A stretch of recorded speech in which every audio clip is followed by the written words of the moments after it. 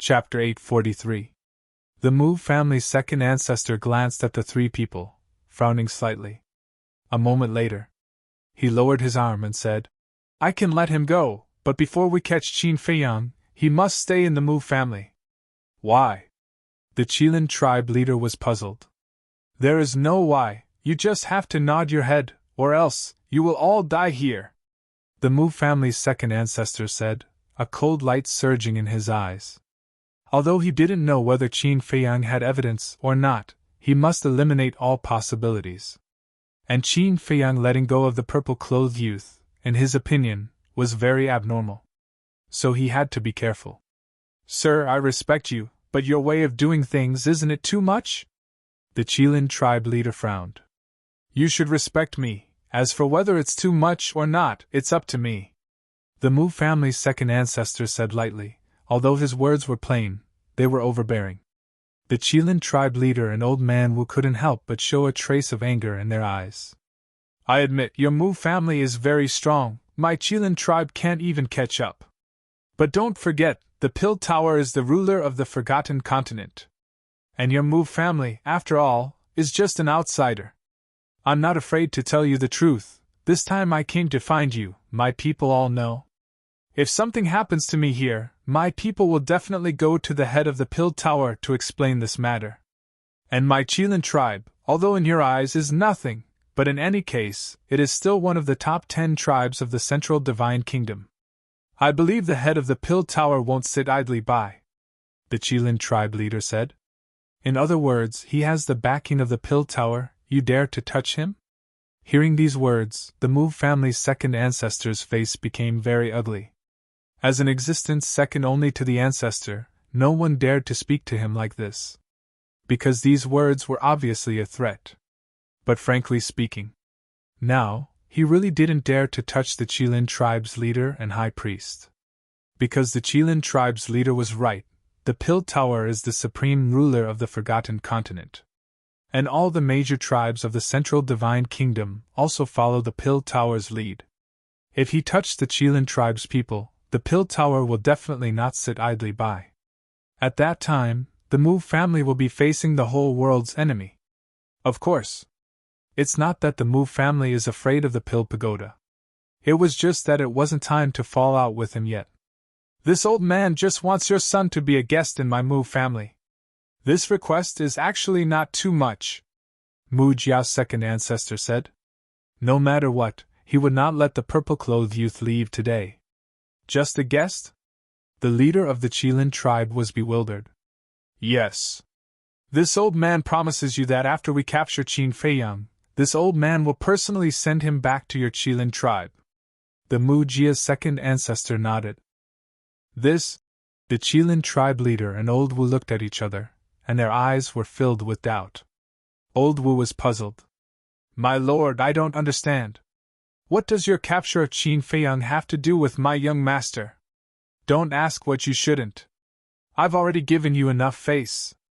If you continue to pester me endlessly, I won't be polite anymore," Mu Jia's second ancestor said in a deep voice. Their pupils shrank. Although the Mu clan's second grandfather had some intentions of compromising, after all, the strength and background of the Mu clan's people were right in front of them. They didn't dare to push their luck. Finally, the Qilin tribe leader gritted his teeth and nodded. "All right, as long as you don't hurt my son, you can take him away." Mu Jia's second ancestor smiled and said. "Then please go back," the purple-clothed youth quickly said. "Father, I don't want to go to the Mu family, I beg you." He now really believes that Qin Feiyang's conversation record is very unfavorable to the Mu family. Otherwise, the Mu family's second ancestor wouldn't have tried so hard to keep him here. Although the Mu family's second ancestor promised not to hurt him, who knows what will happen after he goes to the Mu family? So he's afraid. "Don't be afraid, the Mu family is powerful, they certainly won't do anything that goes back on their word. You just need to stay here for a while." The Qilin tribe leader smiled and comforted him. The purple-clothed youth still wanted to say something. The Qilin tribe leader said. "You're a man, don't be so wishy-washy, it's settled." Immediately, He then looked at the Mu family's second ancestor and said, "During this time, I'll have to trouble you to take care of my son." "Yes." The Mu family's second ancestor faintly nodded. The Qilin tribe leader patted the purple-clothed youth's shoulder and quietly said, "Child, in fact, this is a good thing. The Mu family is mysterious. You can just go in and understand." After that, he waved his hand and opened a portal, turned to look at Old Wu and said, "Let's go." Old Wu secretly said, "You're really at ease. What can I do if I'm not at ease? This old thing obviously won't change his mind. If we dare to refuse again, I'm afraid we'll really be killed by him." The Qilin tribe leader secretly said and then stepped into the portal. His eyes were quite hazy. "Alas!" Old Wu deeply sighed, secretly told the purple-clothed youth and also followed into the portal. "Why am I so unlucky?" The purple-clothed youth secretly said, his face full of helplessness and pain. Soon, the portal disappeared. The Mu family's second ancestor's eyes flashed, looked at the purple-clothed youth and asked again, "Qin Feiyang really didn't give you anything?" "No." The purple-clothed youth shook his head. He was sure that if he told the truth, before Qin Feiyang erased his soul, this old thing would have already done something to him. The Mu family's second ancestor looked at him seriously and said, "Okay, this old man will now call someone to take you to the Mu family." After that, he took out the image crystal. "It won't work. It seems that now we can only slowly waste time with the Mu family." Inside the castle, Fatso sighed. Qin Feiyang and the others also looked worried. Originally, they wanted to rely on the purple-clothed youth to turn the tables, but they didn't expect to be stopped by the Mu family's second ancestor. When the purple-clothed youth went to the Mu family, under the Mu family's surveillance, he had no chance to find the Pill Tower's people. Roar! But suddenly there was a change. A loud roar of a beast could be heard coming from outside, shaking the surroundings. "Huh!" Qin Feiyang and the others were surprised. At the same time, outside, the Mu family's second ancestor and the purple-clothed youth were also surprised, immediately looked up and saw on a mountain peak a few miles away, a majestic beast stood. It was the fire Qilin. Its whole body was surrounded by flames, like a king, standing on the edge of the cliff, coldly looking at the Mu family's second ancestor. "Didn't it leave? Why did it come back?" The purple-clothed youth was stunned. But the Mu family's second ancestor's old face was full of ecstasy. "It really is the legendary beast, the fire Qilin. Wait for me here," he said to the purple-clothed youth without looking back, and rushed towards the fire Qilin. "Roar!" The fire Qilin roared, turned into a flame, and quickly disappeared into the sky. "Stand there!" The Mu family's second ancestor shouted. His speed was much faster than the fire Qilin, and in the blink of an eye, he closed the distance. "Now!" The purple-clothed youth's eyes flashed, quickly opened a portal, and rushed in like lightning. Inside the castle. "What's going on? Didn't we let it go? Why did it come back?" Qin Feiyang frowned. "It can't be that in order to save you, it deliberately came back to lure the Mu family's second ancestor away," Lu Hong said. "Save me." Qin Feiyang was stunned. "Stupid!" Immediately, he cursed, and quickly left the castle with Yan Wei, rushed into the sky, and scanned the surroundings. At this moment, there was no trace of the fire Qilin and the Mu family's second ancestor. Yan Wei frowned. "Where's Wu Xiao? Do you still need to think? He must have taken the opportunity to run away." Qin Feiyang sneered. Yan Wei said, "Then let's take the opportunity to run away." "No. The fire Qilin came back to save us. And its cultivation is far less than the Mu family's second ancestor. I can't leave it alone," Qin Feiyang said in a deep voice. "Who said that beasts are ruthless? In fact, beasts know how to repay kindness more than some people. I know you're a righteous person, but it depends on the time. I'm telling you, if you run now, not only will you not be able to save it, but you will also lose yourself," Yan Wei said angrily. "Roar!" Before his voice fell, the fire Qilin's roar sounded again, with a trace of pain. Qin Feiyang clenched his hands, used the phantom steps, and rushed in the direction of the roar. Damn it! Yan Wei cursed angrily, and quickly caught up with Qin Feiyang. You said the fire Qilin is confused. I think you're even more confused than it.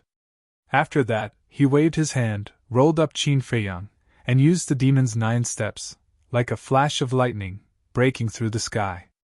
About 10 breaths. The two stopped above a mountain peak, looking at the void in the distance. In that place, the fire Qilin stood in the void, constantly roaring, but unable to move. The Mu family's second ancestor stood next to the fire Qilin. His eyes were burning. Obviously, the fire Qilin was imprisoned by the majesty of the Mu family's second ancestor. Bastard! Qin Feiyang's eyes were cold. Seeing this, Yan Wei hurriedly grabbed him and advised. Don't be impulsive. The fire Qilin sacrificed itself to give you a way out. If you rush up now, wouldn't you be letting down its good intentions? Qin Feiyang said. Don't worry, I won't be impulsive. Whoosh! It was also at this moment, the Mu family's second ancestor seemed to feel something, and turned his head to look behind. Huh! When he saw Qin Feiyang and Yan Wei, he couldn't help but look stunned.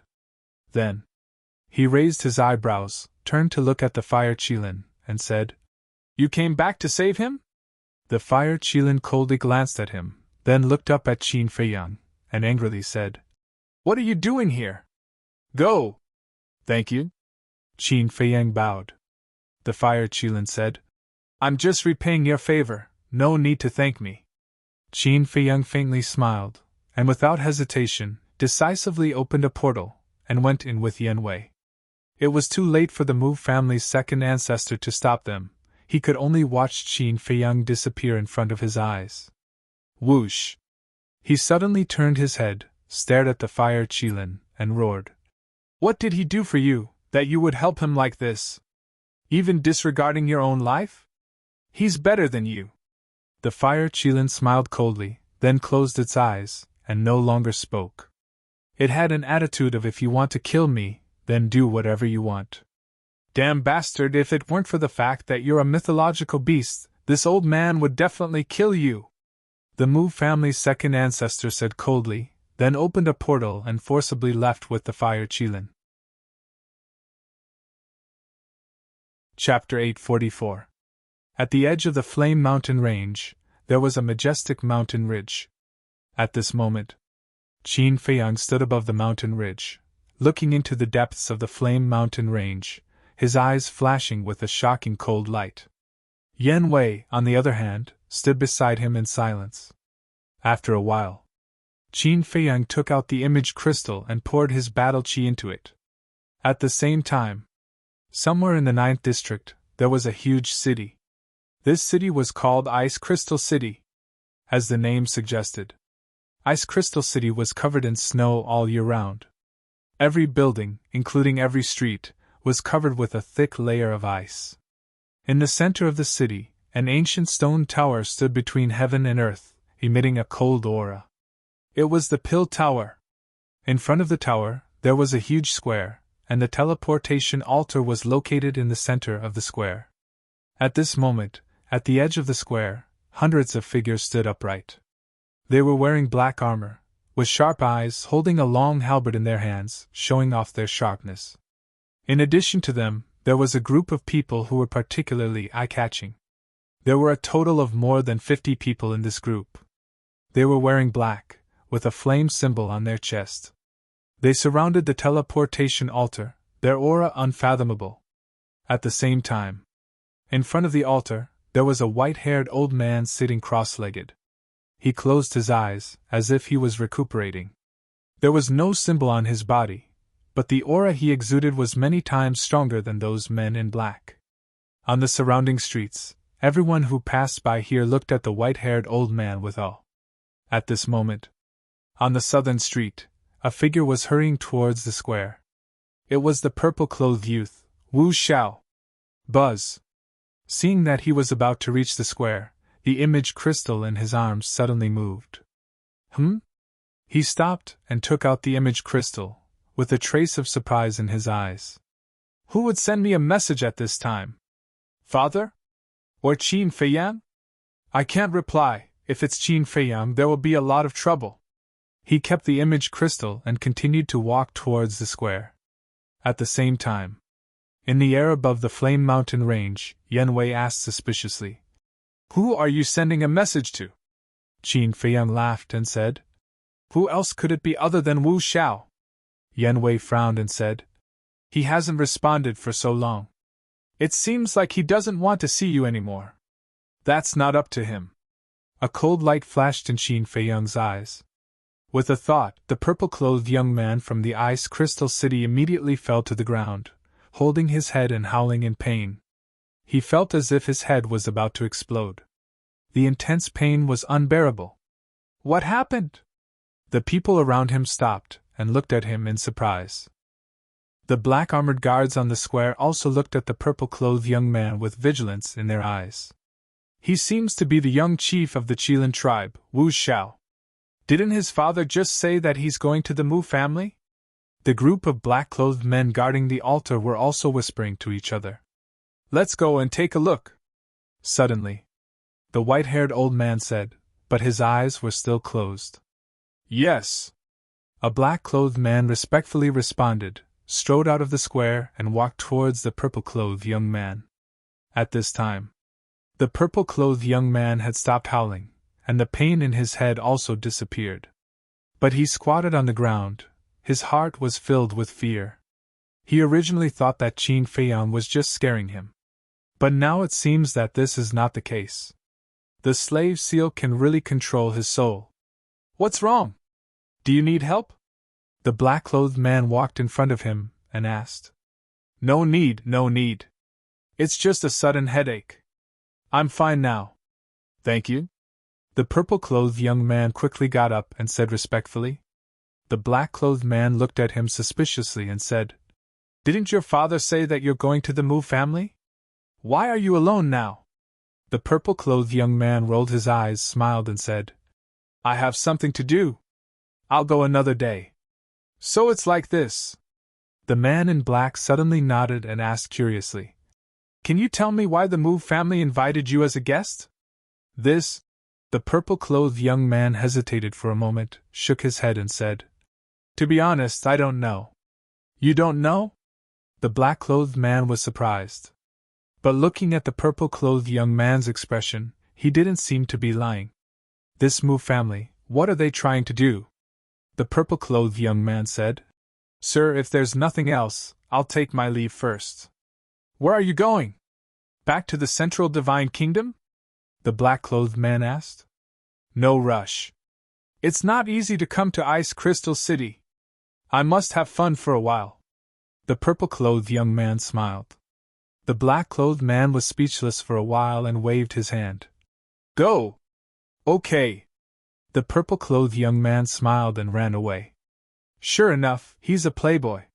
The black-clothed man shook his head and didn't think much about it. He turned and walked toward the square. Near the square, in a small alley, the purple-clothed young man walked in with a gloomy face. Seeing that there was no one around, he took out the image crystal. Buzz! The next moment, an illusory figure appeared. It was Qin Feiyang. Do you think you can run away? If I didn't show mercy just now, I'm afraid you'd be dead on the street now. Qin Feiyang faintly smiled. The purple-clothed young man's eyes trembled and said in a deep voice, What do you want to let me go? Don't worry, when the time comes, I'll definitely let you go. Qin Feiyang smiled and said, Now give me your coordinates. Sigh. The purple-clothed young man sighed deeply and gave the coordinates to Qin Feiyang. Qin Feiyang immediately opened a portal and brought Yanwei to the purple-clothed young man. What's next? The purple-clothed young man looked at Qin Feiyang and asked.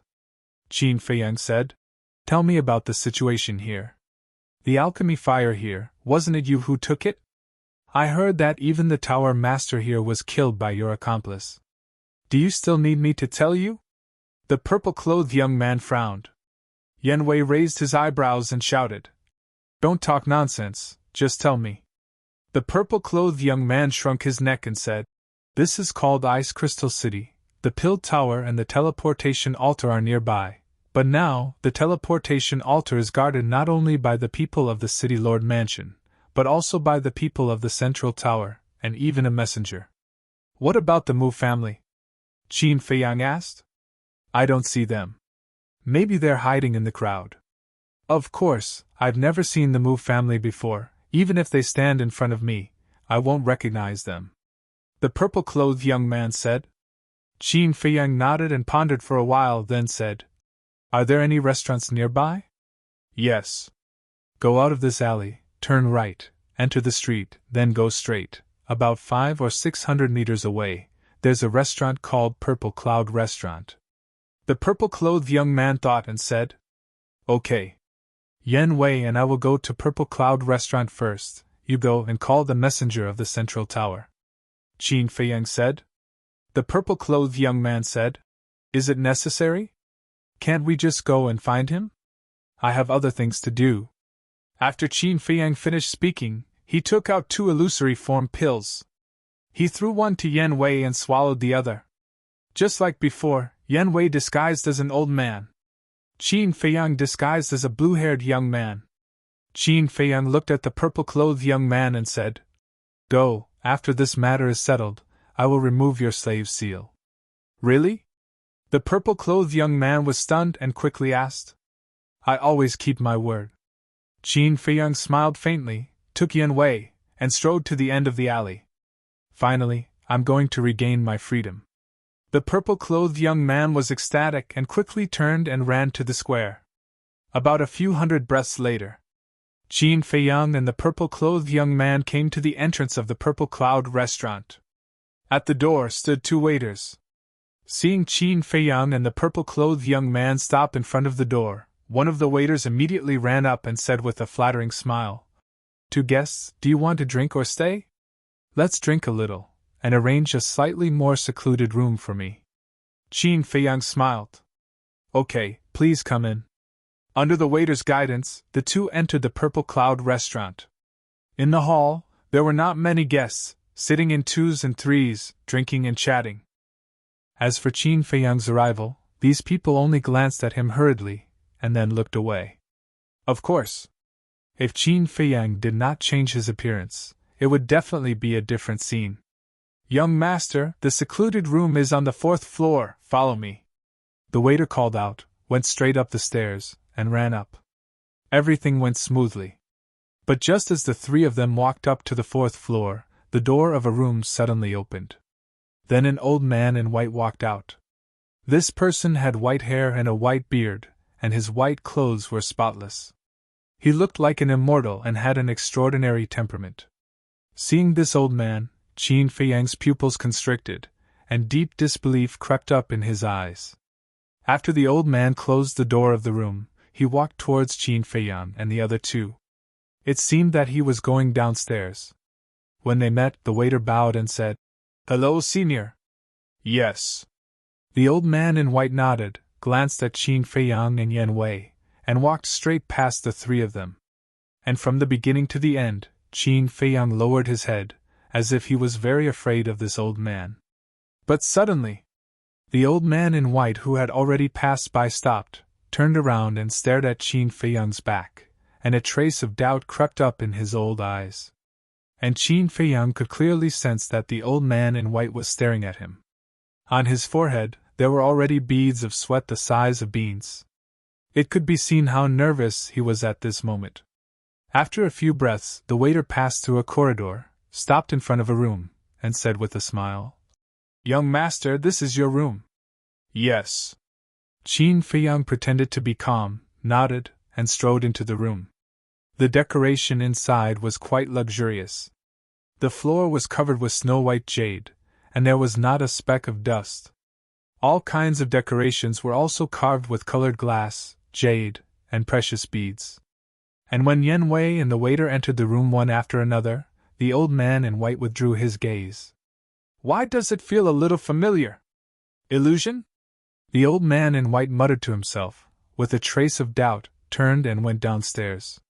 In the room, the waiter greeted Qin Feiyang and the other 2, entered the tea room, and said with a flattering smile, Young master, what do you want to order? However, Qin Feiyang seemed not to hear. He sat by the tea table, lowered his head, and frowned tightly. Seeing this, the waiter looked at Yan Wei suspiciously. Yan Wei looked at Qin Feiyang, his eyes full of doubts, and said to the waiter, "Anything is fine, you arrange it." "Okay."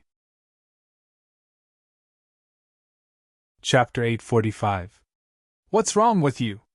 Yan Wei retracted his gaze and looked at Qin Feiyang with concern. Qin Feiyang said, "Did you notice the old man in white we met earlier?" "Yes." "That person didn't have the slightest aura of cultivation, but I could smell a dangerous aura from him." "Why? You know him?" Yan Wei asked. "Not only do I know him, but even if he turned into a skeleton, I would still recognize him," Qin Feiyang said, his eyes flashing with a shocking light. "Who?" Yan Wei was surprised. "The Grand Preceptor of the Great Qin Empire, and also my father's teacher. It is said that he has already stepped into the false god realm," Qin Feiyang said in a deep voice. "What?" Yan Wei's expression changed, and he said in shock, "Doesn't that mean that he is only half a step away from becoming a war god?" Qin Feiyang nodded. This. Yan Wei couldn't believe it to the extreme. "That's not right. Since he's your father's master, then your family. But looking at you, why do you seem to hate him?" Yan Wei didn't understand. "Not only do I hate him, but I also want to pull out his tendons, peel his skin, and drink his blood." Qin Feiyang gritted his teeth, and his expression was unprecedentedly ferocious. Yan Wei was curious, but Qin Feiyang suddenly stopped talking and pulled Fatso out. As soon as Fatso appeared, he asked, "Boss, are you seeing things? Is it really him?" "It's really him. Let's not talk about this for now. You and Yan Wei go to the market immediately and buy as many medicinal materials for the battle chi pill as possible," Qin Feiyang said. "Okay. You be careful too." Fatty nodded and reminded Yan Wei worriedly. Then, he turned around and walked out of the private room with Yan Wei. After closing the door, Yan Wei turned to look at Fatty and thought to himself, "What's going on? It's a long story, and it has always been a pain in Boss's heart. Let's go, I'll tell you slowly on the way." Fatso sighed and walked down the stairs. Inside the room, Qin Feiyang lowered his head. His heart was in a mess. Last time when the general of the Iron Black Army ambushed him, although he didn't succeed in killing him, he must have thought that he died in the ice lake. Logically speaking, after hearing of his death, the Grand Preceptor should not come to the Forgotten Continent. But why would this old thing appear in Ice Crystal City? Is it to stop him? Or is there some other reason? But now, the Grand Preceptor must have known he was not dead. Once he appeared, he would definitely be hunted down by the Imperial Tutor. Coupled with the unfathomable Mu family, the situation was getting worse and worse. After a moment, there was a knock on the door. "Come in." Qin Feiyang calmed himself down and looked at the door. The door was pushed open, and the waiter came in with a few dishes and 2 jugs of wine. Qin Feiyang said, "Put it on the table." "Okay." The waiter walked to the table and neatly placed it on the table. Qin Feiyang said again, "If someone is looking for me, there's no need to report, just tell them to come up." "Understood." The waiter nodded and smiled, then turned around and prepared to leave. Suddenly, Qin Feiyang stretched out his hand and said, "Wait." The waiter was startled and asked, "Young master, do you have any other orders?" Qin Feiyang said calmly, "When I went upstairs, I met that old man in white. Are you familiar with him?" "Not familiar. But that old senior is usually very kind." The waiter laughed. "Kind?" Qin Feiyang secretly sneered and asked, "Then when did he come to the Purple Cloud House?" "It seems to be half a month ago." The waiter thought for a moment and said, "Half a month ago." Qin Feiyang pondered for a moment, took out a scarlet-colored glass pill, placed it on the tea table, and said with a faint smile, "Take this, don't tell him, I asked you about him." "Okay." The waiter's eyes lit up, and he quickly ran up to grab the Spirit Sea pill, and then ran out happily. This scarlet-colored glass pill only had 1 pill pattern, That waiter was a 3-star war emperor, so he was useless to him. But he could sell it at the exchange. For a waiter in a restaurant, this could be considered a considerable income. Qin Feiyang was silent for a moment, rubbed his swollen head, and sighed. It seems that I have to be more careful in the future. Then he stood up, walked to the table, grabbed a wine cup, sat at the table, and poured himself a drink. Time passed breath by breath. About 100 breaths. Dong! Another knock on the door sounded. Is he here? Qin Feiyang said in a low voice, put down the wine cup, and said, Please come in. Before his voice died away, the door was pushed open, and an old man and a young man walked into the room. The young man was the purple-clothed young man. The old man was the white-haired old man who was guarding the altar. Qin Feiyang, this is the divine messenger of the main pagoda. My lord, this person is Qin Feiyang. The purple-clothed young man closed the door, introduced both sides, and then stepped aside, silently looking at the two. Are you really Qin Feiyang? The white-haired old man looked at Qin Feiyang. Yes, I am. Qin Feiyang took out a facial restoration pill and threw it into his mouth, and soon his face was restored. The moment he restored his face, the white-haired old man's eyes shone with a cold light. Don't you know that the pill pagoda is looking for you? He said in a deep voice. Of course I know, otherwise I wouldn't be hiding. Qin Feiyang smiled. The white-haired old man frowned. Then why did you take the initiative to look for me? Qin Feiyang was taken aback, and looked at the purple-clothed young man suspiciously. The purple-clothed young man said, This has nothing to do with me, and I didn't say anything. I only told him that you were here. Qin Feiyang nodded, looked at the white-haired old man again, and said with a faint smile, If I don't do anything wrong, I'm not afraid of ghosts knocking on my door. Since I dared to look for you, I definitely have the confidence. Please sit. Is there a need to sit? Get up and come with me. As long as you hand over all the alchemy fire, I will help you plead with the main pagoda master and ask him to be lenient. The white-haired old man said expressionlessly. Some things are not as simple as you think. If you don't listen to me, I can guarantee that not only will you regret it in the future, but your main pagoda will also suffer. Qin Feiyang picked up the wine glass, and said lightly while drinking. The white-haired old man raised his eyebrows, walked to the table and sat opposite Qin Feiyang and said, This old man wants to see how you're going to quibble. Speak. It's not a quibble, it's the truth. Except for the heavenly thunder flame, heavenly ice flame, and heavenly mystic flame, all the alchemy fire is in the hands of the Mu clan. The main pagoda masters of the 5th to 9th districts were also killed by the Mu clan's second ancestor. Also, the first 2 divine envoys who appeared were forced by the Mu clan to self-destruct because they knew the truth. Of course, the main reason why they self-destructed was to help me get out of this predicament. Because I'm the only one in this world who knows the truth. If I die, no one can stop the Mu clan's conspiracy. Qin Feiyang said. You mean, all of this is the Mu clan's plot to frame you? The white-haired old man frowned. Yes. Qin Feiyang nodded. Impossible. The Mu clan has always abided by the rules in the Forgotten Continent. They would never do such a thing. Don't think that I'll believe you just because you said those words. Let me tell you, taking the initiative to admit your mistakes is your wisest choice. The white-haired old man sneered. Abiding by the rules? If that's what you think, then you're too naive. I'll tell you clearly, the Mu clan is planning a big conspiracy. I'm not sure what it is exactly. But I'm sure that once their conspiracy succeeds, the Forgotten Continent will fall into chaos. Qin Feiyang said. The white-haired old man raised his eyebrows angrily said, Enough, stop trying to drive a wedge between us. Drive a wedge between us? I'm not interested in that, nor do I have the time. Qin Feiyang waved his hand. Lu Hong appeared out of thin air next to him, said, Record that conversation, let this confused divine envoy listen to it.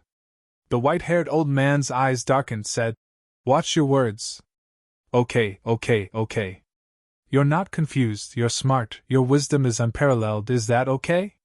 Qin Feiyang hurriedly waved his hand, but there was a hint of ridicule at the corner of his mouth. This guy's guts are too big. The purple-clothed youth standing at the side, just listening to Qin Feiyang's words, couldn't help but break out in cold sweat. One must know.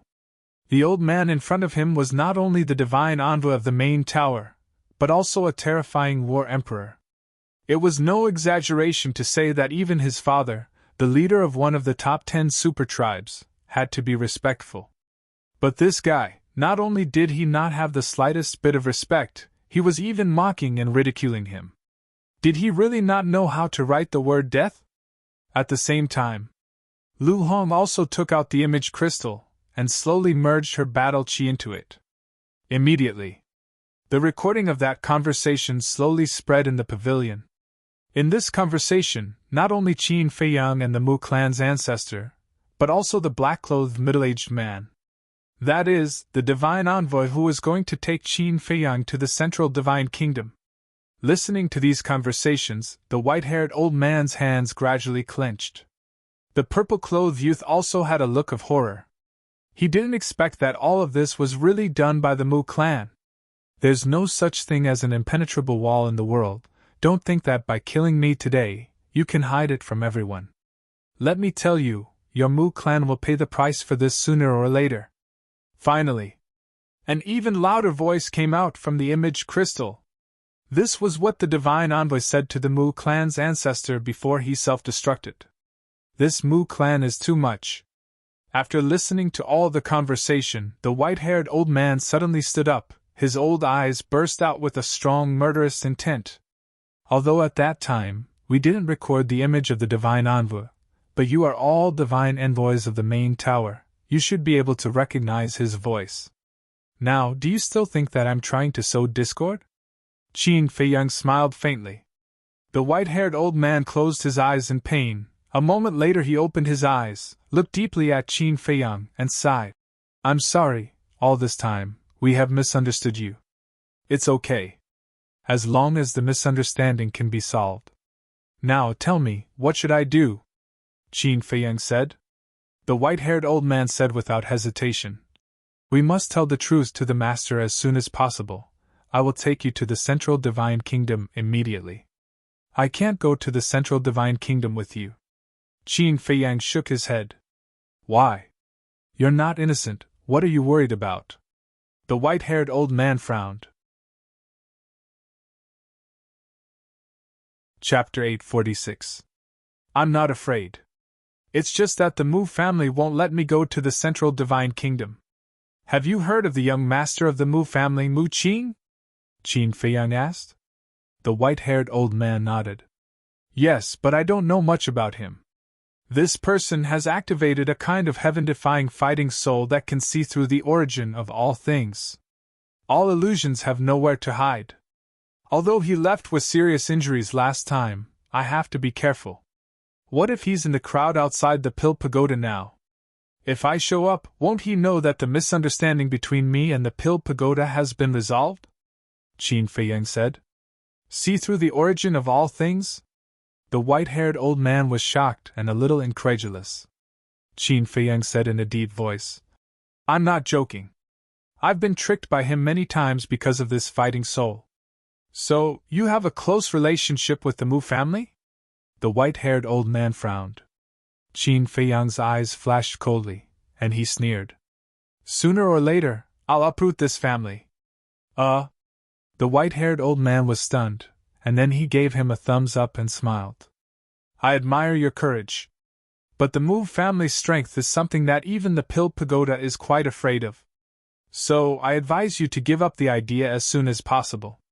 Since you can't go to the central divine kingdom with me, I'll send a message to the chief pagoda master. As long as he can come to pick us up in person, even if the great ancestor and second ancestor of the Mu family come in person, they won't dare to do anything to you. The white-haired old man said and took out an image crystal. Dong! However, at this time, there was another knock on the door. The white-haired old man was shocked and whispered, You have an appointment with someone else? No! Qin Feiyang shook his head, and his eyes were full of doubts. The waiter of the restaurant? But that's not right. The wine and dishes were already on the table. There was no need for the waiter to come. "Who is it?" Qin Feiyang asked. Clang. No one answered. However, the door was kicked open by someone. A familiar figure came into Qin Feiyang's sight. "Mu Qing!" Qin Feiyang's eyes turned cold. Mu Qing walked into the private room and chuckled. "It's been so long since we last met. I thought you had forgotten about me. How could I dare to forget you?" Qin Feiyang chuckled and looked past Mu Qing towards the door. Mu Qing shook his head and laughed. He walked to the dining table, leaned against the chair, crossed his legs, and revealed a cynical smile. People who didn't understand Mu Qing would definitely think that he was a good-for-nothing playboy when they saw his current appearance. But Qin Feiyang would never think so. However, this kind of attitude made him very uncomfortable. Mu Qing smiled faintly and said, "Don't look anymore. I came alone this time, but… Speaking of which…" The corners of his mouth lifted slightly, and there was a trace of mockery in his eyes. "But what?" Qin Feiyang frowned. In his heart, there was a faint sense of uneasiness. Mu Qing smiled and said, "Even if I came alone, you can't go to the Central Divine Kingdom, let alone see the Chief Tower Master." Qin Feiyang narrowed his eyes slightly. Mu Qing said, "Do you want to know why?" Qin Feiyang said, "If you want to tell me, I'm willing to listen." Mu Qing smiled faintly and said, "Then let's do it." "Do it?" Qin Feiyang was stunned. What did he mean? The next moment, a scream sounded behind him. Qin Feiyang was shocked and quickly turned his head to look. He saw the young man in purple slowly falling to the ground. And on his chest, there was a bloody hole with blood gushing out. "What's going on?" Qin Feiyang was extremely shocked. Suddenly, he seemed to have discovered something and suddenly looked at the white-haired old man.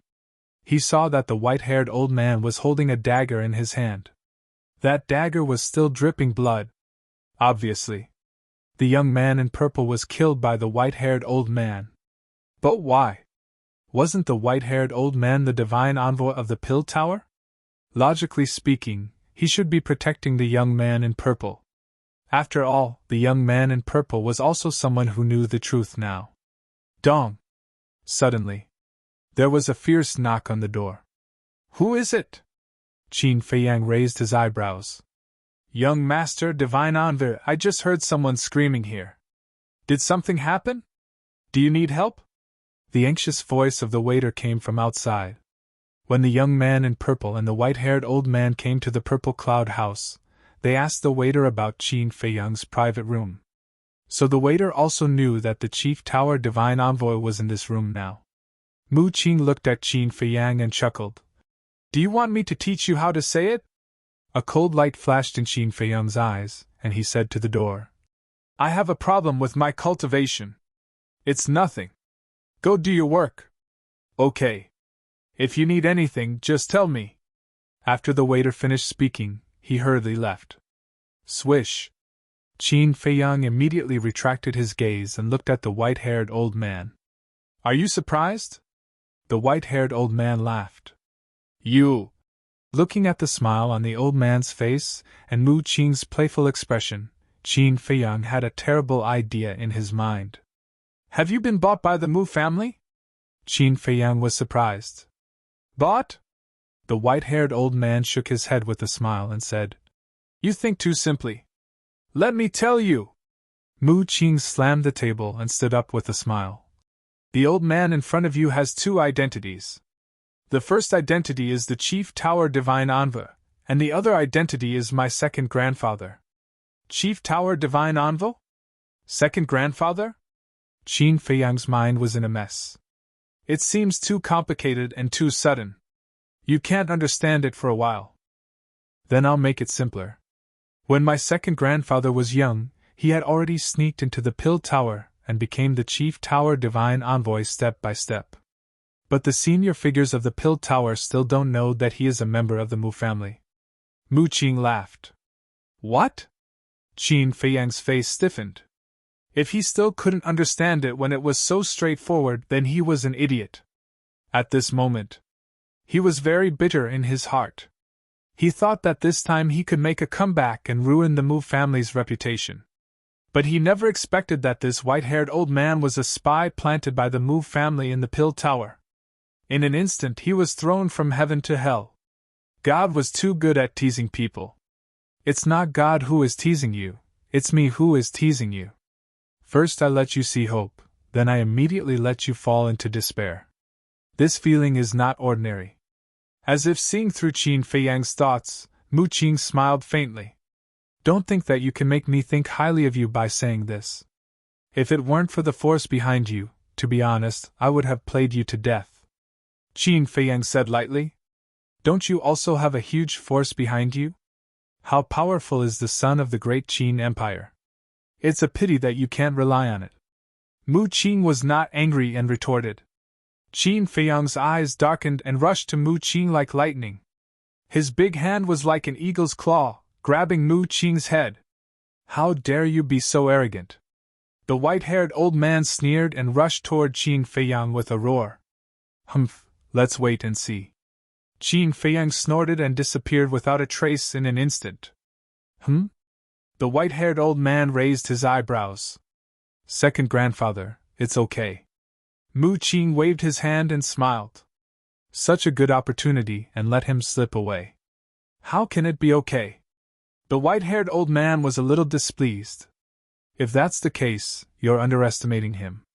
If the pressure could keep him, he wouldn't have been able to escape from the hands of the great ancestor and second ancestors so many times. Mu Qing said. The white-haired old man said gloomily. It's all because of that damn woman. Wrong. Even without that woman, he has a certain life-saving method. Don't forget that the two great ancestors said that he could get the demon dragon's eye and heart because of the castle and the dagger called Changshui. I'm now suspecting that the castle and Changshui may be divine artifacts comparable to the space-time gate. They can't be underestimated. Moreover, this time, I didn't think of capturing him alive. I just wanted to see his angry expression, and the result didn't disappoint me. Mu Qing said with a smile. Divine artifacts comparable to the space-time gate. The white-haired old man's pupils shrank. At the same time, in the castle, Qin Feiyang's face was gloomy to the extreme. No matter how Mu Qing schemed against him, he didn't care. At most, he would find an opportunity in the future to scheme back. But Mu Qing's last words had touched his bottom line. That's right. He was the son of an emperor. Counting it, he did have a huge force behind him. Although he was unreliable, he had never complained, nor did he expect any help. Because he believed. With his own ability, and the group of friends around him who treated him with sincerity, he could still make a name for himself. Logically speaking, he didn't have to be so angry because of Mu Qing's words. But Mu Qing's words had another meaning. He was an abandoned person, and this had always been a pain in his heart. In other words, Mu Qing's previous words were like a dagger fiercely stabbing into his heart, making his injury worse. And this injury was not a physical injury, but a mental and spiritual one. This kind of injury was countless times crueler and more painful than a physical injury. Little Qin Zi, don't be like this. Yes, although you have lost a lot, you still have us. Although we are not qualified to be your backers, as long as you say the word, no matter where you go, we will not hesitate to go. Wolf King, Lu Hong, the double-winged snow eagle, the pangolin, and the black dragon snake were all comforting him in a low voice. Because they knew Qin Feiyang too well. They could clearly feel Qin Feiyang's mood at the moment. Suddenly, Wolf King seemed to think of something and said, Little Hong, quickly send a message to Fatso and Yan Wei and tell them not to come back. Yes. Fatso and Yan Wei are still outside. Qin Feiyang quivered. Before Lu Hong took out the image crystal, he took the initiative to take it out. Because Fatso and Yan Wei were still unaware. If they ran back at this time, wouldn't they bump into Mu Qing and Yan Wei? Qin Feiyang, come out. Let's talk. Of course, if you don't care about the lives of Fatso and Yan Wei, I don't care either. But at this moment, Mu Qing's voice came into the castle. What? Have Fatso and Yen Wei fallen into their hands? Lu Hong, Wolf King, and the other beasts suddenly changed color. Boom! Chapter 847. Shua! Inside the pavilion, Qin Feiyang appeared out of thin air in front of Mu Qing and the white-haired old man, and said gloomily, "If you dare to hurt them, I guarantee that you will regret it." Impudent! The white-haired old man shouted coldly and immediately released his emperor's might, imprisoning Qin Feiyang. Mu Qing smiled faintly and waved his hand. "Second Grandpa, there's no need." The white-haired old man raised his eyebrows and retracted his pressure. Then, Mu Qing looked at Qin Feiyang and said with a smile, "You can rest assured, the two of them are still very safe." "What exactly do you want to do?" Qin Feiyang frowned. "It's very simple. Use the conversation record in your hands to exchange for the two of them," Mu Qing said. Qin Feiyang raised his eyebrows and sneered. "Isn't your Mu family very strong? You think you're invincible, what's there to be afraid of with a mere conversation record?" Sigh. Mu Qing sighed deeply and said, "Brother Qin, why do you have to do this? Actually, there's no need for us to make such a fuss." "Are you blaming me?" Qin Feiyang sneered. "Why can't you listen? Yes, I admit that I tricked you into coming to the Forgotten Continent with a purpose. But I really have no intention of hurting you. As long as you can follow the script we wrote for you, I guarantee that not only will you be able to escape unscathed in the future, my Mu family will also help you take revenge," Mu Qing said sincerely. "If I follow the script you wrote, what kind of person do you think I, Qin Feiyang, am? Furthermore, if I, Qin Feiyang, want to take revenge, do I need your help?" Qin Feiyang sneered. "Brother Qin, don't say that too early. Although you are the son of the emperor, you may not be as clear as me about the foundation of the great Qin Empire. I can tell you that the experts hiding in the imperial capital are no less than those on the Forgotten Continent. You should know that the imperial tutor has trained a group of death warriors. These people are basically all combat emperors. It's just that I've never appeared in front of anyone before, so not many people know about it," Mu Qing said. "Death warriors!" Qin Feiyang felt a chill in his heart. Mu Qing added, "That's all I can tell you now. Think about it." Qin Feiyang gloomily glanced at the two of them. He suddenly waved his hand and Lu Hong appeared out of thin air. He said, "Destroy the records of that conversation." "All right." Lu Hong nodded and took out the image crystal. "No." Mu Qing extended her hand and shook her head. "I'm not going to destroy the records of the conversation. I'm going to destroy all of your image crystals." "Don't go too far," Qin Feiyang said angrily. "Brother Qin, you can't blame me for this. You can only blame yourself for being too smart. I had no choice but to guard against you. What if you have something up your sleeve? Therefore, only by destroying the image crystal can we completely eliminate all future troubles." Mu Qing smiled. "All right, I'll do as you wish," Qin Feiyang said word by word. He took out his image crystal first, and squeezed it hard with his big hand.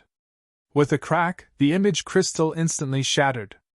Lu Hong also crushed the image crystal.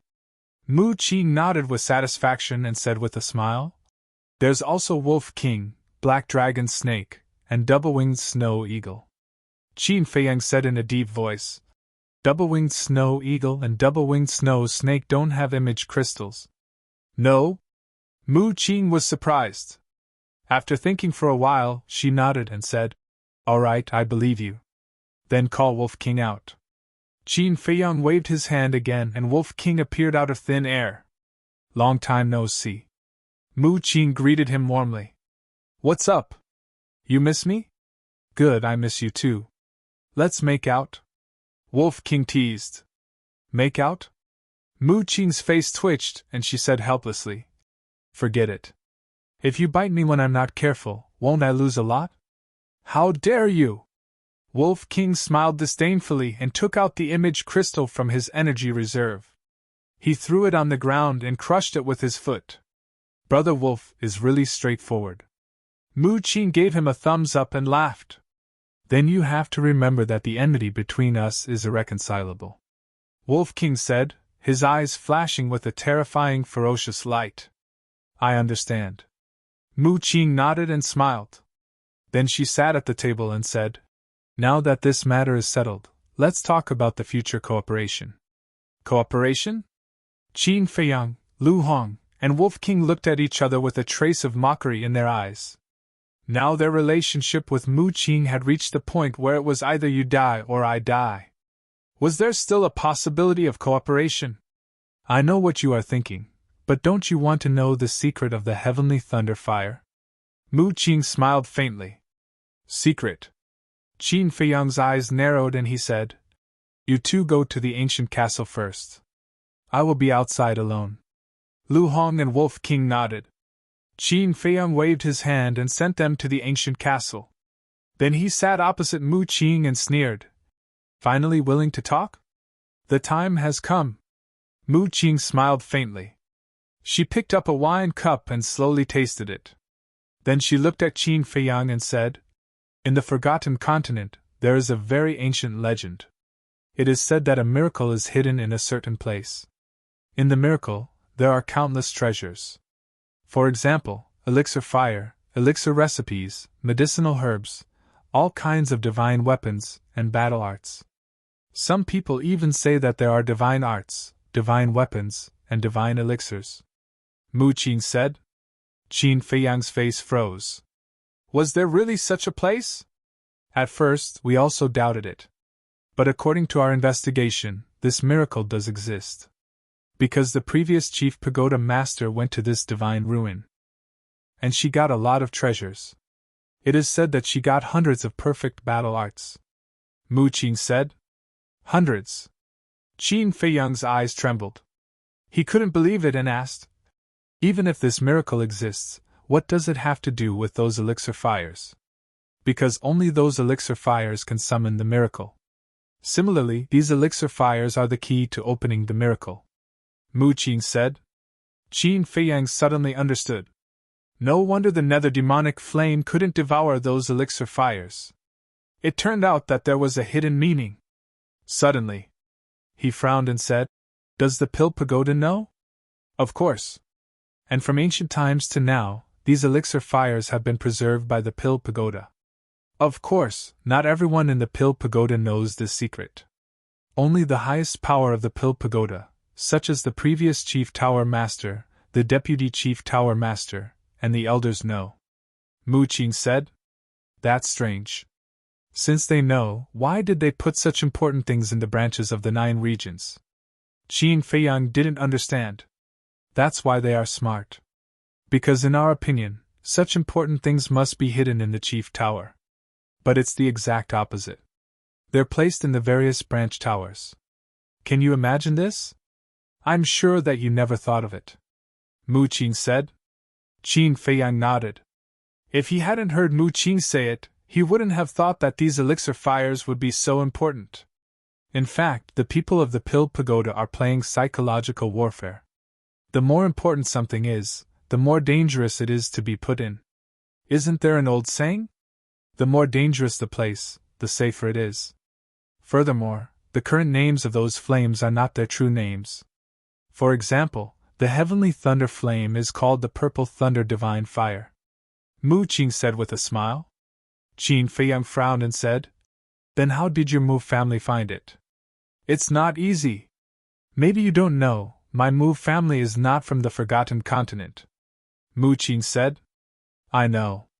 Qin Feiyang said. You know? Mu Qing was slightly stunned, then she shook her head and said, you are indeed a scary guy. Qin Feiyang frowned and said expressionlessly, I don't want to listen to nonsense, continue. Okay, I'll continue. My Mu family moved to the Forgotten Continent more than 10,000 years ago. Of course, we have been secretly investigating since we received the news. Do you know how long we have been investigating? It's been 10,000 years, until a few years ago, we found out that the alchemy fire of the various branches is the key to opening the miracle. Mu Qing sighed. Qin Feiyang said, then where is your Mu family originally from? This? Mu Qing hesitated and shook her head. I can't tell you for now. Let's talk about cooperation. I believe you are interested in this miracle. Yes. I am interested. But why should I cooperate with your Mu family? Qin Feiyang said. You must cooperate with us. Because there are a total of 10 flames to open the miracle. Except for the heavenly thunder flame, the ice flame, and the mysterious sky flame, the other 6 are in my hands. If you are not willing to cooperate, then don't think about entering the miracle.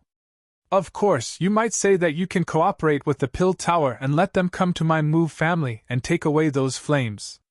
But unfortunately, you don't have any evidence now. The Pill Tower people will not believe you, let alone help you. On the contrary, if we cooperate, with your brain and the strength of my Mu family, it will be easy to take away the last flame. And the last flame is called the Heavenly Star Flame, and it is now in the main tower. Mu Qing said. Qin Feiyang pondered for a while and asked, Do you know the exact location? Of course I know. My second grandpa is now the oracle of the main tower. It is very easy for him to find out the location of the Heavenly Star Flame. Mu Qing smiled confidently. The white-haired old man said, If you are willing to cooperate with us, this old man can help you forge an identity and sneak into the main tower.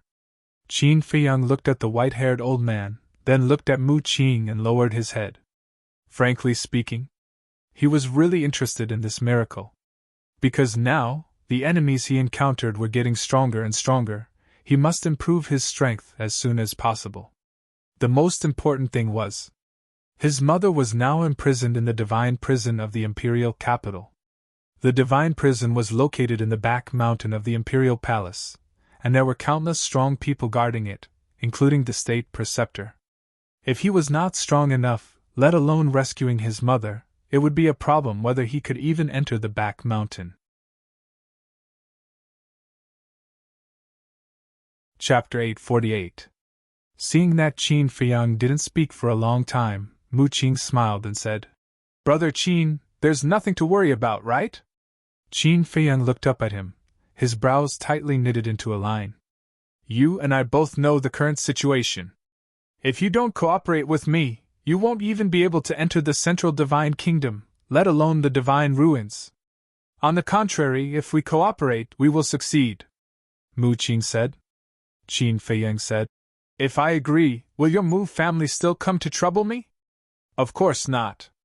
I can guarantee that before entering the divine ruins, my Mu family will not hinder you from doing anything. Mu Qing said. Phew! Qin Feiyang took a deep breath and nodded. Okay, let's cooperate, but I have 2 conditions. There are still conditions? Do you know your current situation? The white-haired old man frowned. Second grandpa, don't be impatient. That's because he's that sort of person. If he wasn't like that, I would instead suspect if he was really Qin Feiyang. After Mu Qing finished speaking, he looked at Qin Feiyang, waiting for Qin Feiyang to continue. Qin Feiyang said, First, after the matter is done, release the fire Qilin. Mu Qing was taken aback and said, Speaking of the fire Qilin, I have a question to ask. Why is it so good to you? Qin Feiyang said expressionlessly, This is none of your business, can you do it? This? Mu Qing hesitated for a moment, and shook his head. No, unless you exchange the heart of the demon dragon and the eye of the demon dragon. Qin Feiyang frowned. To be honest, he had a very special feeling for the fire Qilin, as if it was his former partner. If it was really possible, he was willing to exchange the heart of the demon dragon and the eye of the demon dragon. But the key was that even he didn't know where the heart of the demon dragon and the eye of the demon dragon were. Don't misunderstand. I'm not threatening you now.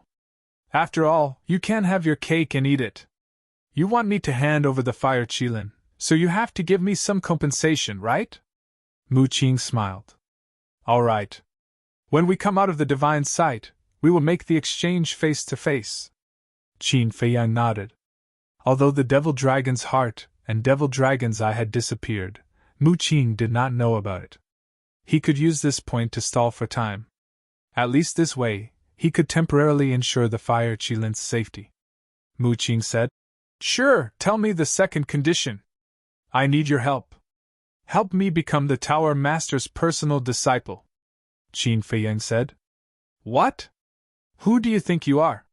He even wants to become the Chief Pagoda Master's disciple. Furthermore, the Chief Pagoda Master has never accepted a personal disciple since he took over the position. Don't even think about it. The white-haired old man mocked, his face full of disdain. Mu Qing remained silent, staring at Qin Feiyang, as if trying to see through him. Don't talk nonsense with me. You must agree to this condition. Otherwise, our cooperation will end here. Don't always think of threatening me. Actually, I also have the capital to threaten you. My capital is the heavenly thunder flame, the cold ice flame, and the sky profound flame. Without these three flames, even if you snatch the heavenly dipper flame, you won't be able to summon the divine sight. Qin Feiyang said indifferently. You're courting death. The white-haired old man's eyes suddenly burst out with a strong cold light. Ha. However, Mu Qing laughed and said, This is the Qin Feiyang I know. The white-haired old man said, Qing'er, don't spoil him, otherwise he will definitely take advantage of you. Second grandfather, don't worry, he won't. Mu Qing waved his hand, looked at Qin Feiyang and said, I'm very curious. Why do you want to become the direct disciple of the Chief Pagoda Master? Qin Feiyang said, I'm also curious, what is your relationship with Lu Xingqian? Are you willing to tell me? No. Mu Qing shook his head. Qin Feiyang said, That's right, we all have our own secrets. Why should we expose them? That makes sense. Mu Qing pondered for a while, turned to look at the white-haired old man, and said, Second grandfather, do you know the Chief Pagoda Master's habits? He rarely appears, so I don't know much about him. But it is said that he is a bit of a loner and unreasonable. I'm afraid we can't help him become the Chief Pagoda Master's disciple. The white-haired old man said. Mu Qing nodded, looked at Qin Feiyang again, and said, We can at most help you. Whether you succeed or not depends on your ability. Okay. Qin Feiyang pondered for a moment and nodded. Mu Qing immediately raised his wine glass and said with a smile, Then I wish us a happy cooperation. Qin Feiyang didn't bother to talk to him and said, When are we going to the Central Divine Kingdom? Mu Qing was quite embarrassed. He put down his wine glass, got up and said, Since Brother Qin can't wait, let's go now. Not now, I have to wait for Fatso and the others to come back. Qin Feiyang said, and then pointed to the purple-clothed young man lying in a pool of blood and said, And what should we do with him? That's easy. Just say that he was killed by Qin Feiyang. Mu Qing said with a smile. Qin Feiyang's eyes suddenly became cold. Did I say something wrong? I don't think so.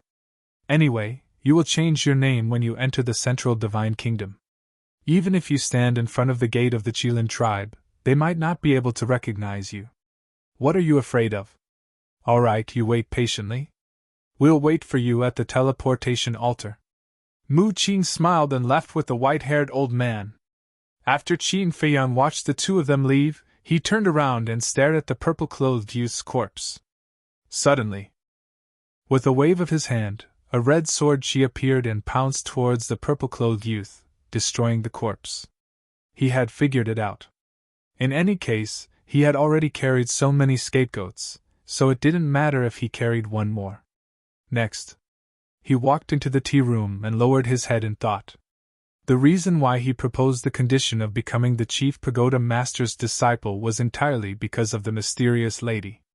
The mysterious lady wanted him to snatch the five-colored spar, which gave him a headache. Because it was almost impossible for the five-colored spar to be with the Chief Pagoda Master. But if he could become his disciple and gain his trust, the chances would undoubtedly be much higher. About an hour passed. Fatso and Yen Wei finally returned. Qin Feiyang looked up at the two of them and asked with a smile, How was the harvest? Full of rewards. Not only did we buy more than 5 million sets of medicinal ingredients for the battle chi pill, but we also got a lot of medicinal ingredients that were 10,000 years old. Fatso laughed. Yen Wei followed. But we found that someone seemed to be following us. I don't know if it's an illusion or not. It's not an illusion. Qin Feiyang said. What do you mean? Fatso and Mu Qing were surprised. The people following you are from the Mu clan. Qin Feiyang explained what had happened in a simple and clear manner. Hearing it, the two of them couldn't help but break out in cold sweat. If before Qin Feiyang and Mu Qing had a falling out, wouldn't they be in danger? Qin Feiyang rubbed his head and sighed. The Mu clan is actually not terrible. The one who is really terrible is Mu Qing. Yes. His omniscient eye is too heaven-defying. No matter how we disguise, he can see through it. Yan Wei said helplessly. Qin Feiyang said, That's why I chose to cooperate with him. It's good to cooperate. At least during this time, you can relax. Fatso didn't refute it. It's not that he's afraid of the Mu clan. Since entering the Forgotten Continent, Qin Feiyang has been entangled with the Mu clan and the mysterious lady. Just looking at it made him feel tired, let alone Qin Feiyang, who was involved in it. So, he wanted to let Qin Feiyang have a good rest. Then let's go! The Central Divine Kingdom. I'd like to see what kind of dragon's pool and tiger's den this place is. Qin Feiyang's eyes flashed, and he led the two of them out of the pavilion and walked towards the stairs. When they passed by the state preceptor's door, Fatso frowned and said, Don't you want to investigate him? We can't. Because once we investigate, it's very likely that we'll expose ourselves and attract his attention. Yan Wei was the first to speak. On the way to buy the herbs, Fatso had already told Yan Wei about Qin Feiyang. He sympathized with Qin Feiyang's experience. Because of this, he also learned about Qin Feiyang's other side. It wasn't easy for this young man to come this far. Fatso glanced at Yan Wei, and secretly said to Qin Feiyang, What Yan Wei said, Fat Lord can also think of it. But this old thing is too dangerous, we can't leave him alone. I know. But Yan Wei is right, we can alert him. Let's just pretend that we didn't meet him. Moreover, if he really came for me, then if he couldn't find me in the 9 regions, he would definitely go to the Central Divine Kingdom. Qin Feiyang said. Okay. Fatso nodded helplessly. When they came to the first floor, Fatso paid the bill, and the three of them walked out. But as soon as they walked to the door, Qin Feiyang saw the state preceptor also walking toward the restaurant. Don't do anything rash. Qin Feiyang's pupils shrank, and he lowered his head, secretly warning Fatso. He was very relieved about Yan Wei. However, Fatty had a mischievous personality. No one knew what he would do. Don't worry, Fat Lord knows what to do. Fatty replied in his mind, but his eyes were rolling around in their sockets. Suddenly, his eyes lit up, and he ran to the counter and said to the waiter inside, Give me a pot of wine. Okay. There was a wine cabinet behind the waiter, on which there were large and small wine pots. These wine jugs were all made of top-grade jade. The waiter turned around, reached out and grabbed a wine pot the size of an adult's palm, and placed it in front of Fatso. After the fatty paid the bill, he eagerly ran behind Qin Feiyang and his companion. Then, he opened the wine jug and began to drink leisurely. What do you want? Qin Feiyang frowned. I'm suddenly thirsty, I want to drink. Fatso laughed. I'm warning you, if you dare to do anything, don't think about coming out of the castle in the future. Qin Feiyang said in a deep voice. I say, you're so annoying. Why do you care if I drink some wine? The fatty furrowed his brows, looking very displeased. Qin Feiyang frowned and didn't say anything more. He turned around and walked out of the door with his head lowered. Because at this moment, the state preceptor had also arrived at the door. The two of them passed by just like that. Yan Wei didn't look at the state preceptor, and he was also quite nervous. However, Fatso didn't feel nervous at all. He held the wine pot, swaggered, and glanced at the state preceptor from time to time. Ouch! Just as the two of them brushed past each other, the fatty suddenly let out a howl and staggered forward, falling forward. And the wine pot in his hand, whether it was intentional or coincidental, flew up and hit the state preceptor's head. Chapter 849. In an instant, the place fell into a dead silence. Everyone looked at Fatso and the Grand Preceptor, including Qin Feiyang and Yan Wei. Similarly, the Grand Preceptor was also a little stunned by this sudden sneak attack. The first one to react was the waiter of the Purple Cloud House. He quickly grabbed a clean towel from the counter and ran to the Grand Preceptor. "Senior, this young man definitely didn't do it on purpose. Please don't be angry." He smiled apologetically as he wiped the wine off the Grand Preceptor. The other waiter immediately ran up to apologize. Although this matter was done by Fatso and had nothing to do with them, they were all guests of the Purple Cloud House after all. They couldn't offend them. Moreover, they didn't want to see guests fighting in the Purple Cloud House.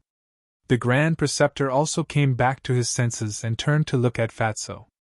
His eyes darkened slightly. Qin Feiyang raised his eyebrows and secretly said to Yan Wei, "Let's go. Pretend that we don't know him." After saying that, he left without looking back. Yan Wei shook his head and laughed. He inadvertently glanced at Fatso with a meaningful look in his eyes. It meant, "You're on your own." After that, Yan Wei chased after Qin Feiyang with large strides. Fatso's face instantly turned green. He actually left him alone and slipped away. That was too much. He rolled his eyes and turned to look at the waiter of the Purple Cloud House. He said angrily, "What's wrong with the Purple Cloud House? Why did you set such a high threshold?" The waiter was a little confused. "Didn't you see? Earlier, it was this doorstep that tripped this young master and implicated this old senior. You all did this on purpose, didn't you?" Fatso roared with a gloomy face. Yes. It's our fault. We'll tear down this threshold later. Please don't be angry." The waiter looked at each other and smiled apologetically. Forget it. I'll just consider myself unlucky today." Fatso waved his hand impatiently and turned to look at the State Preceptor. He smiled apologetically and said, "Old Senior, I'm really sorry about your clothes. Why don't I go buy you a new set of clothes?" "No need," the Imperial Preceptor said gloomily. He then turned around and walked upstairs with an ugly expression. Hee, Fatso snickered inwardly. He took out a Qianquan bag from his bosom and tossed it to the shop assistants. Then, he turned around and chased after Qin Feiyang and his companion. One of the shop assistants reached out to grab the Qianquan bag and cast a suspicious glance at Fatso's back. Then, he immersed his consciousness into the Qianquan bag and was dumbfounded on the spot. "What happened?" the other guys asked curiously. The shop assistant muttered, "It's full of gold coins, at least a few million." "A few million? Why is he giving us so many gold coins? Is it a tip?" The group of shop assistants were dumbfounded, their minds filled with confusion. "Boss, wait for me." On the streets, there was an endless stream of people and carriages. In the crowd, Fatso shouted as he chased after Qin Feiyang and his companion. When Fatso caught up, Qin Feiyang frowned and said, "Don't you think you're childish?" "Childish?" Fatso was stunned. "Nonsense. The wine is bought with money. Isn't it a waste to splash it on him? If you really want to embarrass him in public, splash him with foot-washing water."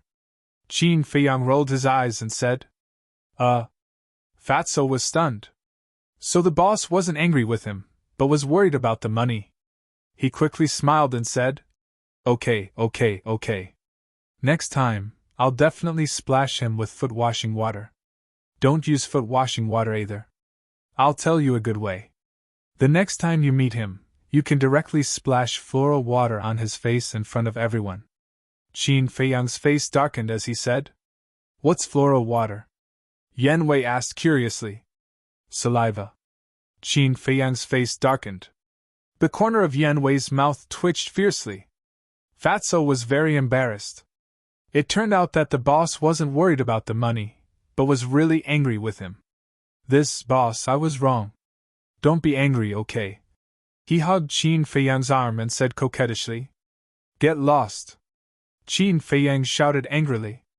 Goosebumps appeared on his skin. A grown man acting coquettishly? How disgusting! Those who didn't know might misunderstand that there was something wrong with his sexual orientation. Yan Wei smiled at the side and didn't say anything. Although he was forced to follow Qin Feiyang, after spending some time together, he found that this group of kids was quite interesting. A moment later, the three of them came to the square. Because the three of them had changed their faces, no one knew that they were the wanted targets of the Pill Pagoda. But in the square, they only saw Mu Qing's second grandpa and didn't see Mu Qing. But next to the white-haired old man stood a strange young man. He was about 1.7 meters tall, about 20 years old, skinny as a match, and could be blown away by a gust of wind. His appearance was also very ordinary, wearing old black clothes. In short, this was a very inconspicuous young man. Stop. When Qin Feiyang and the other two walked into the square, they were stopped by two black armored guards. They were the guards of the Ice Crystal City's City Lord Mansion, responsible for assisting the people of the Pill Pagoda. And now, everyone who entered the square had to be interrogated by the Heaven's Eye Stone. Let them in. But at this time, the white-haired old man said, "Yes." The two guards respectfully responded and retreated to the side. The pedestrians on the street also stopped and looked at the three of them curiously. They didn't accept the interrogation? The three of them must have a powerful background. Qin Feiyang and the other two walked in front of the white-haired old man and bowed. With so many eyes watching, they still had to show the necessary etiquette. The white-haired old man nodded, turned around and waved his hand. Battle Chi surged and quickly opened the teleportation altar. "I can't go back now, so you have to go to the Central Divine Kingdom by yourselves. This is my identity token. When you arrive at the Pill Pagoda, give this token to the Deacon Elder, he will arrange a place for you." The white-haired old man took out a palm-sized token and handed it to Qin Feiyang, secretly sending a message. "Okay." Qin Feiyang nodded and took the token. The token was pure gold, with a flame pattern engraved on the front and a name on the back. Lu Xingfeng. Obviously. This was the white-haired old man's name, but it must be a fake name. As for the white-haired old man's real name, Qin Feiyang didn't bother to ask. He took Fatso and Yan Wei and directly stepped onto the teleportation altar. "Be careful." Lu Xingfeng looked at the inconspicuous black-clothed young man next to him and secretly warned him. The black-clothed young man nodded and also stepped onto the teleportation altar, standing next to Qin Feiyang. "HM?" Qin Feiyang was surprised and turned to look at the black-clothed young man. The black-clothed young man grinned and sent a message. "Even you didn't notice? That means my disguise was very successful." Qin Feiyang frowned. So this guy was Mu Qing. 1. The altar glowed brightly and the four of them quickly disappeared. At the same time, Central Divine Kingdom, Divine City. This city covered an area of a few hundred miles. It was boundless. Tall buildings towered into the sky like precipitous peaks. Every street and alley was filled with people. It was bustling and lively. The most eye-catching place was the central area of the city.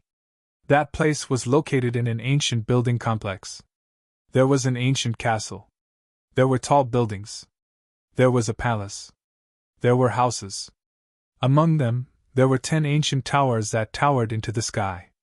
From afar, it looked like 10 giants stood in the middle of the city, exuding an unparalleled majestic aura. Although the city was very large, the 10 ancient pagodas could be seen clearly from every corner. They were like kings that attracted the attention of everyone. And right in front of the 10 ancient pagodas, there was a tall stone tablet standing tall. On it, there were 2 grand words carved on it. Pill Tower. There was a flame symbol above it. Whether it was the 2 words Pill Tower or the flame symbol, they all exuded a threatening aura. Under the stone tablet, there was a very big square. In the center, there was also a teleportation altar. Beside the altar, a black-clothed old man sat cross-legged. At this moment, he was looking at the teleportation altar that was glowing brightly. His old eyes exuded a sharp light, and his aura was unfathomable. Suddenly, 4 figures appeared on the altar. It was Qin Feiyang and the other 3. As soon as they appeared, Qin Feiyang, Fatso, and Yan Wei looked around curiously. This was especially true for Yan Wei, who couldn't hide the excitement on his face. He had always yearned to go to the Central Divine Kingdom. But in the past, it was limited to yearning. It was basically impossible to enter the Central Divine Kingdom. He even thought that there was no hope of entering the Central Divine Kingdom in this life. But he did not expect to stand on this sacred land at this moment. Therefore, he was very excited at this moment. Hey, can you guys be more promising? Look at you guys now. Are you any different from country bumpkins? Mu Qing looked at the three of them helplessly. It's none of your business. Fatso glared at him fiercely. Nonsense, of course it's my business. We're together now. It's embarrassing for you guys to be like this, Mu Qing said unhappily. Fat Lord has a bad temper. Who's with you? Don't get it wrong. You are you, we are us. We have nothing to do with each other, Fatso said angrily. Of course, the two of them talked secretly through voice transmission. Who are you guys? The old man in black glanced at the three of them, his eyes flashing coldly. Humph, I'm a magnanimous person. I won't argue with you. Mu Qing glanced at Fatso coldly, jumped off the altar, landed on the ground, and bowed respectfully to the old man in black, saying, Junior Qin Day greets Senior. Qin Day? Hearing this name, Qin Feiyang and the other two could not help but be stunned. Fatso said through voice transmission, Boss, is he indirectly taking advantage of you? Taking advantage of me? Qin Feiyang was stunned and looked at him in confusion. Think about it. Qin Day, isn't it Uncle Qin's idea? If it's a little deeper, then it's a real uncle. In other words, he gave you this name, which is tantamount to saying that he's your real uncle. Fatso analyzed seriously. Qin Feiyang's face twitched. This damn Fatso also had a rich imagination, right? I personally think that Fatso's words are reasonable. After all, you see, there are so many surnames in the world. Why did he choose the same surname as you?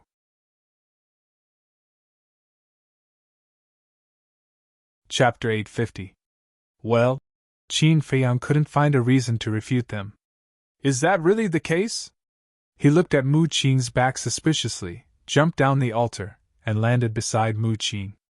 Fatso and Yan Wei also jumped down and bowed to the old man in black. The old man in black asked, What are you doing in the Central Divine Kingdom? We want to enter the main tower, Mu Qing said, and then winked at Qin Feiyang. Qin Feiyang understood and took out Lu Xingfeng's identity token. After seeing the token, the old man in black's expression eased a lot, and he asked, Are all of you? No. Only me and him. Mu Qing pointed at Qin Feiyang and said, What about them? The old man in black looked at Fatso and Yan Wei again. Mu Qing coughed dryly and said with a straight face, They are our servants. Fuck! The fatty's heart was instantly filled with rage. Yan Wei was also a little unhappy. Servants? The old man in black glanced at the two, and then looked at Mu Qing again, and said, The main tower has a rule that you can't bring servants in. Mu Qing said, I know. I will settle them down first, and then come to the main tower to sign up. Then go and settle them down first. The old man in black nodded and then closed his eyes, ignoring the four. Let's go! Mu Qing whispered to Qin Feiyang and the other two, and then turned and walked to the street on the other side of the square. What do you mean? It's not enough that you took advantage of my boss, and now you want to take advantage of us? Fatso chased after and said angrily. Did I? Mu Qing looked innocent. Don't pretend. You think we can't see that you named yourself Qin Day just to take advantage of our boss? Fatso sneered. Ugh! Mu Qing was stunned. She shook her head and said, I just said a name casually. I didn't expect your imagination to be so rich. But you don't say, Qin Day, my dear grandpa, this name is quite good. Brother Qin, although we're about the same age, if you want to call me grandpa, I won't mind. Mu Qing looked at Qin Feiyang and laughed mockingly. Then she left with a smile on her face. Qin Feiyang's face darkened. This bastard was obviously toying with him. Boss, why don't you give yourself a better name? This way, you can also be called Mu Day or Mu Ancestor. At that time, he will have to obediently call you Ancestor. Fatso chuckled. He's childish, so are you? Qin Feiyang rolled his eyes at him. He followed Mu Qing unhurriedly and looked around. The buildings in this area were relatively old. There were traces of time left in every place. On both sides of the square, there were green trees planted. Under the trees, there were patches of flower beds. Hundreds of flowers were blooming and the fragrance assailed the nose. Many young men and women were walking hand in hand in the flower beds. There was a deep love between them. They were wearing the same clothes and there was a flame symbol on their chests. Obviously. They were disciples of the Pill Pagoda and they were talking about love here. Why are you doing this to me? Haven't I been good enough to you? Suddenly, a weak cry came into Qin Feiyang's ears. Qin Feiyang was stunned. He stopped and looked in the direction of the sound. Under a big tree on the left, he found a woman in white. She squatted on the ground with her head buried in her hands. Her thin body was trembling, and she kept sobbing. She looked particularly helpless and miserable. Seeing Qin Feiyang suddenly stop, Fatso and Yan Wei also stopped and looked in the same direction. She's crying so sadly. She must have been hurt by someone. Fat Lord, go and talk to her. Fatso chuckled and ran over.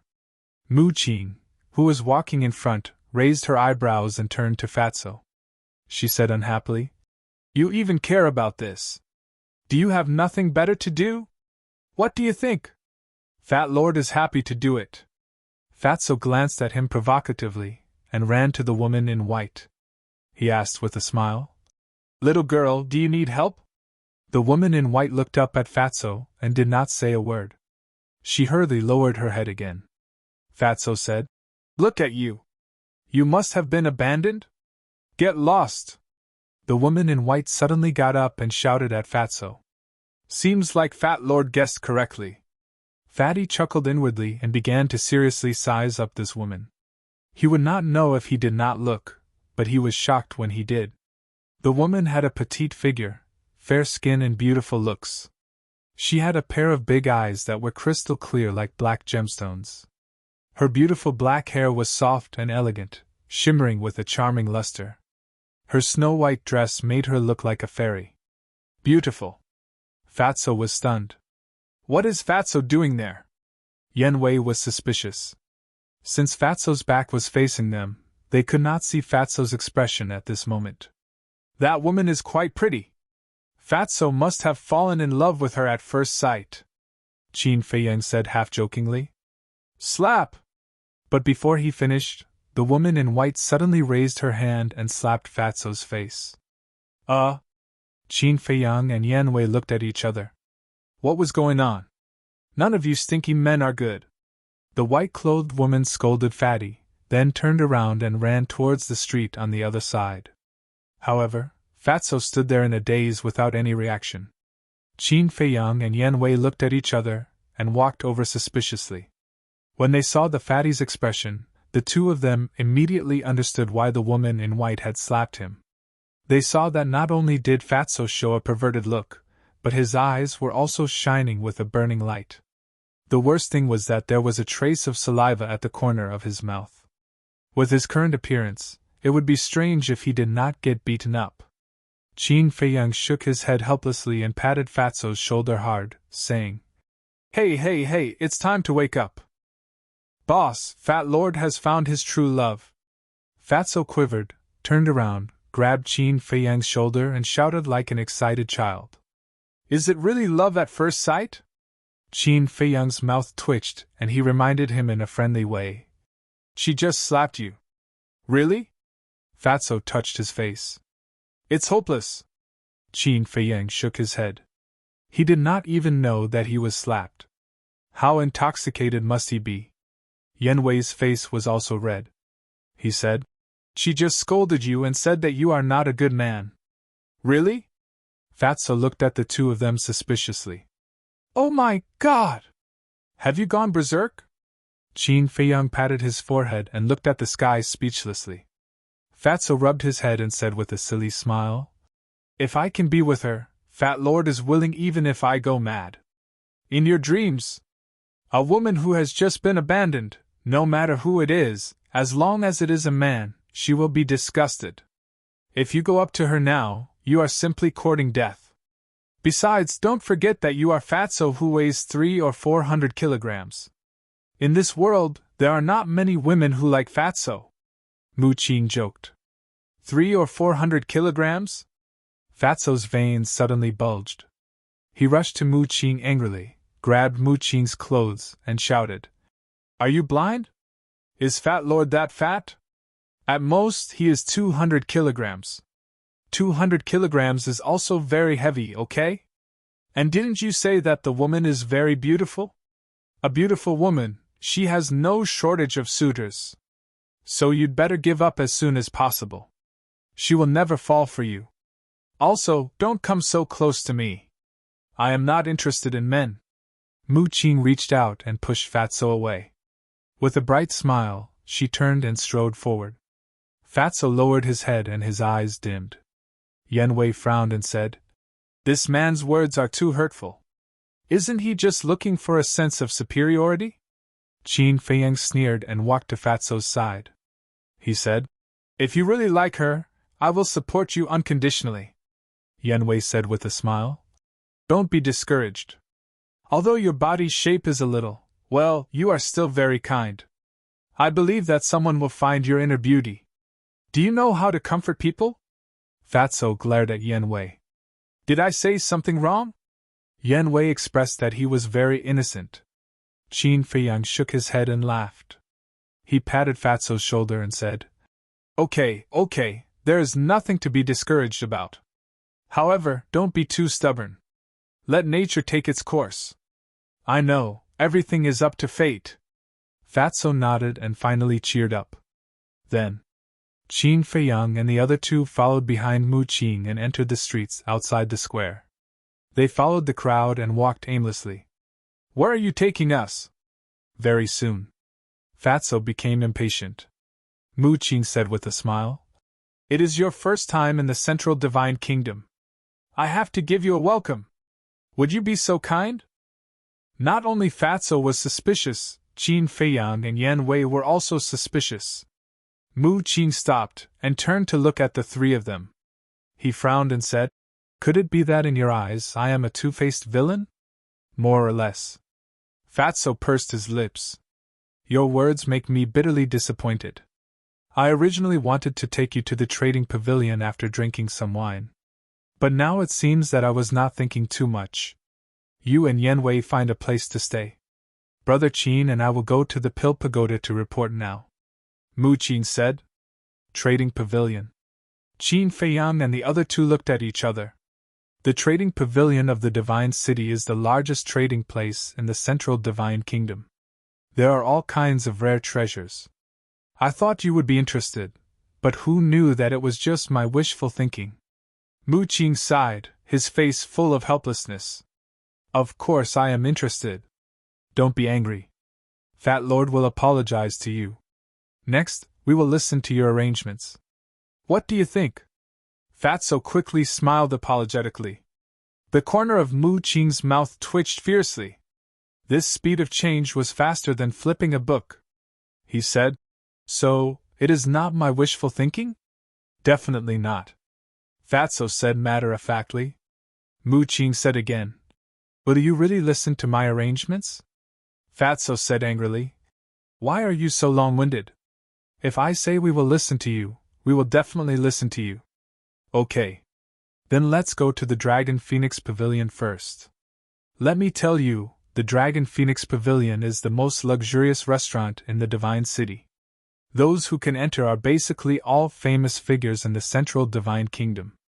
Of course, it also includes those famous plebeians. In short, the Dragon Phoenix Pavilion is a gathering place for people with power and influence. Naturally, it is also the best place to ask for information.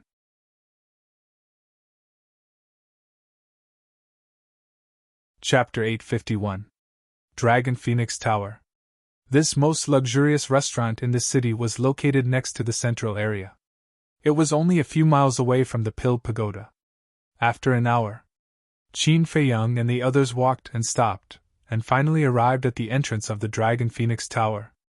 This restaurant was very tall, very big, and had an ancient feel to it. Above the door, there was a fiery red phoenix, and on the roof, there was a golden divine dragon. Although the golden dragon and phoenix were both carved from stone, they were lifelike, making this Dragon Phoenix Tower look incomparably imposing. At this time, it was noon. There was an endless stream of people coming in and out. But without exception, everyone was dressed in gorgeous clothes, exuding an extraordinary aura. "For guests, please come in." A waiter ran out and welcomed Qin Feiyang and the other three into the hall. In the hall, there were hundreds of tables neatly arranged. These tables were all made of high-quality jade and were overflowing with light and color. Even the seats were inlaid with all kinds of gems. The moment they walked into the hall, they could feel a thick and luxurious aura blowing against their faces. Moreover, the business here was very good. It was full of guests, and only a few tables in the corner were empty. There were also rooms upstairs, a total of 10 floors. Of course, the rooms upstairs were all private rooms. However, although it was crowded, it was very quiet. When everyone spoke, they deliberately lowered their voices. At the same time, inside the restaurant, the sound of a zither lingered in the air. The sound of the zither was gentle, and the rhythm was very slow. It was like a small bridge and flowing water, calming one's heart. "For guests, this way, please." The waiter led Qin Feiyang and the other three to a table in the corner. Mu Qin casually sat on the chair and smiled at the waiter. "Give me 4 jars of dragon's wine, and the rest you can do as you see fit." 4 jars? The waiter's body stiffened, and he hurriedly said, "For guests, I think I need to say something, our dragon's wine." Mu Qin said, "I know that dragon's wine is very expensive, but since this young master dares to speak, then I have the ability to pay the bill." "All right." The waiter looked at the 4 of them, turned around, and strode away. Now, whether it was Qin Feiyang and the other 2, or Mu Qin, all of them had changed their appearances. Qin Feiyang and the other 2 were better off. Even though his disguise was more common, he was still very particular about what he was wearing. Clean and tidy. But Mu Qin, wearing old clothes and a frail appearance, he looked like a poor beggar at first glance. It was no wonder that the shop assistant was suspicious. Fatso glanced at the guests around, then looked at Mu Qin and asked in a low voice, "What kind of wine is dragon's wine? How much is it? I'll have to explain it to you." Mu Qin began to narrate excitedly. The Longfeng restaurant was not famous for its delicacies, nor was it famous for its noble atmosphere, but for its wine. The Dragon Phoenix House had a total of 2 kinds of fine wine. First, dragon wine. Secondly, the Phoenix wine. These 2 kinds of wine were brewed by the Longfeng Pavilion using secret recipes. No one else could imitate them at all. However, the price was quite expensive.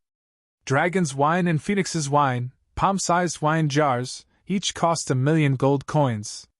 So expensive? Fatso and Yen Wei were dumbfounded. A palm-sized jar of wine cost 1,000,000 gold coins. Wasn't this too ridiculous? Then is there a difference in the taste of these 2 kinds of wine?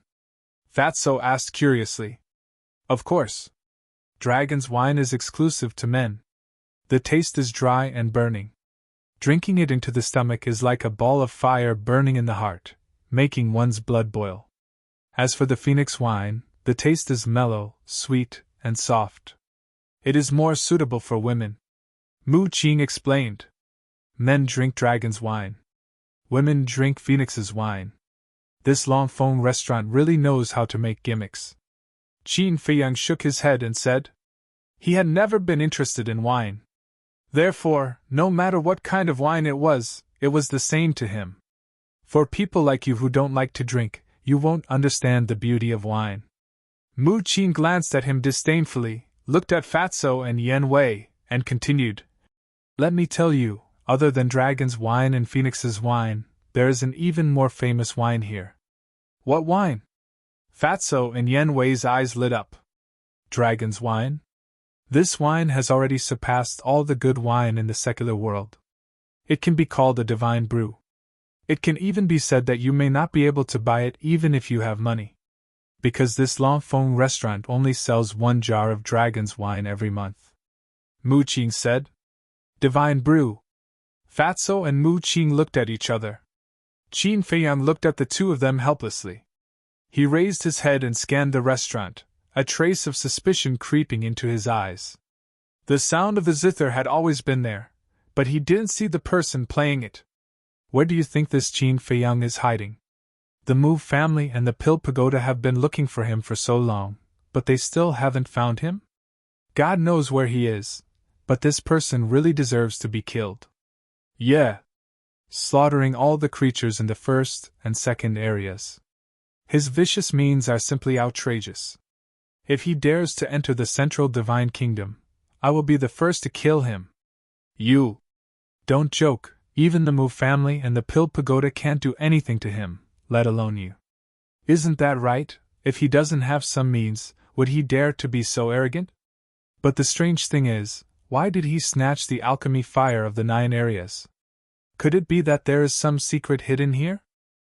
A few young people began to discuss in low voices. Moreover, as soon as this topic was opened, it gradually attracted the attention of his guests. In the end, everyone in the hall was talking about Qin Feiyang. Brother Qin, did you see that? Now you are a big celebrity in the central divine kingdom. Please take care of me in the future. Mu Qin secretly transmitted his voice, not hiding his joking intention. Don't worry. When the truth comes out one day, your Mu family will also become a target of scorn. Everyone will want to beat you up. Qin Feiyang said lightly. I am not in a hurry. I also know that this day will definitely come. But so what? I might as well tell you the truth. When the day comes, no one will dare to challenge the Mu family. Mu Qing laughed. Is that so? Then let's wait and see. Qin Feiyang smiled faintly. So what if he is Qin Feiyang? If he dares to come to the central divine kingdom, I, Guoming, will make him kneel and beg for mercy. Suddenly, a proud voice came from above. Everyone looked up and saw a young man in purple strode out from the second floor with a beautiful woman in his arms. This person was about 1.8 meters tall, with long black hair and a contemptuous look in his eyes. There was also a flame symbol on his chest. The woman in his arms was very charming, and her clothes were even more provocative. She was wearing a white silk dress that was almost transparent, revealing her 2 long legs, which was quite seductive. Her chest was also turbulent, as if it was about to burst out. There was also a flame symbol on her chest. Obviously, these 2 people were both disciples of the Pill Pagoda. Guoming? Why does this name sound a little familiar? Mu Qing frowned. Tada! Guoming walked down the stairs slowly with the woman in his arms and came to the hall. And the people in the hall, whether young men or women or rich businessmen, all looked at Guoming with fear in their eyes. Don't always talk about Qin Feiyang as if he is a god. He is just a country bumpkin who only dares to be arrogant in the 9 regions. If you have the ability, let him come to the central divine kingdom, and see how I will teach him a lesson. Guoming stopped in the middle of the hall, glanced at the people around and said disdainfully, Damn, are you looking for death? Fatso was furious and suddenly stood up. Sit down, Qin Feiyang secretly said. Fatso said, Boss, he despises you so much, can you still tolerate it? Qin Feiyang's eyes were cold, and said, Sit down when I tell you to, stop talking nonsense. Fatso raised his eyebrows and went back to his seat helplessly. At this moment, the enchanting woman in Guoming's arms suddenly looked at Fatso, her red lips slightly raised, and said in a coquettish voice, Brother Ming, that person stood up just now, seems to be a little dissatisfied with you. Looking for trouble? Qin Feiyang raised his eyebrows. Who? At the same time, Guoming asked. Him. The enchanting woman pointed at Fatso and said. Guiming raised his head and looked at Fatso, a trace of playfulness crawling up his face. Next, he hugged the enchanting woman and walked to the table of Qin Feiyang and the others. Mu Qing looked at Guiming, and suddenly his eyes flashed, and asked with a smile, "What's the matter?" Guiming looked at Mu Qing with disdain, and looked at Fatso. "I'll give you a chance to say what you wanted to say just now." "All right." Fatso crossed his arms over his chest, leaned on the chair, and said indifferently, "If you're so awesome, why don't you go to the 9 regions to look for Qin Feiyang?" Guiming said arrogantly. "He is not qualified for me to personally go." Fatso teased. "Is it that he is not qualified, or that you do not dare?" Guiming's eyes narrowed slightly, revealing a dangerous signal. "Stop pretending. Who can't see through your thoughts? Don't you just want to pretend in front of this woman? I'm very awesome, I'm very arrogant, I'm invincible. If you follow me, I'll guarantee you a good life. Maybe she'll warm your bed at night. Of course, if you want to pretend like this, we won't object, nor do we have the right to object. But let me advise you, don't overdo it." Fatso sneered. "Ha ha!" Mu Qing laughed. And it was a presumptuous laugh, without any concealment. Although the guests in the hall did not laugh out loud, their faces were red.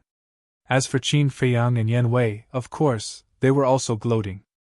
Of all people to provoke, he had to provoke Fatso? Wasn't this looking for a beating? On the other hand, Guiming and the enchanting woman's faces were gloomy. "What's wrong? Did I hit the nail on the head and make you angry from embarrassment? Boy, you're still too inexperienced.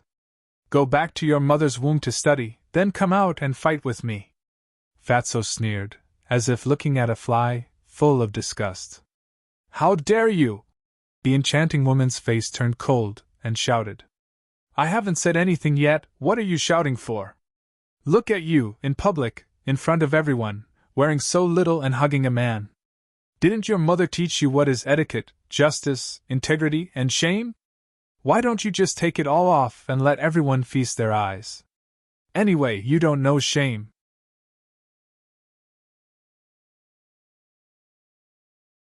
Chapter 852. Yes, that's right. Mu Qing slapped the table and laughed. "Is it so funny?" Qin Feiyang rolled his eyes. As for the others, no one answered. To be exact, no one dared to answer Fatso's words. They just hid aside and snickered. And without a doubt, the enchanting woman was furious. Her delicate body trembled.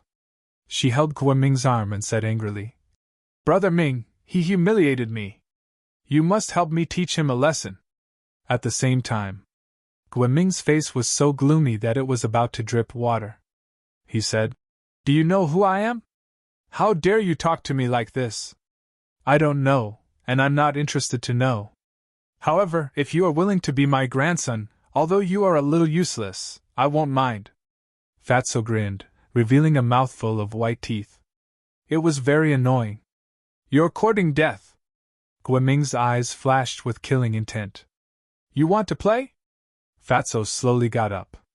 His eyes were also surging with cold light. This time, Qin Feiyang did not stop Fatso. "Stop!" But at this time, a shout was heard. The waiter who served Qin Feiyang and the other 3 before rushed over with an exquisite tray.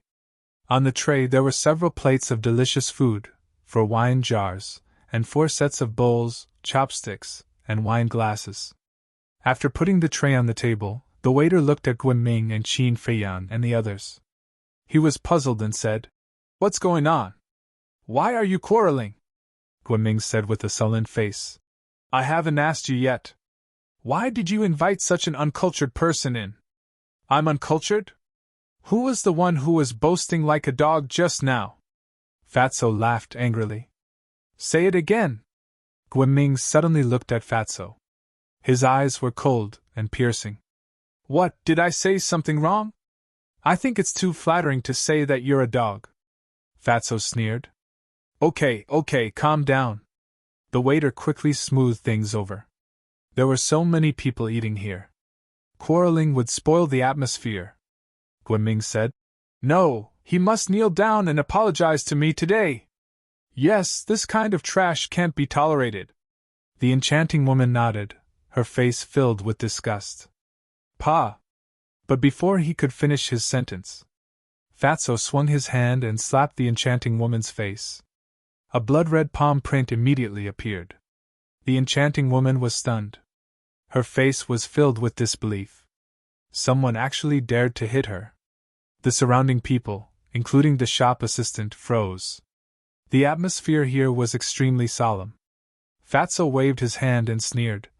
I've never hit a woman, but you're asking for it. I can't help it. Bastard, I'm going to kill you! The enchanting woman went completely mad. Giving her a slap in public was no longer a matter of losing face, but a matter of pride. As if she had gone mad, she bared her fangs and brandished her claws at Fatso. You are not only a shameless woman, but also a crazy woman. Fatso's eyes were filled with killing intent. Ayaya, what happened? Why is it so lively? At this time, a strange laughter suddenly sounded.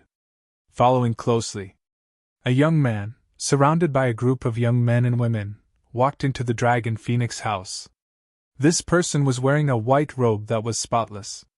His black hair was like a waterfall, his facial features were handsome, his figure was slender, and his entire body was emitting a unique aura.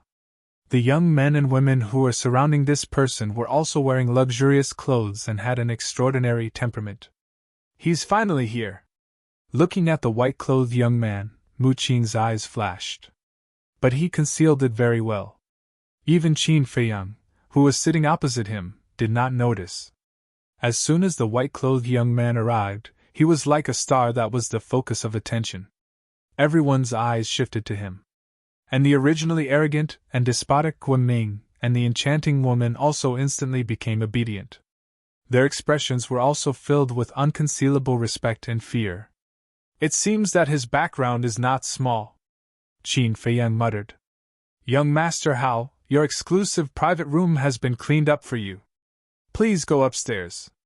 The waiter who was trying to mediate the fight directly ignored Qin Feiyang's group and Guiming's group. He ran to the white-clothed young man and said with a flattering smile, No need. I can go up by myself. However, I don't want to hear anyone quarreling.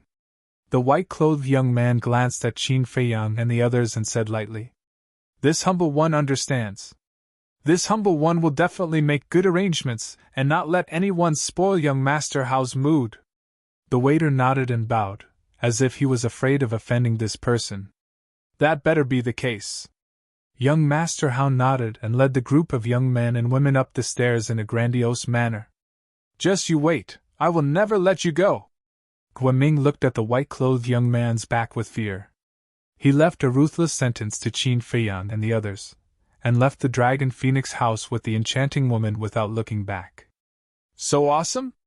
Qin Feiyang, Fatso, and Yanwei looked at each other, and then looked at the white-clothed young man again. Where did this person come from? How could he be so powerful? Let me tell you, you better be quiet.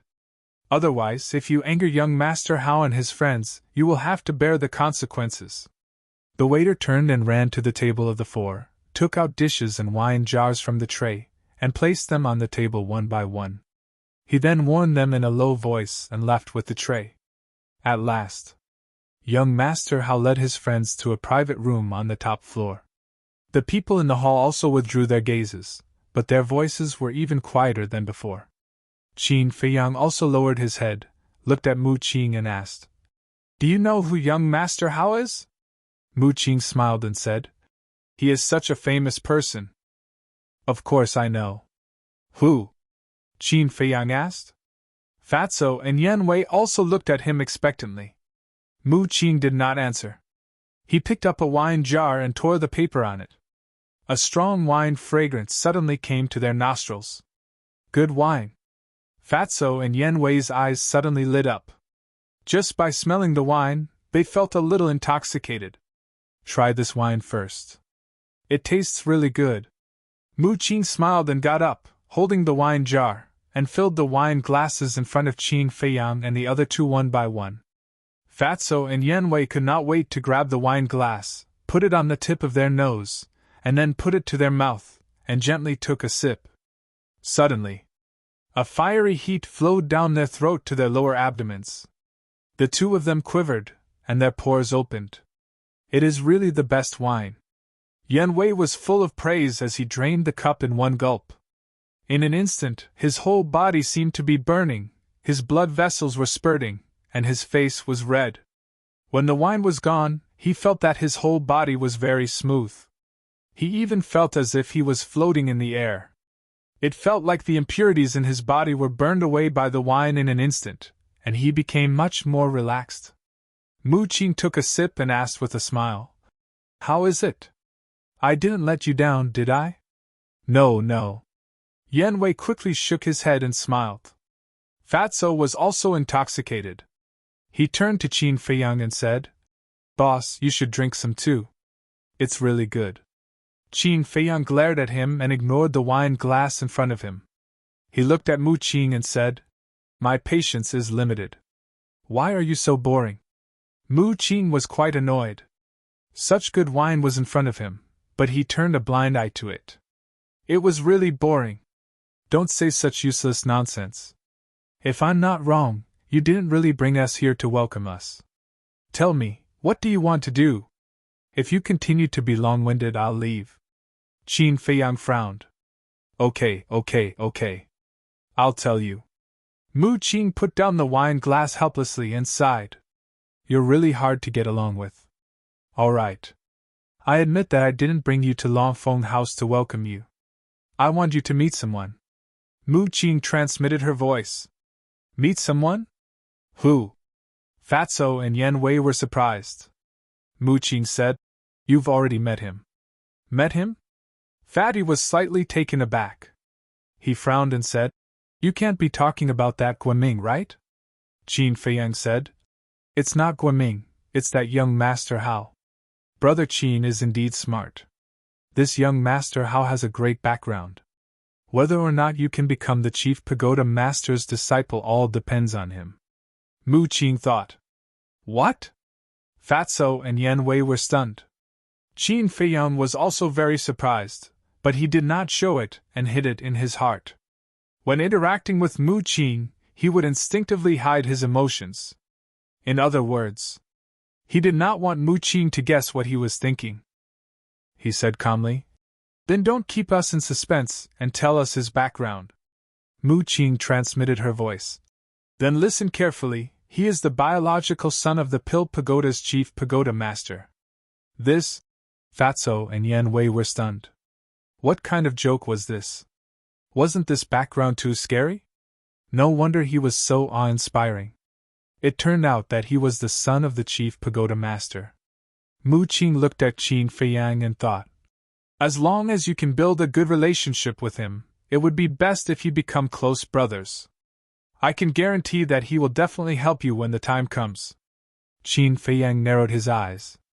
Mu Qing's plan was indeed not bad, but he was not used to being in the same team as a playboy. "I know what you're thinking. Although he is ostentatious on the surface, he is not a playboy."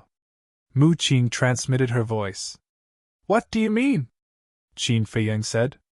"Everyone in the Divine City knows that this person often says this. You can be arrogant, but you can't be a prodigal. Think about it, can a person who can say such words be a playboy?" Mu Qing laughed secretly. "I can't tell." Qin Feiyang was greatly surprised. Just now, when he saw young Master Hao walking like a moon surrounded by stars, he thought that he was a dandy through and through. But he didn't expect him to have such awareness. It seemed that this person could not be underestimated. After pondering for a while, Qin Feiyang looked at Mu Qing and asked, "How did you know that he would come to the Longfeng House today?" Mu Qing smiled and said, "Because he comes to the Longfeng House every day at this time, unless he is delayed by something." Qin Feiyang was stunned and asked, "Why?" Mu Qing pointed up and smiled mysteriously. "That person who plays the zither."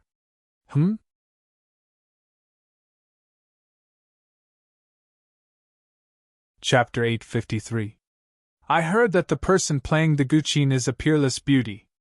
Mr. Hao comes here every day to please her. However, no one can be sure whether she is a peerless beauty or not, because no one has ever seen her face with their own eyes. Maybe Mr. Hao has seen her, but not necessarily. Mu Qing thought to himself. So mysterious? Qin Feiyang was surprised. Very mysterious. Mu Qing nodded and then said with a smile, As I said, I can only help you. As for how to get close to Mr. Hao, it depends on your ability. Of course, I also believe that with your ability, it will be easy for you to do it. After that, he added. Qin Feiyang smiled, finally picked up the wine cup in front of him, put it to his mouth, and tasted it. It's really good. He nodded, then drank it in one gulp, got up, and said, Let's go. Take us to the trading pavilion. Mu Qing was stunned, and said with a sound transmission, Shouldn't you be sucking up to Mr. Hao? Sucking up to him? In my dictionary, there has never been such a word. Because it has always been others sucking up to me. Qin Feiyang said lightly, then turned and walked toward the door. Mu Qing hurriedly said, What about the wine? You can't waste it, can you? Idiot, don't you know to pack it up and take it away?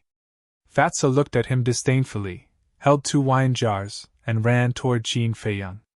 This wine really can't be wasted.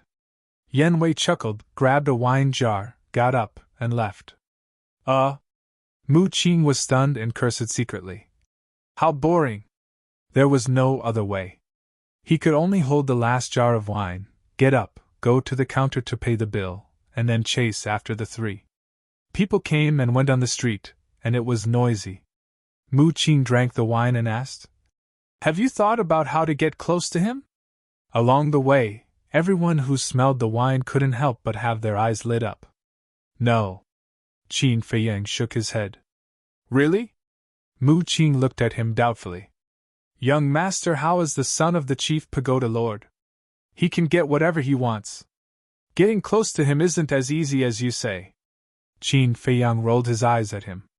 He had to give this matter some thought. He does not lack anything, but there is one thing that is fatally tempting to him. Mu Qing smiled. What? Qin Feiyang asked. Door of potential. Mu Qing chuckled. Gate of potential. Qin Feiyang mumbled, his eyes flickering. The sky above the central divine nation was a cloudless blue, with no clouds in sight. Furthermore, there was no snow here, nor was there any blazing sunlight. It was like the season of warm flowers blooming, making people feel very comfortable. The mountains, rivers, and earth also presented a scene of exuberant vitality. The divine city was located in the center of the central divine kingdom. It was like a supreme king worshipped by all directions. Outside the divine city was a vast mountain range, where countless tribes of various sizes were located. Among them, the 10 super tribes of the central divine kingdom were built around the divine city. Each tribe was very large, with no less than 5 million people.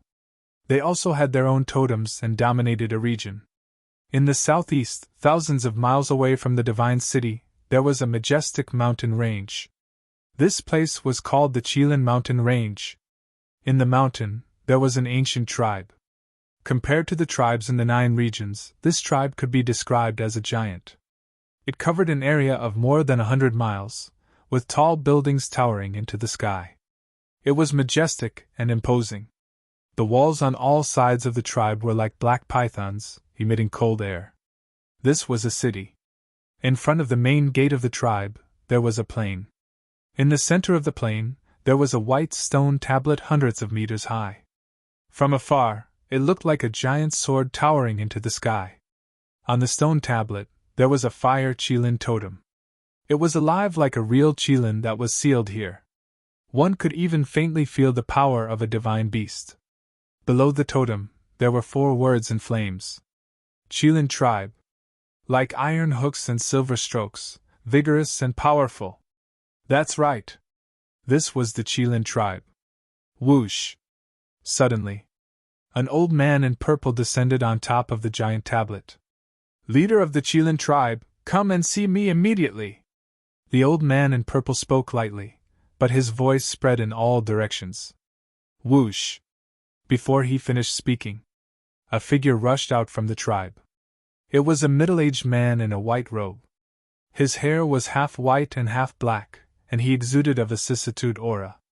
That's right. He was the leader of the Qilin tribe. When he saw the old man in purple, his pupils shrank. He hurriedly flew to the old man in purple and bowed. "Greetings, sir," the old man in purple said. "Let me tell you a piece of bad news. Your son Wu Xiao has been killed by Qin Feiyang." "What?" The Qilin tribe's leader's body stiffened. The old man in purple deeply sighed. "Regarding this matter, this old man is very sorry. Please restrain your grief." "Wait." The Qilin tribe's leader waved his hand. He couldn't react. "Didn't you say that you want to take my son to your Mujia? How could he die?" "Yes. This old man wanted to take him to my Mujia. But when this old man was about to send a message and call someone to pick him up, Qin Feiyang and his accomplices suddenly appeared and mercilessly killed him. This matter was caused by this old man's carelessness. This old man should apologize to you." "I'm sorry." After the old man in purple finished, he bowed to the leader of the Qilin tribe.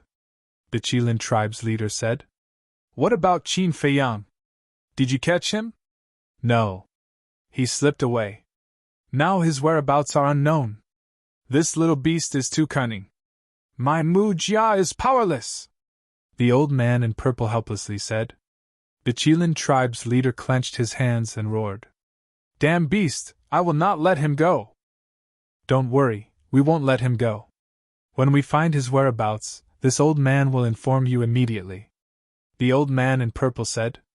The Qilin tribe's leader said, "Thank you, my Qilin tribe will also send people to investigate." The old man in purple nodded, then opened a portal and turned away. "Qin Feiyang, you wait, if I don't tear you into pieces, I, Wu Yunqing, swear I'm not a human." The Qilin tribe's leader gritted his teeth. His eyes burst out a piercing murderous intent. At the same time, southwest of God's city, thousands of miles away, there's also a towering mountain range. This mountain range is called Scorpio Mountain Range. And here, there's also a behemoth, Scorpio tribe. Inside the tribe, in a hall, a middle-aged man was sitting on the throne. Beside him stood a skinny old man. "Do you recognize them?" The middle-aged man pointed to the void and looked at the old man. There were 4 phantoms in the void in front of him. If Qin Feiyang and the rest were here, they would definitely recognize that these 4 phantoms were their current appearances. The old man glanced at the 4 phantoms and shook his head. "I don't recognize them." "Why?" "Ming'er just sent me a message saying that these 4 people humiliated him in front of everyone in God's city's Long Feng Pavilion. He wants me to investigate their origins as soon as possible." The middle-aged man said. "Humiliated him?" The old man was stunned and shook his head. "I think it must be this kid who took the initiative to provoke others." The middle-aged man's expression froze. He smiled bitterly. "I really can't hide anything from you. To be honest, leader, you really have to discipline him properly. Otherwise, sooner or later, he will bring disaster to our Scorpio tribe," the old man said. "I know. But you also know Ming'er's character. Although he's a little arrogant, he still knows who can be provoked and who can't be provoked. The disaster that you said definitely doesn't exist." The middle-aged man smiled. The old man nodded and said, "Okay, I'll go investigate now. You also have to talk to him properly. Right now, our forgotten continent is in chaos because of Qin Feiyang. All the major forces are secretly taking advantage of this opportunity to scheme. There can't be any mistakes." "I understand. When I have time, I'll talk to him properly." The middle-aged man nodded. "Okay, then I'll go first." After the old man finished speaking, he turned and left. "Qin Feiyang, you dare to challenge the Pill Pagoda and the Mu family. What's your background?" The middle-aged man muttered to himself, his eyes full of curiosity.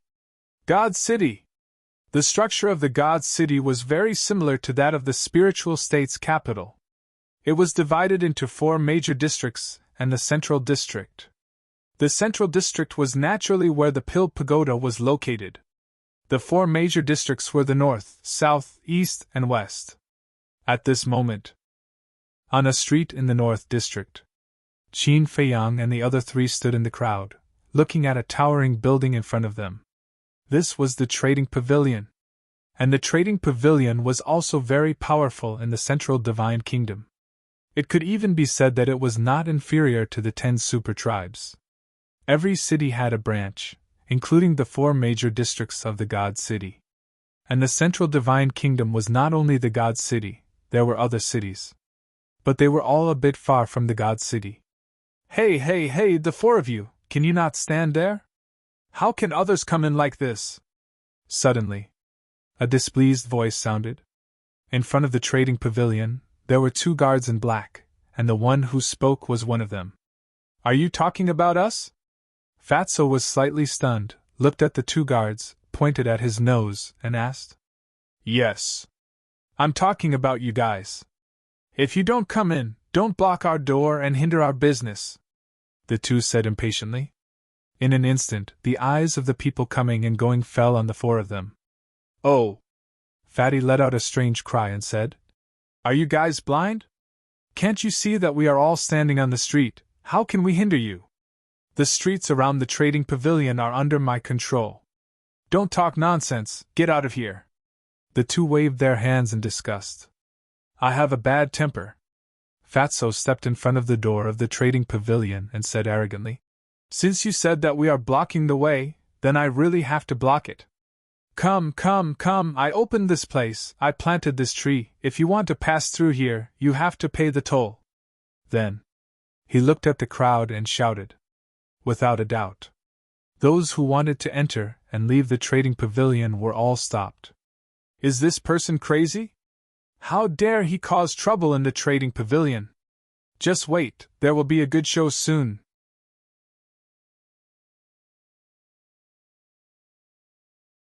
Chapter 854.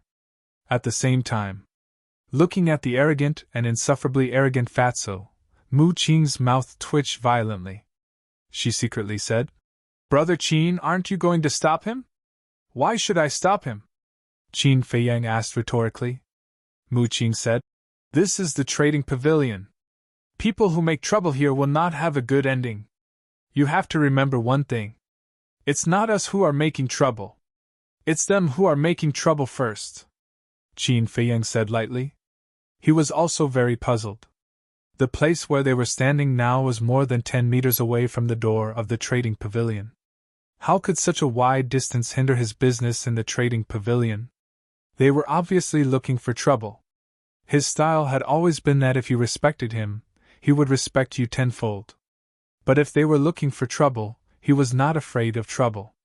Yan Wei whispered, Why do I feel that they are looking down on us? Qin Feiyang and Mu Qing were stunned.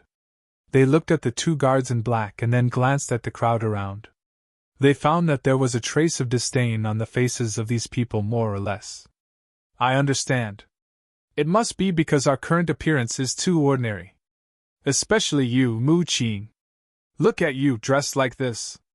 If I were you and blocked my door, I would also drive you away. Yan Wei said helplessly. Mu Qing said in surprise. So I am too low-key? What do you think? Yan Wei rolled his eyes. The status of the divine city here was equivalent to the imperial capital of the central divine kingdom. The people here, no matter how poor they were, would dress decently. Unlike this guy, who was dressed like a beggar. Of course, it did not mean that Mu Qing's current appearance was really sloppy and terrible. Although his clothes were a bit old, they were still clean. But compared with the other people's dressing, he was really no different from a beggar. Keeping a low profile can also attract trouble? Mu Qing began to feel unhappy. He had disguised himself to enter the God City so that he wouldn't attract any attention. Who would have thought that it would have the opposite effect? Whoosh! Suddenly, he landed beside Fatso and blocked the door with Fatso. He said arrogantly, If I don't cause a ruckus today, I'll write my name backwards. Fatso was surprised. Then, he hooked his arm around Mu Qing's shoulder and chuckled. Fat Lord realized that you're not that bad after all. Get lost. Do I know you that well? Mu Qing's face darkened. If not for the anger in his heart, he would not have accompanied Fatso to do such a childish thing. You! Seeing this, the two black-clothed guards were about to explode from anger. What about us? Since you guys don't know how to treat your guests, yours truly will have to teach you guys a lesson. Mu Qing sneered. Guest? With your shabby appearance, how can you be worthy of being my trading pavilion's guests? Let me tell you, if you know what's good for you, scram immediately. Otherwise, don't blame us for being impolite. The two guards said with disdain. You're welcome, then let me tell you, if you don't apologize to me today, no one will be able to enter this door, and no one will be able to come out. Mu Qing crossed his arms and looked at the two of them in ridicule. These two people were not weak. They were both 9-Star Wars sect, so he was definitely not their match. But he wasn't afraid at all. Because right now, there were 3 lawless and ruthless characters here. Naturally, it was Qin Feiyang, Fatso, and Yan Wei. You're courting death. The two black-clothed guards were enraged. At the same time, they stepped forward and slapped Fatso and Mu Qing. Are you really going to make a move? Fatso's gaze turned cold. Not only are we going to make a move, we're going to cripple you. We'll let you know the consequences of causing trouble in my trading pavilion. A cold light flashed in their eyes. Cripple us? Fatso's eyes narrowed slightly. Boom! A terrifying pressure suddenly surged out. But it wasn't Fatso, it was Yan Wei. The holy might was like a waterfall, instantly imprisoning the two guards in place. And Yan Wei's move was naturally instructed by Qin Feiyang. What? This is actually the holy might. The two guards' faces changed. The surrounding crowd also turned pale with fright. They never thought that there would be a war saint hidden among these inconspicuous people. How dare you be rude to my young master's friends? Even if it's your trading pavilion, this old man won't agree. Yan Wei said expressionlessly. At this moment, he was a white-haired old man, but it didn't affect his domineering aura in the slightest. Young master? Who is his young master? Could it be him?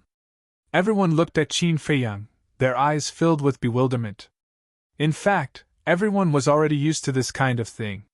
Because in the Divine City, many young people would have a follower by their side. Among these followers, there was no lack of powerful warriors of the War Saint level.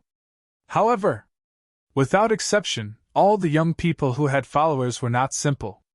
In particular, these followers were War Saints. After all, a battle saint, no matter where they were, was a top-notch expert.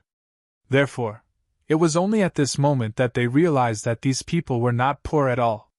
All of a sudden, the place fell into dead silence. Smack! But suddenly, a loud slap sounded, breaking the atmosphere here. Everyone looked over and their pupils suddenly constricted. They saw that Fatso was slapping the two guards hard. And he was merciless. Every slap landed solidly on their faces. In less than 5 breaths. The two of them suffered dozens of slaps and screamed in pain. Their faces were swollen like a pig's head. We were wrong. We were blind, please spare us. The two of them couldn't help but beg. Wrong? What were you doing earlier? Fatso sneered and punched the two of them in the mouth again. The two of them immediately spat out blood and their teeth were all broken. Ruthless enough. The surrounding crowd muttered in their hearts. Although the two of them were indeed in the wrong, there was a saying that one had to look at the owner before beating a dog. These two people were the guards of the Transaction Pavilion. Shouldn't they leave some face for the Transaction Pavilion? Of course. If he insisted on beating them, no one would dare to say anything. But he could change places. But right in front of the entrance of the Transaction Pavilion, wasn't this equivalent to slapping the face of the Transaction Pavilion? How could the Transaction Pavilion endure this? Fatso retracted his arm and retreated back to block the door. He laughed happily. Now you feel good, quickly apologize. After beating up the people of my Transaction Pavilion, you still want them to apologize. You are really awe-inspiring. But at this moment, a rather gloomy voice came from the transaction pavilion. It's the steward. The two guards trembled and looked inside the door as if they had seen their savior.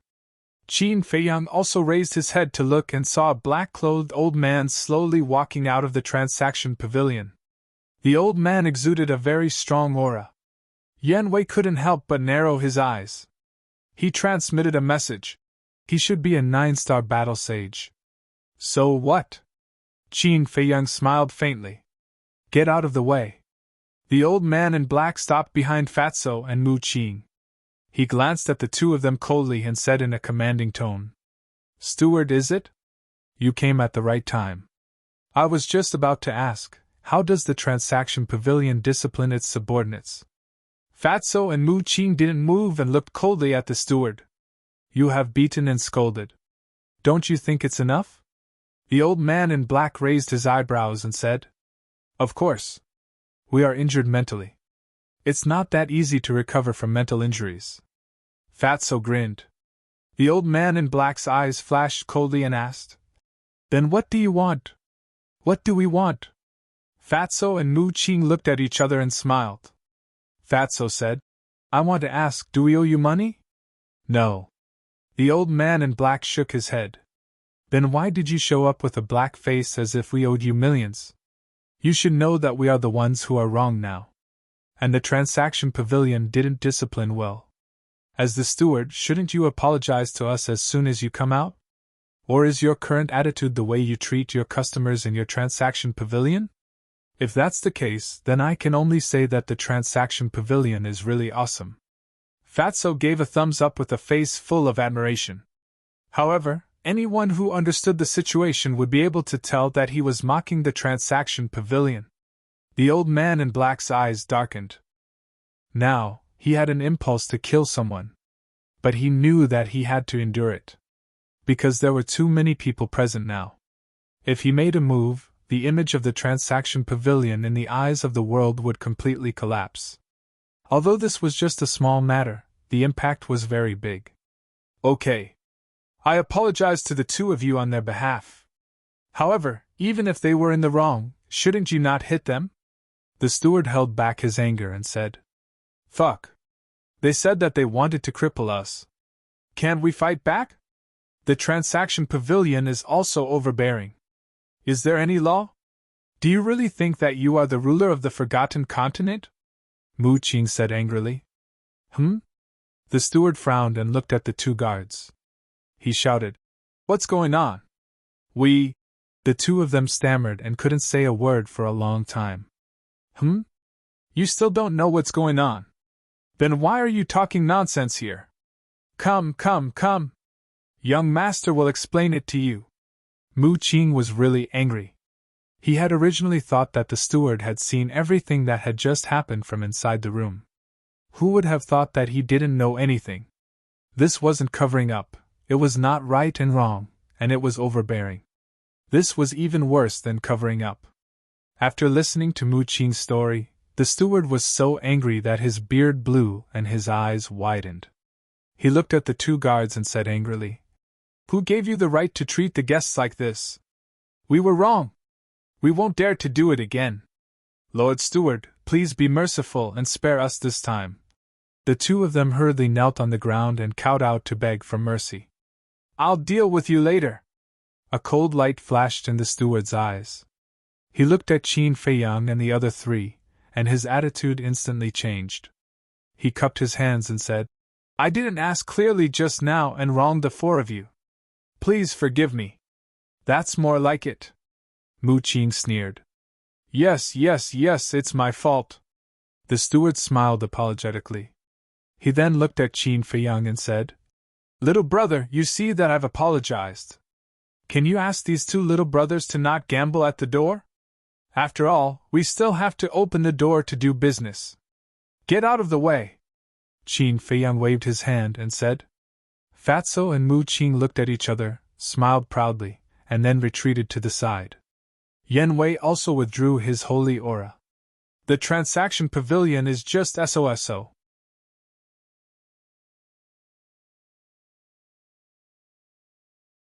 Chapter 855. N. There are so many people who are not afraid of death today.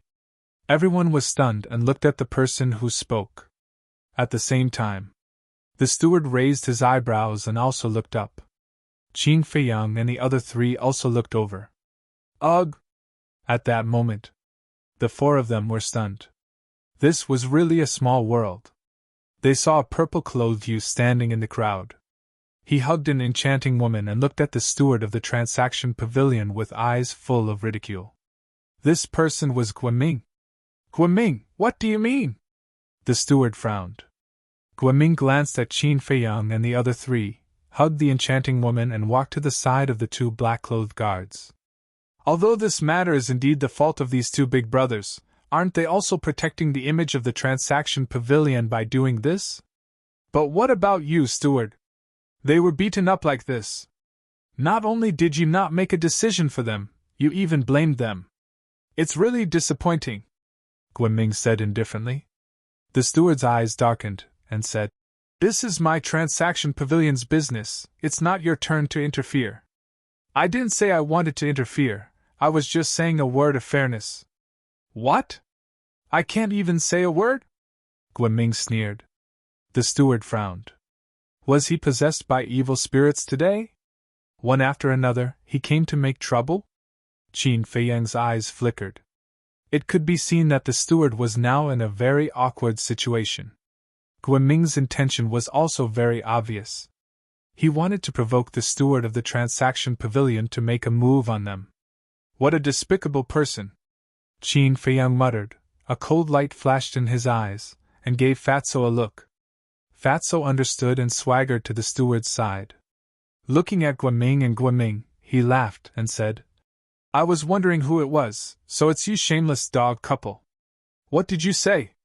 The enchanting woman suddenly went crazy. She could still feel the pain of the slap in the Lanfeng pavilion. Is there something wrong with your ears? I said you are a dog couple. Fatso laughed. Bastard, I'm going to tear you apart. The enchanting woman was so angry that her body trembled. She once again pounced on Fatso. Don't! Guoming hurriedly stopped him, but it was too late. The enchanting woman seemed to have gone mad as she pounced in front of Fatso, her eyes flashing with dense killing intent. Looks like the lesson I taught you at Lanfeng Pavilion was not enough. Fatso smiled coldly and sent the enchanting woman flying with a kick. Next, he landed in front of Guoming in a single step, raised his arm, and slapped Guoming's face. Pa! A bright red palm print instantly appeared. Guoming was sent flying and smashed into the crowd behind him. He was in an extremely sorry state. The crowd was dumbfounded. The manager of the trading pavilion also had a look of disbelief on his face. Because they all knew. Guoming dared to be so arrogant because there was a massive force behind him. Even the trading pavilion had to be courteous to such a force. But he never expected that these unfamiliar faces would actually beat up Guoming on the street. Did they not know Guoming's family background? Or did they not care about the forces behind Guoming at all? Brat, I'll say it again. In front of us, you'd better be honest. Otherwise, even if your father is the Jade Emperor, I'll make you suffer. Fatso smiled coldly and turned around to walk into the trading pavilion with Mu Qing. Clown! Qin Feiyang glanced at Guoming and Mu Qing with disdain and also entered the trading pavilion with Yan Wei. The manager of the trading pavilion looked at Guoming and the enchanting woman, then looked at the backs of Qin Feiyang and the other three. His eyes flashed slightly and he also chased after them. The dignified young lord of the Scorpion tribe was actually beaten up like this. How pitiful! This is called evil people will be dealt with by evil people. The surrounding crowd also immediately cast gloating gazes at Guoming. However, Guoming turned a blind eye to these gazes. He stared at the backs of Qin Feiyang and the others, his brows filled with ruthlessness. Brother Ming, are you all right? The enchanting woman got up awkwardly and ran to Guoming's side with concern. Guoming shook his head, got up and glanced at the crowd. Suddenly, the crowd dispersed in an uproar. The enchanting woman said bitterly, Brother Ming, this matter can't be let go like this. Don't worry, anyone who offends me, I won't let him see the sun tomorrow. Wait for me here. Guiming turned around and walked into a secluded alley alone. Soon, he came out of the alley with a bone-piercing coldness on his face. Subsequently, he also entered the trading pavilion with the enchanting woman. There were more than 10 floors in the trading pavilion. The first floor was the reception. The second floor and above were the places where goods were sold. And the higher one went, the rarer and more expensive the goods were sold. At this moment, the manager was leading Qin Feiyang and the others to the second floor. When they walked to the stairwell, the manager asked calmly, "May I know your names?" "Qin Day." Mu Qing took the lead and looked at Qin Feiyang, his face full of ridicule. Qin Feiyang raised his eyebrows, but he was too lazy to care and was about to say a name casually. But before he opened his mouth, Fatso said first, "My boss is called Ancestor Mu. Mu as in admire, ancestor as in ancestor, ancestor as in ancestor." After saying that, Fatty even tried to analyze it. The manager was slightly stunned and couldn't help looking at Qin Feiyang and Mu Qing suspiciously. Why were the names of these two so strange? And why hadn't he heard of these two names before? At the same time, Mu Qing's face also darkened. The manager didn't know, but he knew that Fatso must have done it on purpose. What else could Qin Feiyang say? He could only smile helplessly. The manager glanced at Yen Wei, who was silent, and said, "May I ask which super tribe you two come from?" With the followers of the battle sage, he naturally thought that Qin Feiyang and Mu Qing came from a super tribe of the Central Divine Kingdom. Qin Feiyang smiled and said, "You misunderstood. We come from the 9 regions. This is the first time we have come to the Central Divine Kingdom." "The 9 regions?" The manager was stunned. It turned out that they were not from the Central Divine Kingdom, and his attitude changed a little. But it was not obvious. But even so, it was clearly caught by Qin Feiyang. Previously, the manager thought they were from a super tribe, and there was a trace of flattery on his face. But now, when he heard that they were from the 9 regions, there was a trace of disdain in his eyes. Of course, Qin Feiyang wasn't someone who liked to haggle over minor matters. He turned his head to look at Mu Qing and Yen Wei and said, "You two go stroll around first. I have some private matters to discuss with the steward." "Okay." Yen Wei nodded. "Private?" Mu Qing's eyes flashed slightly. She didn't ask anything and walked quickly to the second floor with Yen Wei. Fatso glanced at the two and then looked at Qin Feiyang and said, "What about me?" "You follow me," Qin Feiyang said, turned to look at the manager and said, "Can we talk somewhere else?" "Sure." The manager looked at Qin Feiyang suspiciously and nodded. Then he turned and led Qin Feiyang and Mu Qing through a corridor and into a VIP reception room on the first floor. Entering the reception room, the manager didn't ask anyone to prepare tea.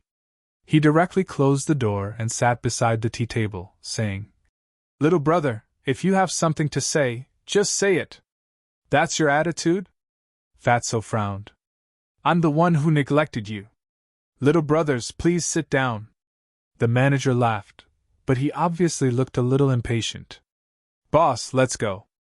Anyway, we have plenty of money. We don't need to be nice to others' cold buttocks."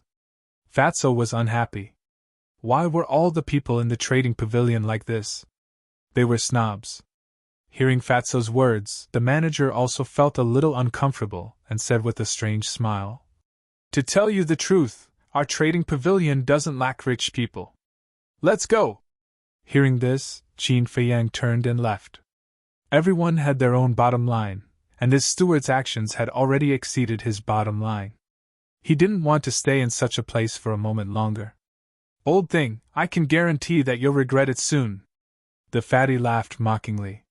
He turned around and followed behind Qin Feiyang, swaggering off. Regret? The manager didn't think so. What could a few people from the 9 regions do that would make him regret? "Go and ask Yen Wei to come down." Walking out of the reception room, Qin Feiyang said to Fatso. "Okay." Fatso nodded and quickly ran to the second floor. When Qin Feiyang came to the stairs, Fatso, Yan Wei, and Mu Qing also happened to come downstairs. What's wrong? Why do you want to leave all of a sudden? Mu Qing looked at Qin Feiyang suspiciously and asked. This place disgusts me. Qin Feiyang said expressionlessly and walked to the door without looking back. Disgusted? Mu Qing and Yan Wei looked at each other, their faces full of doubts. Here's the thing. Fatso sighed deeply and explained to the two as he chased after Qin Feiyang. I see.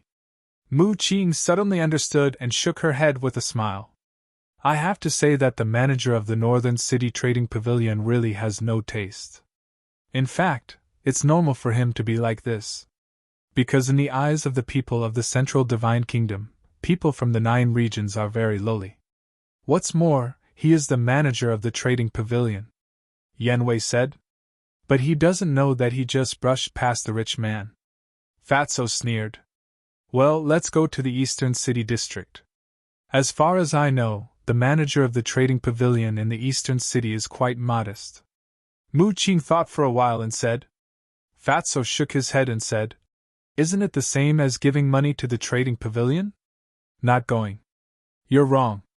Although they are both managers of the Trading Pavilion, they don't have a good relationship because of some factors. They even have been fighting openly and secretly.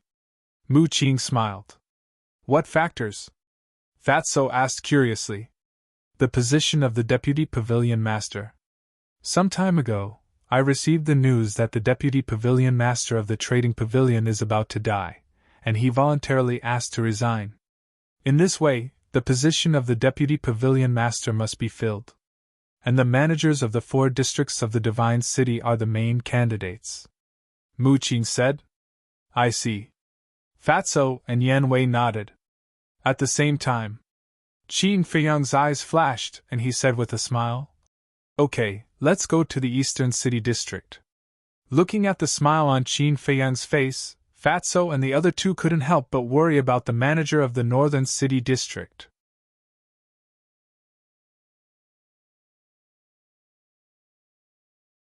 Chapter 856. Where are you going? But before the 4 of them walked out of the trading pavilion, Guaming and the enchanting woman stopped them with an extremely arrogant expression. Why are they making trouble again? The people coming and going all looked at the two of them in shock. Qin Feiyang glanced at the two of them, raised his eyebrows slightly and said, Are you done? Of course not. In this divine city, no one has ever dared to ride on my head and behave atrociously. Guaming sneered. TSK, TSK, TSK. It seems that you two bitches don't learn from your mistakes. Fatso laughed mockingly. But unexpectedly, Guaming was not angry. Instead, he crossed his arms and said with a smile, Continue to be arrogant. Fatso and the other two were surprised. Had this fellow been beaten silly just now? Qin Feiyang's eyes were also full of suspicion. After being humiliated twice in a row, any smart person would know to restrain himself. But why was this person getting more and more arrogant? Suddenly, he seemed to have thought of something, and his eyes lit up. He smiled faintly and said, Since you're so confident, you should have called for help. Don't waste time, call him out. Help? Fatso and the other two were shocked and quickly scanned the surrounding crowd. Young man, you're very smart. They saw a skinny old man in white walking out of the crowd. Expert. Seeing this old man, Fatso and the other two's pupils shrank, and the fear was clearly visible. Qin Feiyang was not moved at all. He cupped his hands and said with a smile, Thank you for your compliment. May I know who you are to Guaming? I don't even know this old man. Is this guy from the Central Divine Kingdom? Hearing Qin Feiyang's words, everyone muttered in their hearts. The old man was also a little surprised and said with a smile, I'm the High Priest of the Scorpion Tribe. Nice to meet you. Scorpion Tribe? Qin Feiyang was stunned. What is the Scorpion Tribe? Fatso asked Mu Qing secretly. The Scorpion Tribe is one of the 10 super tribes of the Central Divine Kingdom. I forgot to tell you, Guaming is the son of the Scorpion Tribe's chief. Mu Qing said. I see. Qin Feiyang and the other two suddenly realized why Guoming dared to be so arrogant. It turned out that he had a backer behind him. Looking at Qin Feiyang's expression, the old man frowned and asked with a smile, "Little brother, don't tell me you don't even know about my scorpion tribe? Who doesn't know the Sky Scorpion tribe, one of the 10 great tribes?" Qin Feiyang said with a smile. The high priest said, "If that's the case, you should be clear about Guoming's identity." "Yes." Qin Feiyang nodded. "Since you know, why don't you leave some face for my scorpion tribe?" The old man said with a smile on his face, but there was a hint of coldness in his tone. Qin Feiyang's heart was as meticulous as a speck of dust, and his insight was extraordinary. How could he possibly see through it? He smiled faintly and said, "I don't know if you've heard of this saying, face is not given by others, but earned by oneself." What a glib tongue! The old man laughed, and did not hide his anger. He said, "Then let me ask you, little brother. I don't know if you've heard of this saying, the tallest tree in the forest will be destroyed by the wind. Of course I've heard of it. However, this also depends on whether the wind can blow," Qin Feiyang said with a smile. The old man's face suddenly became gloomy. "What do you mean?" Someone next to him was puzzled. "Can't you see? The high priest of the scorpion tribe came here to teach this person a lesson. The tallest tree in the forest will be destroyed by the wind." He was threatening him. But this boy is not afraid at all. No! It's not that he's not afraid. He's very arrogant. What he means is that if the scorpion tribe wants to deal with him, they have to see if they have the ability. Someone explained in a low voice. Damn, he directly challenged the scorpion tribe. This boy is really arrogant. It seems that his identity is really not simple. Otherwise, he wouldn't have the guts. People whispered and their faces were full of curiosity. Humph! They're just people from the 9 districts. What identity can they have? But suddenly, a cold snort sounded with strong disdain. People from the 9 districts? Everyone was stunned and looked at the person who spoke. It turned out to be the steward of the trading pavilion. The manager walked out arrogantly with his hands behind his back. His gaze was filled with disdain as he glanced at Qin Feiyang and Qin Yu. Fu Anshan, are they really people from the 9 districts? The high priest of the scorpion tribe glanced at Qin Feiyang and the other 3, then looked up at the steward and asked. He said it himself? Can it be false? The steward Fu Anshan smiled coldly and said, If you want to make trouble, go out and do it. Don't hinder our business here. Swish. The people present once again turned their eyes to Qin Feiyang and the other 3. The look in their eyes changed. Disdain, ridicule, as if looking at a clown. I was wondering what kind of background you have. It turns out that you're just trash from the 9 districts. A bunch of trash dare to be arrogant in the divine city. You really don't know what you're talking about. Guanming and the enchanting woman also sneered. But in their hearts, they were more ashamed and resentful. They were actually humiliated by a few lowly people. This was simply unbearable for them. Looking at the faces of these people, Fatso was burning with anger and said, Are the people of the Central Divine Kingdom great? Of course. You people from the 9 districts are lowly and inferior to ants. Here you have to bow and scrape like slaves and beg us to give you a meal. Guanming smiled proudly. Yes. Kneel down and repent immediately. You dare to bully the people of the Central Divine Kingdom. Regardless of right or wrong, you can't be forgiven. The surrounding people roared with righteous indignation. My bad temper, whether it's the Central Divine Kingdom or the 9 districts, they are all part of the Forgotten Continent. You people of the Central Divine Kingdom, what right do you have to look down on the people of the 9 districts? What right do you have to discriminate against others? Moreover, people come out of their mother's womb. Could it be that the people of the Central Divine Kingdom are all born of pigs? Are you born superior to others? Fatso was so angry that smoke was coming out of his head. These people's discrimination was simply too much. You're the one born of pigs. Everyone, did you hear that? How did he scold us? Can you tolerate it? Anyway, I can't tolerate it. This kind of trash should be cut into pieces. Guiming roared, fanning the flames and bewitching the people. Yes, kill them! Damn lowly people, how dare they scold us! I can't tolerate it! The crowd roared with ferocious expressions. They couldn't wait to pull out the tendons and skin Qin Feiyang and the other three. Swoosh! Seeing that the situation was not good, Yan Wei stepped in front of Qin Feiyang and looked at Qin Feiyang vigilantly. Fatso and Mu Qing also moved closer to Qin Feiyang, their faces rather gloomy. Even if you're a battle saint, I'm afraid you can't protect them today. Guiming smiled disdainfully and gave the high priest of the Scorpio tribe a look. Immediately, the high priest took a step forward, and a terrifying pressure surged towards the four of them. At the same time, the steward's eyes flashed, and he also took a step forward, blocking Qin Feiyang and the other three. Originally, this old man didn't want to care about your previous rudeness. But I didn't expect you to be so arrogant and scold the people of the Central Divine Kingdom. This old man will definitely not tolerate this. Today, this old man will teach you a good lesson on behalf of your parents. The steward smiled coldly and a terrifying pressure rushed out of his body, pouncing toward Qin Feiyang and the other three. Damn. If this young master doesn't get angry, do you think this young master is a sick cat? You just wait for this young master. Mu Qing was furious and took out the image crystal. What do you want to do? Qin Feiyang frowned. Mu Qing said, Of course I'll call someone to destroy them. No, this young master will raze this divine city to the ground today. Haha, did you hear that?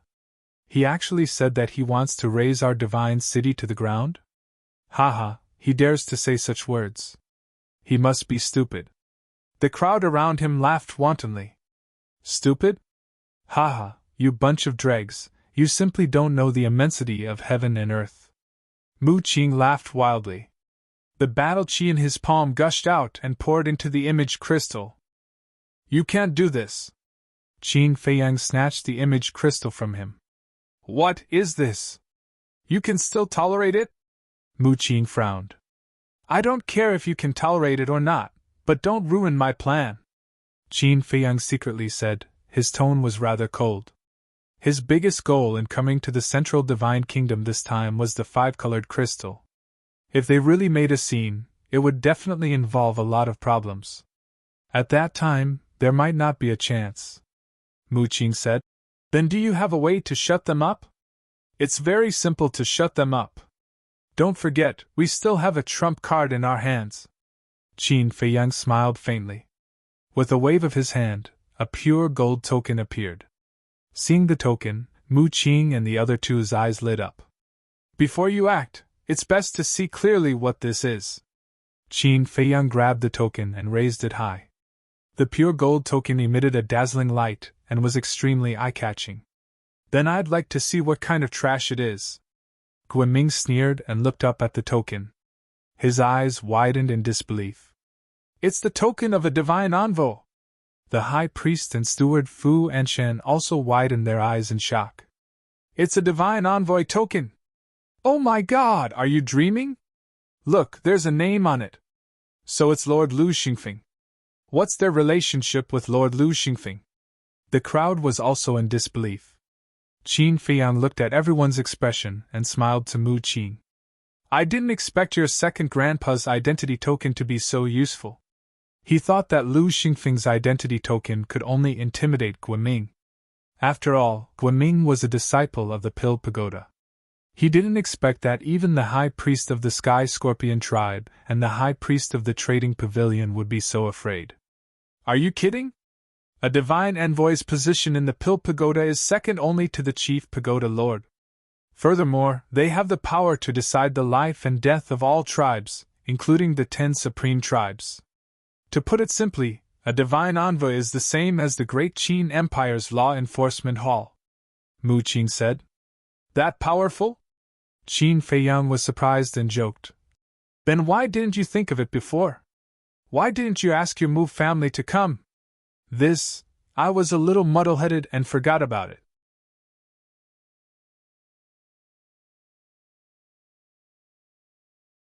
Chapter 857. Qin Feiyang shook his head and laughed. Then, a cold light flashed in his eyes as he looked at Guoming and said, "If I didn't hear wrongly, you said that this oracle token is trash?" Guoming stammered, his face full of panic. He never thought that these people were actually related to the oracle. Qin Feiyang laughed. "Do you need me to tell you what to do next?" No need. Guoming hurriedly waved his hand and bowed. "I'm sorry, it was my fault just now, please forgive me." "Is this your attitude of apologizing? There's no sincerity at all," Fatso said meaningfully. Guoming quivered and smiled flatteringly. "What do you want? Just say it. As long as I have it, I'll give it to you." Fatso chuckled and said, "You definitely have what I want. Kneel down." "What?" Guoming looked at him in disbelief. Right. He was indeed afraid of the oracle token. But he was still the son of the leader of the Scorpion tribe, and he actually wanted him to kneel down in front of everyone. This was too much. "You're not going to kneel? Then I'll have to tell Lord Lu Xingfeng the truth. You have to be clear, this oracle token is Lord Lu Xingfeng's identity token. You calling it trash is equivalent to scolding Lord Lu Xingfeng. What do you think will happen if Lord Lu Xingfeng finds out?" Fatso said playfully. Guoming's body trembled, and hurriedly knelt on the ground, saying, "I'm sorry, I was wrong, I apologize to you, that's more like it." Fatso smiled proudly and looked at the crowd around him. Plop! Anyone who met Fatso's gaze couldn't help but tremble and kneel down in unison. Finally, in the entire first floor of the trading pavilion, only the steward Fu Anshan and the high priest of the Scorpion tribe didn't kneel. At this moment, the place fell into a dead silence, and the atmosphere was particularly solemn. Fatso nodded in satisfaction.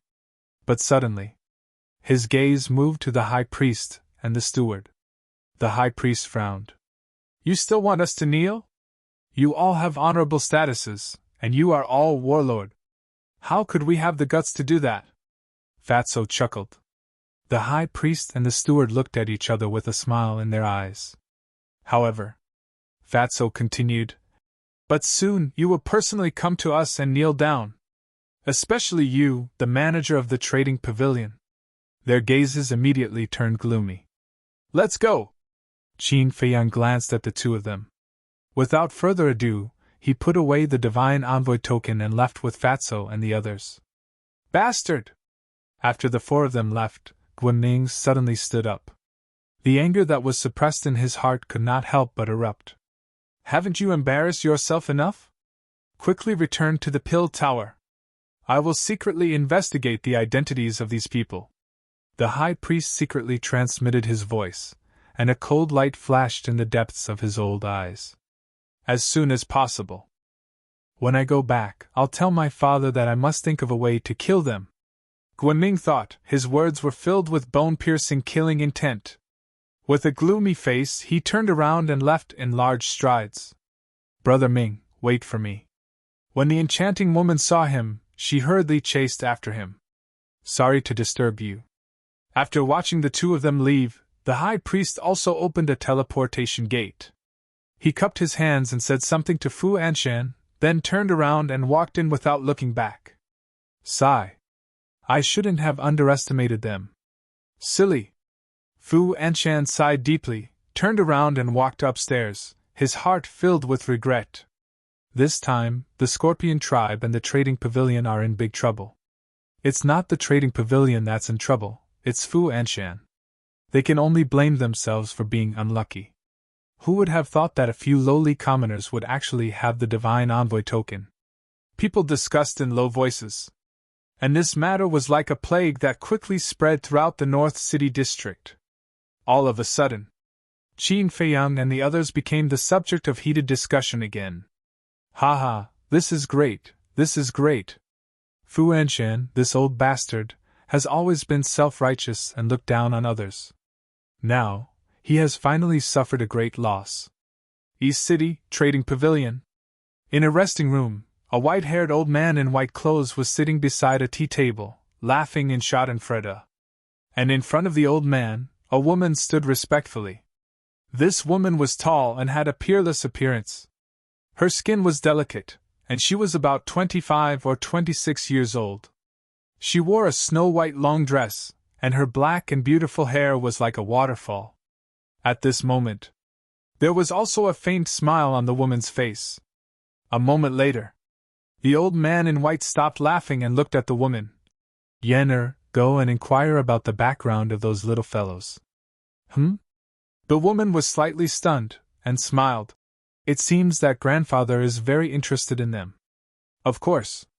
Regardless of their relationship with Lu Xingfeng, as long as they can make Fu Anshan suffer, they are worth making friends with. The old man in white chuckled. The woman looked at the old man helplessly and nodded. All right, I'll ask around. Dong! Suddenly, there was a knock on the door. The old man in white sorted out his emotions, looked at the door, and said lightly, Come in. The door was pushed open, and a black-clothed guard stood at the door. He bowed and said, Steward Miss Yenner, there is a person called Lin Fan who wishes to see you. Lin Fan? The old man in white was stunned. The woman asked, Did he say why he is looking for my grandfather? No. He only said that he wants to see the steward in person. The black-clothed guard shook his head. The old man in white smiled and said, Then bring him in. Okay. The black-clothed guard replied and turned around to leave. Lin Fan? The woman pondered for a moment and said suspiciously, Why haven't I heard of this name? The Central Divine Kingdom is so big, it's normal that you haven't heard of it. The old man in white smiled and acted very indifferent. Duh. A moment later, accompanied by a series of steady footsteps, the black-clothed guard brought a white-clothed youth to the door of the lounge. The white-clothed youth was about 1.75 meters tall, with a head of long black hair. His skin was slightly dark, and his appearance was ordinary. The aura he exuded was also quite ordinary. In short, he was a very ordinary person. If he was in a crowd, no one would take a second look at him. The black-clothed guard pointed at the white-clothed youth and said, Sir, miss, it's him. The old man in white smiled and said, Come in. The white-clothed youth walked into the lounge and cupped his hands. Greetings, steward. Then, he glanced at the woman, and a trace of surprise flashed across his eyes. The old man in white pointed to the chair opposite the tea table and said with a smile, Please sit. Thank you. The white-clothed youth cupped his hands and said. His eyes flashed as he strode to the tea table and sat opposite the old man in white. You may leave. The old man in white then looked at the black-clothed guard at the door. Yes. The guard bowed in response, closed the door, and strode away. Next, the old man in white looked at the woman and said, Yenner, prepare tea for this little brother. Okay. The woman nodded, squatted on the ground, and began to clean the tea set in an orderly manner. Her movements were extremely elegant. Looking at all this, the white-clothed youth nodded without a trace, as if he was very satisfied with the hospitality here. The old man in white did not talk nonsense and asked directly, May I know why little brother is looking for me? The white-clothed youth said, I want to buy a pill. What pill? The old man in white asked curiously. The white-clothed youth smiled and said, Healing pill. The old man in white's face stiffened. At the same time, the woman who was making tea also paused her arms slightly and looked up at the white-clothed youth suspiciously. They originally thought that this person specially coming to find them was definitely to buy some precious medicinal pills. But they did not expect that it was just a healing pill. The grandfather and grandson looked at each other. The old man in white asked, Little brother, are you sure it's just a healing pill? Yes. The white-clothed youth nodded. Are you deliberately looking for trouble? The woman immediately put down the teapot and looked at the white-clothed youth unkindly. Looking for trouble? The white-clothed youth was stunned and said in confusion, Miss, I'm really here to buy a healing pill. How can you say that I'm looking for trouble? It's just a healing pill. Can't you just go to the staff directly? You even came to look for my grandfather. Do you think my grandfather has nothing better to do? The woman said angrily. Yenner, don't be rude. The old man in white reprimanded with a straight face. the woman said. Grandfather, he's doing it on purpose, understand? All right. Since our transaction pavilion is open for business, no matter how much you buy, you're a customer. Quickly, go and get this little brother a healing pill. The old man in white smiled and comforted the woman before instructing. All right. The woman glared at the white-clothed youth fiercely and walked towards the door reluctantly. At this moment, the white-clothed youth smiled and reached out his hand. Miss, there's no need. The woman raised her eyebrows and turned to glare at the white-clothed youth. Are you playing with us? The old man in white also looked at the white-clothed youth suspiciously, but he was not angry and was as easygoing as usual. The white-clothed youth smiled faintly and stood up to look at the old man in white. He cupped his fists and said, Senior, please forgive me for offending you earlier. The old man in white was even more confused. To tell you the truth, I did that on purpose to test your character, Senior. The white-clothed youth smiled. Test me? The old man in white was stunned. Then, his face twitched and he asked, Why? Because a friend told me that you're more easygoing and reasonable than Fu Anshan. You're not as arrogant as Fu Anshan and look down on others. But I didn't believe it, so I wanted to test you. I didn't expect the result to be as what my friend said. The white-clothed youth smiled. I see. The old man in white came to a realization. Then, he looked at the white-clothed youth from head to toe and suddenly laughed. The woman was stunned and asked in confusion, Grandfather, what are you laughing at? Yen, we're guests. Hurry and fill this little brother's cup of tea. The old man in white laughed. No. The woman turned her head away. She was a little arrogant and unhappy. The old man in white was a little embarrassed. He looked at the young man and said apologetically, Little brother, I've spoiled my granddaughter. Please don't mind her. The white-clothed youth smiled helplessly and said, It's my fault. You can't blame her. Little brother, you're really magnanimous.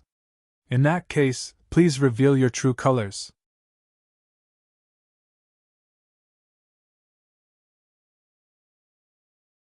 Chapter 858. Lu Shan's True Face? When the woman heard this, she couldn't help but look at the young man in white in surprise.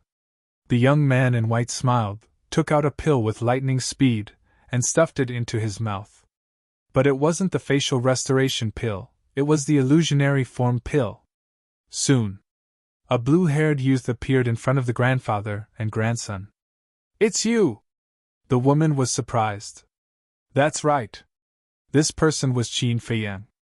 After leaving the North City Trading Pavilion, Mu Qing opened the teleportation gate and brought him to the East City. In order to prove Mu Qing's words, he deliberately changed his appearance and entered the trading pavilion. Moreover, he also thought of a very direct way to test the waters. Buy healing pills. And only buy one. If it was Fu Anshan who encountered such a thing, he would definitely be angry on the spot and ask someone to kick him out. But the old man in front of him not only did not do so, he was even polite to him. It was enough to see that this person's character were indeed not bad. Qin Feiyang looked at the woman and cupped his hands. Miss, I have no choice but to do so, please forgive me. Humph! My grandfather's temper is famous in the Divine City. You actually have such a way to test him, this is too much. The woman snorted coldly, not buying it at all. Her face was filled with anger. Yen, this little brother has just arrived in the Divine City after all, so it's understandable for him to do this. If you continue to be like this, Grandpa will be angry. The white-haired old man said with a straight face. Grandfather. The woman wanted to say something, but the old man in white waved his hand and said, All right, don't say anything, quickly pour the tea. The woman stomped her feet angrily, picked up the teapot, grabbed a teacup, filled it to the brim, and placed it in front of Qin Feiyang with a bang. She stared at Qin Feiyang and gritted her teeth. Drink it to death. Qin Feiyang smiled bitterly. This woman was really barbaric. Whoever married her would definitely be unlucky for the rest of their lives. The white-haired old man also rubbed his head helplessly and laughed. Little brother, don't mind it. It's fine. Qin Feiyang smiled faintly, picked up the teacup, and was about to drink it, but when he saw the woman's fierce expression, he instantly lost his appetite. Cough, cough! He coughed dryly and put down the teacup. He looked at the white-haired old man and asked, Senior, how should I address you? Li He, just call me Old Li. This is my granddaughter Li Yan. Little brother, what's your name? Li He asked after introducing Zhang Xian. Qin Feiyang smiled bitterly. My name is somewhat offensive. It's better not to say it. Offend someone? Li He's interest was immediately piqued. He smiled and said, It's fine. Just tell me. Cough, cough. My name is Ancestor Mu, Qin Feiyang said. Ugh! The grandfather and grandson were stunned on the spot. Haha, what were your parents thinking? They actually gave you such a name. Isn't it funny? The next moment, Li Yan laughed so hard that she rocked back and forth. Qin Feiyang's face suddenly turned ugly. It was not because of Li Yan's teasing, but because Li Yan had mentioned his parents. Seeing this, Li He frowned. Yanner, are you getting more and more impolite? The woman nodded resentfully, but she kept looking at Qin Feiyang, the teasing look in her eyes. Behave yourself. Li He glared at her, then looked at Qin Feiyang and smiled. Then why did little brother come to find this old man this time? Qin Feiyang restrained himself and said, I'll give you a good fortune. Give me a good fortune? Li He was completely stunned. One had to know that he was the manager of the Eastern City Trading Pavilion and controlled countless resources. Furthermore, he was a great emperor who was respected by the world. And this brat in front of him, looking at his cultivation, was an 8-star war master. Looking at his family background, although it was related to Lu Xingfeng, it didn't mean anything. However, at this moment, he actually said that he wanted to give him a good fortune. Wasn't this a joke? I'm not joking. I heard that your vice pavilion master is about to die and is about to abdicate. And you 4 stewards will be the main candidates. Qin Feiyang said. Li He said in surprise, You've just arrived in the Divine City, and you actually know so much. Not simple. Qin Feiyang smiled faintly and said, Then may I ask, Senior, what is your chance? Chance? Li He pondered for a moment and said, 1/10. So low? Qin Feiyang frowned. Not to mention Li He's ability, just based on his character, his chance should be the highest. Sigh. My grandfather is different from them. Although my grandfather is conscientious and works for the trading pavilion, he doesn't like to curry favor. And the 3 stewards of the West City, North City, and South City are in front of the chief pavilion master all day long, fawning over him like grandchildren. Li Yan sighed, her eyes full of disdain. Li He frowned and shouted, Yenner, don't talk nonsense. Li Yan snorted. How am I talking nonsense? It's always been like this. Enough. Everyone has their own fate. Actually, my grandfather doesn't really care whether he can become the deputy pavilion master or not. Li He said. Li Yan said, If he doesn't care, why do you keep talking about it all day? The veins on Li He's forehead popped as he said angrily, I say, little girl, can you not undermine your grandfather in front of outsiders? Li Yan turned her head and said arrogantly, I'm just telling the truth. If you don't like it, don't listen. Oh my God, how did I raise a white-eyed wolf like you?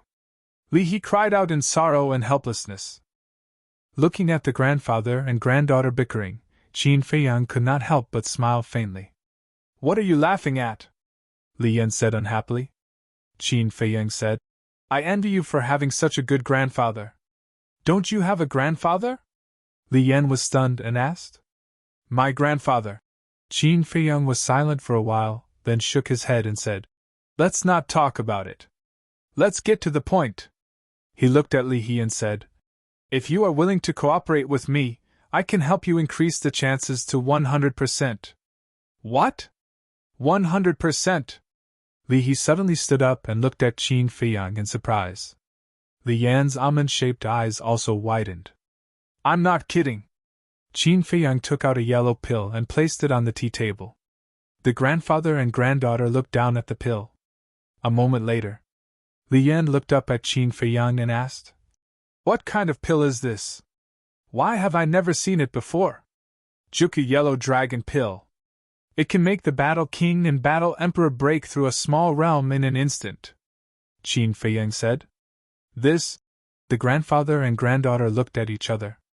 Wasn't this the same as the red fire glass pill? But why didn't they remember that there was such a pill in the world? Moreover, the effect of the Juki Yellow Dragon Pill is determined by the patterns. The more patterns there are, the more realms you can break through. For example, this Juki Yellow Dragon Pill with 5 patterns can make the Battle King and Battle Emperor break through 5 small realms in a row, Qin Feiyang said again. Hearing this, Li He grabbed the Juki Yellow Dragon Pill and looked at it over and over again. As far as he knew, only martial artists, martial masters, and martial grandmasters could use pills to improve their cultivation. As for those above the War King level, they had to cultivate step by step, and there were no shortcuts. Thus, he felt that what Qin Feiyang said was too excessive, too illusory, and simply impossible to believe. "Senior, if you don't believe me, you can find someone to test it. But the test subject must be a tight-lipped person. I don't want this pill to be exposed yet," Qin Feiyang said with a faint smile. "I have to try." Li He turned around and handed the Juki Yellow Dragon Pill to Li Yan, saying, "Go home immediately and let Halong take it." "This?" Li Yan grabbed the pill and hesitated. "Don't worry, if little brother wanted to harm us, he wouldn't use such a clumsy method." Li He patted her shoulder and laughed. Li Yan glanced at Qin Feiyang and did not say anything else. She opened a teleportation gate and quickly left. After Li Yan left, Li He returned to his seat and smiled at Qin Feiyang. "Little brother, don't worry, Halong is my grandson and Yanner's younger brother. He is absolutely reliable." Qin Feiyang nodded. Next, the two of them chatted while drinking tea, waiting for Li Yan to return. Qin Feiyang was very calm. But Li He was obviously a little absent-minded. He was very eager to know the result. Because, if this Juki Yellow Dragon Pill could really raise the cultivation of the Battle King and the War Emperor, then it would definitely cause a huge sensation in the Divine City. At that time, he, the person who cooperated with Qin Feiyang, would undoubtedly be the biggest beneficiary. Suddenly, he looked at Qin Feiyang and said, "Little brother, if we cooperate, I hope that I am your only partner." "Of course." Qin Feiyang laughed. Of course, he knew what Li He was thinking. Once the Juki Yellow Dragon Pill appeared, it would definitely bring endless wealth to the trading pavilion. And as his only partner, Li He would naturally be especially valued by the chief pavilion master. Even as long as Li He could grasp this opportunity well, the position of vice pavilion master of the trading pavilion would be his. Schwa! A moment passed. Li Yan finally returned. She looked very excited. Her jade-like hands were tightly clenched together, and her beautiful face was flushed red. "How is it?" Li He asked. "Sure." Li Yan nodded and said, "After little brother consumed the Juki Yellow Dragon Pill, his cultivation soared straight to the 9-star War Emperor." "Ha!" Li He was stunned for a moment, then raised his head and laughed heartily. Li Yan looked at her grandfather, who was laughing and was overjoyed.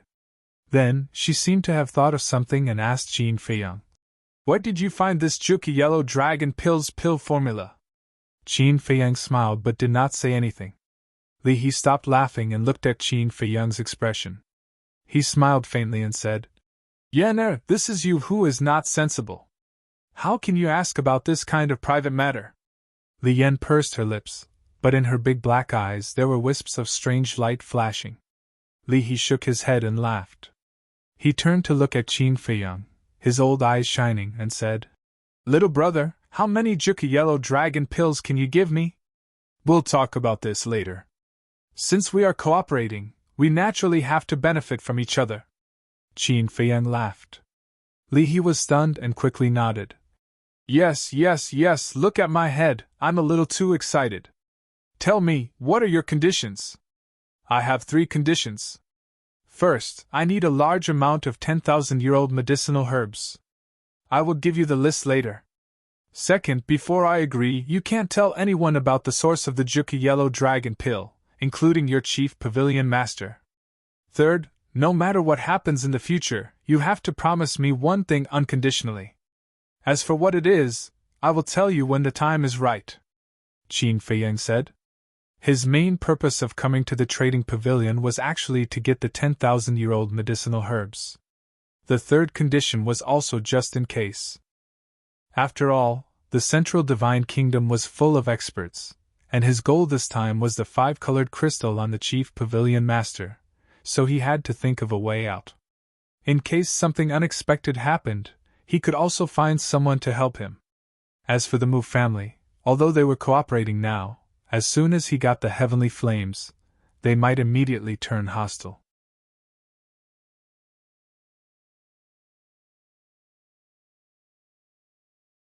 Chapter 859. He had heard of it. Li He frowned slightly and said hesitantly, I can agree to the first 2 conditions, but the third one.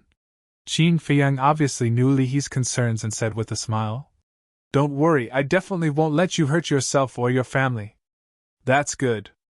Li He nodded and said with a smile, Actually, I originally thought that you would let me deal with Fu Anshan. Him? Qin Feiyang smiled faintly and said, He's just a clown. He's not worth me dealing with. The grandfather and grandson looked at each other. The manager of the North City District was just a clown in the eyes of this person? Li He asked with a smile. Little brother, your identity shouldn't be simple, right? If Qin Feiyang was really just someone from the 9 districts, he definitely wouldn't say such words. Because there were 2 things that people who dared to say such words must have. First, they must have seen the world. Second, they must have confidence. And as a young man who wasn't very strong, his confidence undoubtedly came from his family background. Therefore, Li He concluded that Qin Feiyang must have a huge force behind him. However, Qin Feiyang only smiled and didn't answer. Li He didn't ask any more and said with a smile, Since the conditions have been agreed, how about the Juki Yellow Dragon Pill? There was a trace of excitement and nervousness in his tone. Qin Feiyang shook his head and smiled, took out a Juki Yellow Dragon Pill and handed it to Li He. Li He quickly grabbed it and looked at it as if he had found a treasure. He asked, Do you have more? Old senior, don't be greedy.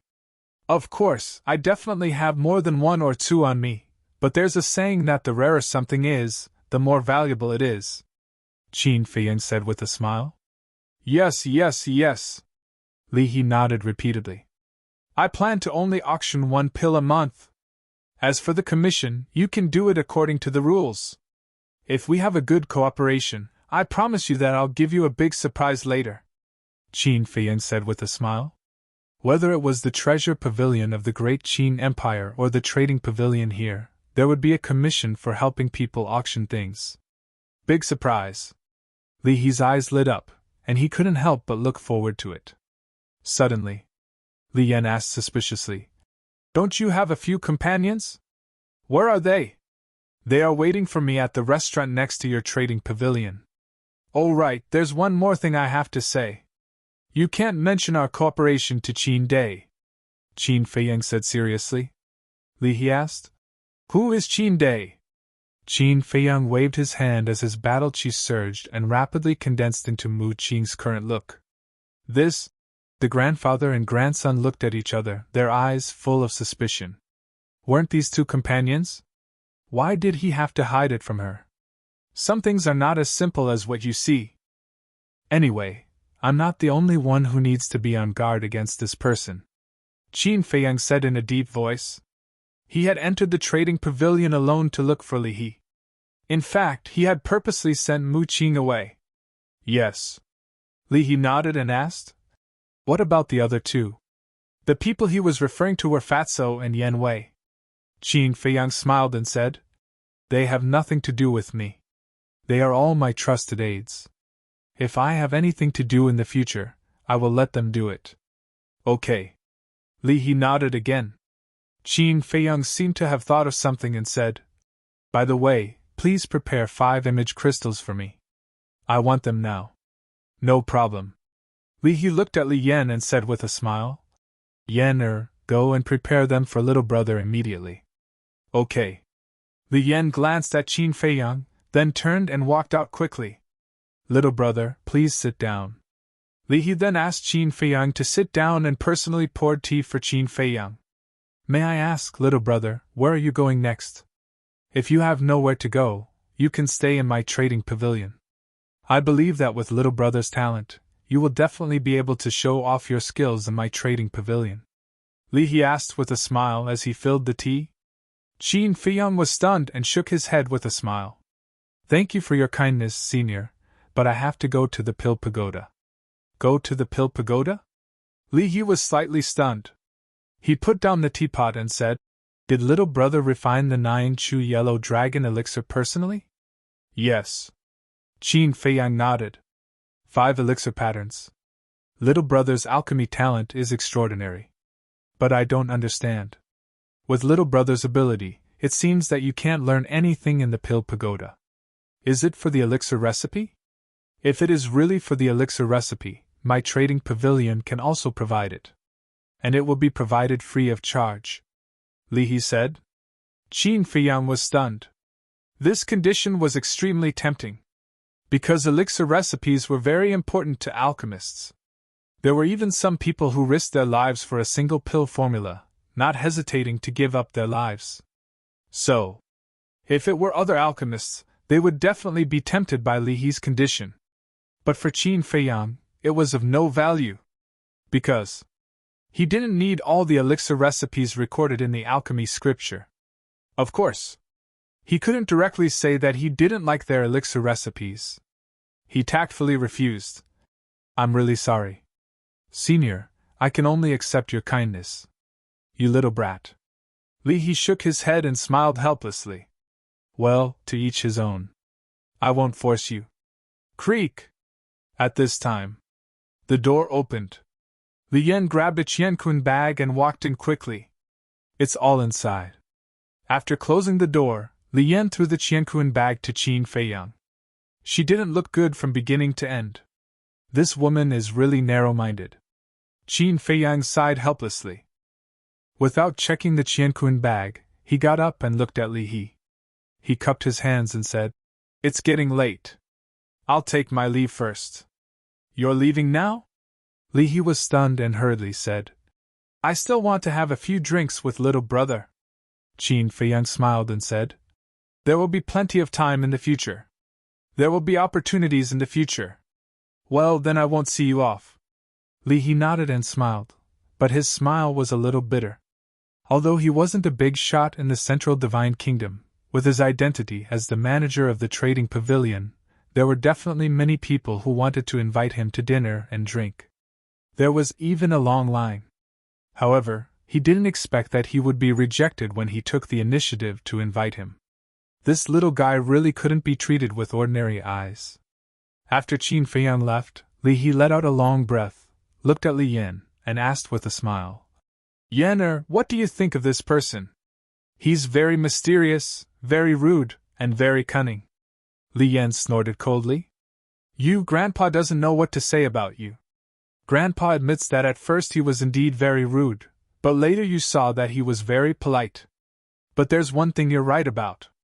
He is indeed a cunning little fox. There are many geniuses in the Divine City, but this man is the only one I can't see through. I can even predict that in the near future, his reputation and prestige will directly affect the situation of the Central Divine Kingdom. Li He's eyes flashed. Affect the situation of the Central Divine Kingdom? Grandpa, are you exaggerating? Just by him? Li Yan said disdainfully. Yes, just by him. Li He nodded. Li Yan's eyes were full of surprise. This was the first time she saw her grand praise someone so much. She asked, Then where is he going now? The Pill Pagoda. Li He said. The Pill Pagoda. Li Yan didn't say anything, and her eyes flashed with an inexplicable light. Back to Qin Feiyang. After leaving the trading pavilion, he went directly to the restaurant next door to meet up with Fatso and the other two. After meeting up, Qin Feiyang briefly explained and then set off for the Pill Pagoda with Mu Qing.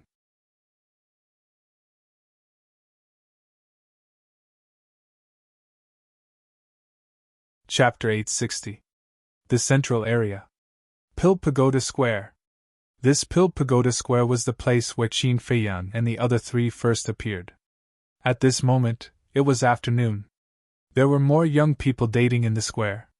And as soon as Qin Feiyang and Mu Qing entered the square, these young people all looked at them. Guiming's matter had already spread to the Pill Pagoda.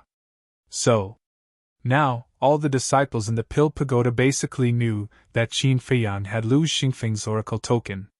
Everyone was very curious. What was the relationship between Qin Feiyang and Lu Xingfeng? And next to the teleportation altar, the old man in black was still sitting there like a stone statue, without any aura. "Senior, we are here to report." Qin Feiyang and Mu Qing stood in front of the old man in black and bowed. As for the surrounding gazes, the two directly ignored them. "Go to the examination hall above." The old man in black opened his eyes, looked at the two, pointed behind him and closed his eyes again. Qin Feiyang looked up. At the end of the square, there was a wide stone staircase. The stone staircase was very old, with obvious traces of weathering, and slanted upwards. And at the top, there was a dark hall, dozens of feet tall, exuding a majestic aura. The two looked at each other, walked around the old man in black, and walked towards the stone staircase. Qin Feiyang glanced at the old man in black and secretly asked, "Who is he? He seems to be very strong." "Nonsense. He is the law-enforcing elder of the main pagoda. Do you think he is strong?" Mu Qing rolled her eyes at him. Qin Feiyang was puzzled. "With the oracle, why do we still need the law-enforcing elder? This is different in nature. The oracle is a sharp blade of the main pagoda, and will only appear under special circumstances. The law-enforcing elder is responsible for managing the disciples and maintaining the order of the Pill Pagoda. Although these law-enforcing elders are not as strong as the oracle, you must not underestimate them, because the weakest of them is a 9-star battle saint," Mu Qing said. Qin Feiyang nodded. Next, Mu Qing pointed at the 10 towering ancient pagodas and said, "Do you see those 10 stone pagodas?" Qin Feiyang looked over. When he had just arrived at the central divine kingdom, he had already noticed the 10 ancient pagodas. It was because there was no way they wouldn't notice it. The 10 ancient pagodas were too obvious, reaching into the clouds. As long as one was in a divine city, no matter where they were, they would be able to see them. The main tower is different from the 9 great regions. There are no restrictions here. You can take the test at any time. Furthermore, the main tower will not only nurture alchemists, but also accept pure martial artists. That's why there are so many disciples here. As for those 10 stone towers, they were specially prepared for alchemists. They are the first pagoda, second pagoda, third pagoda, and even the 10th pagoda. Mu Qing explained secretly. 10 ancient pagodas. How many disciples are there? Qin Feiyang was shocked. With the 10 ancient pagodas added together, a conservative estimate would be at least 500,000 to 600,000. And these 10 pagodas are each managed by a pagoda master. These pagoda masters are called the first pagoda master and second pagoda master. However, the person in charge is usually the law-enforcing elder, Mu Qing said. Qin Feiyang nodded and asked, "Then where do the pure martial artists cultivate?" "They are a little further inside. And the place where they cultivate is not a stone pagoda, but a mountain range called the Martial Artist Mountain Range. The Martial Artist Mountain Range covers an area larger than these 10 stone pagodas. There are a total of 10 giant peaks, and they are managed by the 10 peak masters.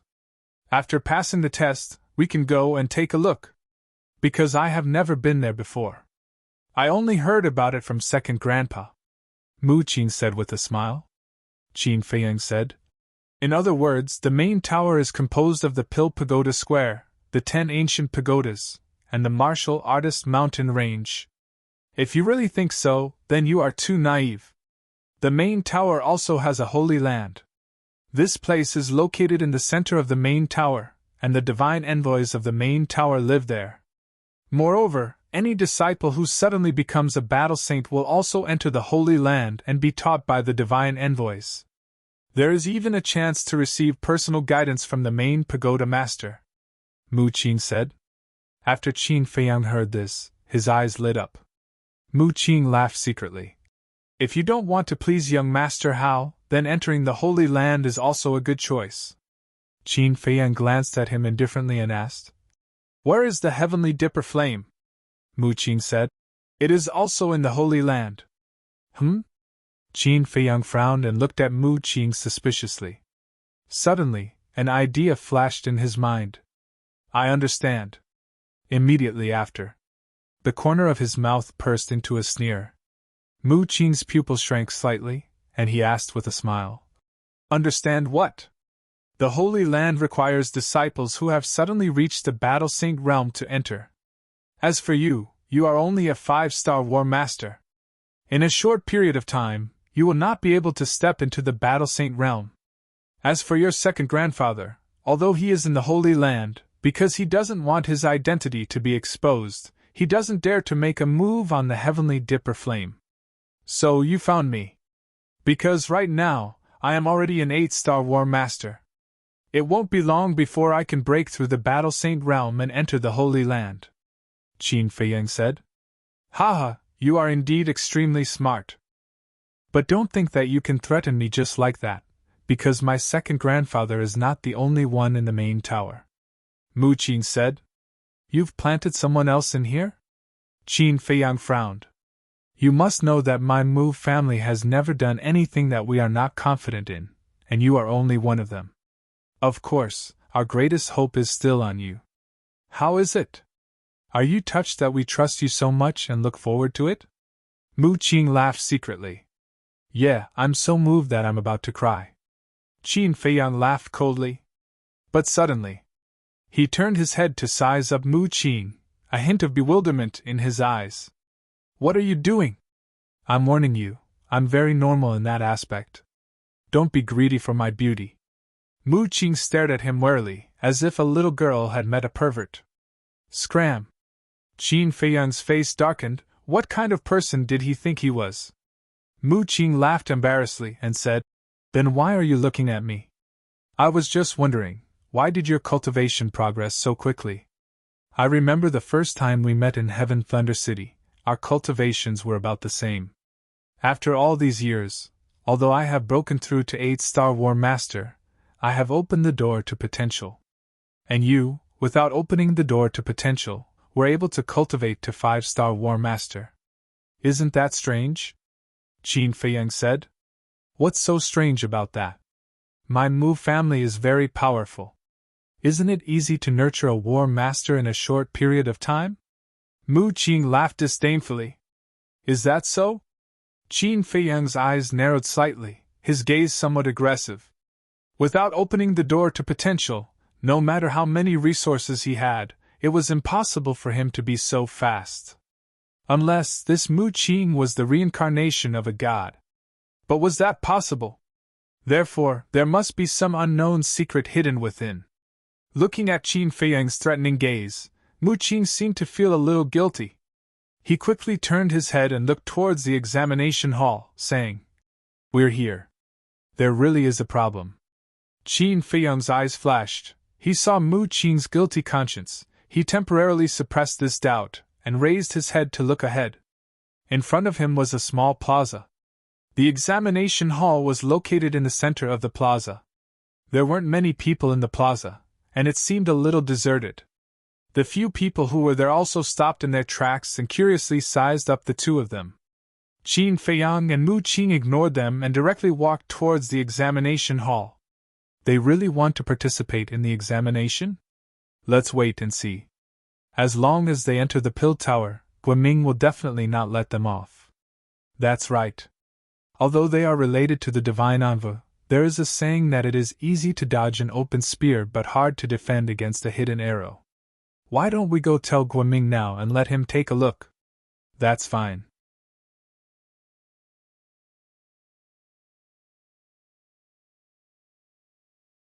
Chapter 861. At the same time, in the main hall, Qin Feiyang and Mu Qing stood in front of an old man. The old man was stooped and had white hair. He was half lying on a wooden armchair, squinting his turbid eyes as he sized up Qin Feiyang and Mu Qing.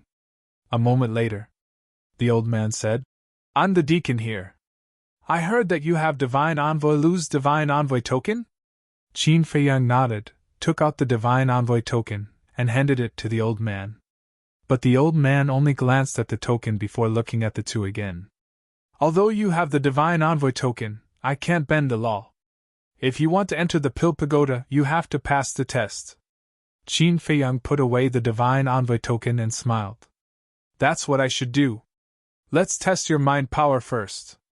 The Pill Pagoda requires people with level 5 mind power and above to enter." As the old man spoke, he took out a mind stone.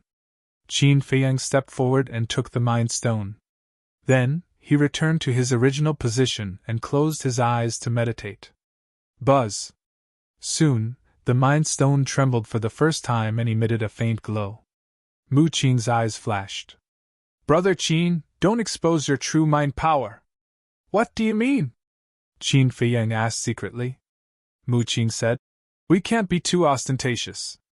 Once Qin Feiyang's level 20 mind power was exposed, it would definitely set off a huge storm. Because of Guiming's incident, the entire Divine City probably knows about us now. Is there a need to do this?" Qin Feiyang said. "Of course there is a need. As long as we hide the grade of our mind power now and keep a low profile in the future, we will naturally fade out of their sight," Mu Qing said secretly. "Okay." Qin Feiyang nodded subtly. Mu Qing's words made sense. They had just entered the Central Divine Kingdom. If they were too ostentatious, not only would it not help them, but it would also be counterproductive. Buzz! The Spirit Stone continued to vibrate. On the 10th vibration, Qin Feiyang's body shook and he opened his eyes. "Level 10 spiritual power, SOSO," the old man said lightly and looked at Mu Qing. Mu Qing took the Spirit Stone from Qin Feiyang and tested it. She also had level 10 spiritual power. Obviously, he was hiding something. Then, Mu Qing returned the Spirit Stone to the old man. The old man put away the Spirit Stone and nodded. "Your spiritual powers are all qualified." After saying that, the old man then pointed to the 2 stone doors behind him and said, "Those are 2 alchemy rooms with 3rd-grade alchemy fires. As long as you can fuse the alchemy fires within half an hour, you will pass the second test." "This is too simple." Mu Qing snickered. Qin Feiyang also had a smile in his eyes. If it was in the past, it would indeed be difficult for him to fuse with a 3rd-grade alchemy fire within an hour. But for the current him, it was no challenge at all. The two of them walked to a stone door and pushed it open.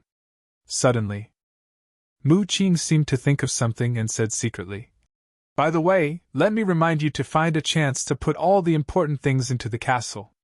After saying that, Mu Qing entered the cultivation room without looking back. "Important things?" Qin Feiyang was stunned and followed into the alchemy room with a trace of suspicion.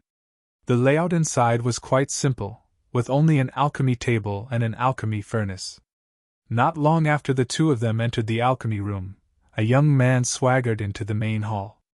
It was Guiming. The old man frowned and said, "What are you doing here?" The stone door was not closed. Qin Feiyang and Mu Qing also noticed Guiming. "I got to know them after a fight. They came to participate in the assessment.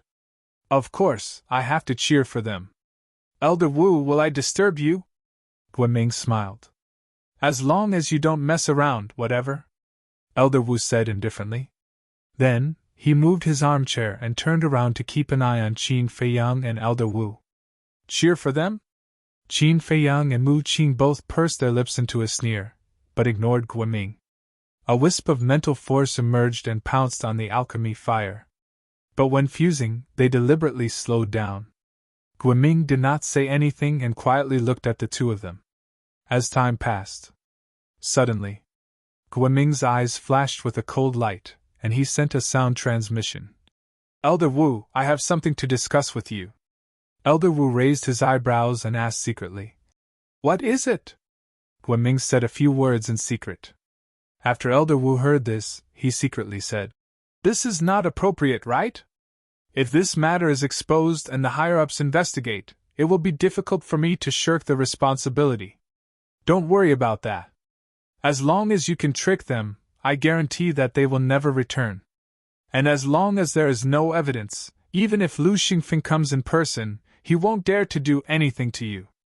Guiming sent a sound transmission, full of confidence. This, Elder Wu hesitated for a moment, and finally said, "All right, take it as repaying the favor of your scorpion tribe." "Thank you, Elder Wu." Guiming secretly thanked him, then looked at Qin Feiyang and Mu Qing, and said with a smile, "I'll go prepare a celebratory banquet for the two of you. The two of you have to work hard, don't let me prepare for nothing." With that, Guiming turned around and left. Sigh. Favors are all debts. After Guiming left, Elder Wu secretly let out a long sigh, filled with helplessness. After observing Qin Feiyang and Mu Qing for a moment, he simply closed his eyes, looking slightly haggard. Time flew by. Half an hour passed by quickly. Qin Feiyang and Mu Qing walked out of the alchemy room at almost the same time. Exactly an hour. Congratulations on passing the second round of the examination. Next is the third round. Elder Wu also opened his eyes. This third round is a bit dangerous, you have to be careful. You need to go to the mountains outside the city within 3 days and find 100 types of precious medicinal herbs. The total value of these medicinal herbs must exceed 10 million gold coins. Elder Wu said. 10 million gold coins for 100 herbs is not difficult. Qin Feiyang muttered. But before you leave, you have to give me your Qianquan bag and image crystal. After all, young people nowadays like to play tricks.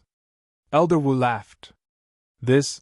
Qin Feiyang hesitated and secretly asked Mu Qing. Is there such a rule in the main tower examination?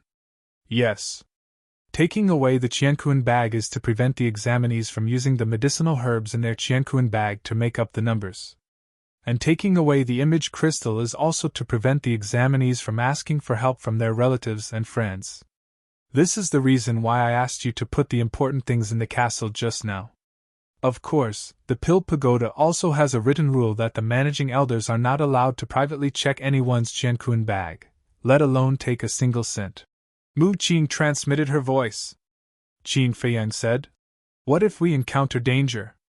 I heard from my second grandpa that the elder in charge of the examination will give us a jade slip. If we really encounter a life and death crisis, we can crush the jade slip. At that time, the managing elder will personally come to rescue us. But crushing the jade slip means that we have failed the examination." Mu Qing secretly explained. "I see." Qin Feiyang muttered. Mu Qing secretly said, "Did you put those important things in the castle?" "Yes," Qin Feiyang said.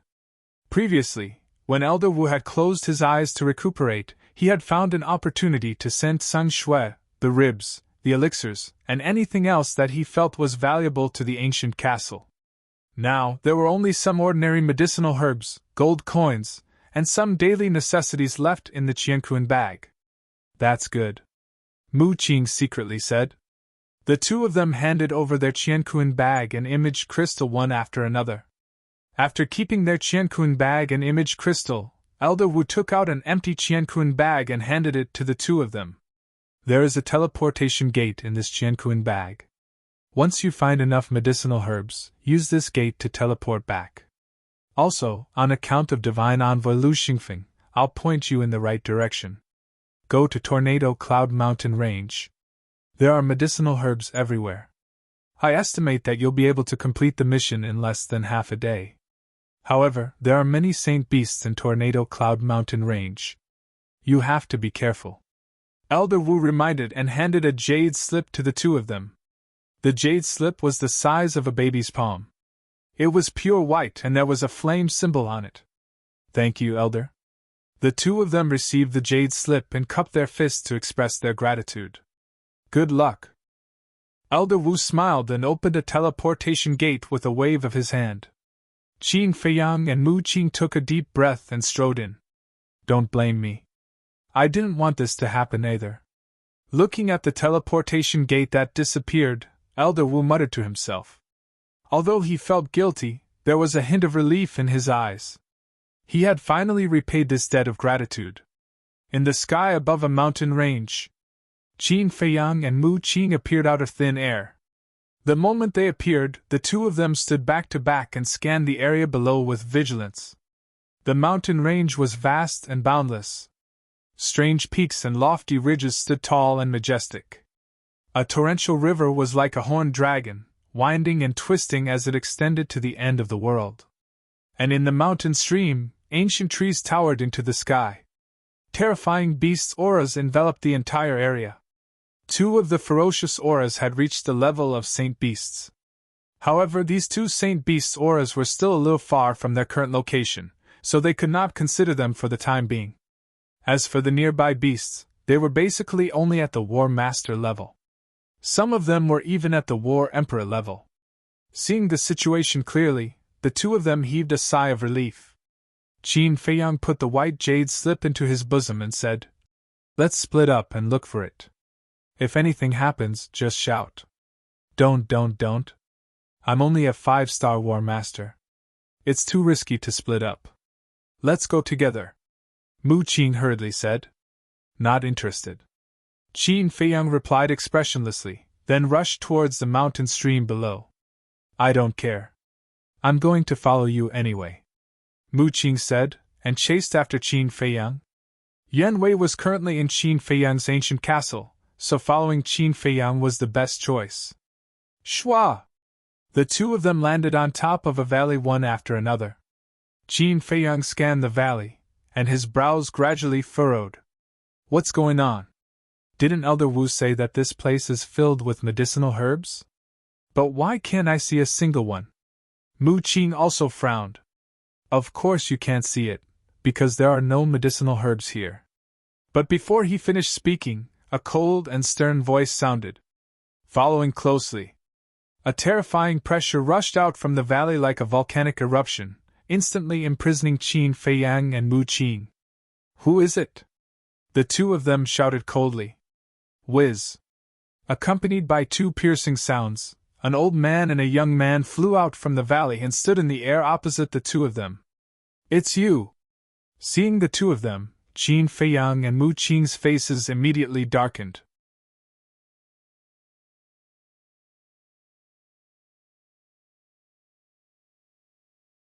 Chapter 862. Qin Feiyang asked in a deep voice. Why are you guys here? Guess. Guiming laughed in ridicule. Qin Feiyang thought for a moment, then said in shock and anger.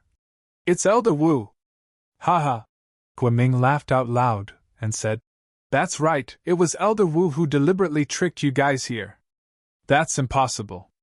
Elder Wu is the Deacon Elder of the Pill Pagoda, he would never collude with you guys. Mu Qing shook his head. Yes. According to his original intention, it's impossible for him to help us. But there's no other way.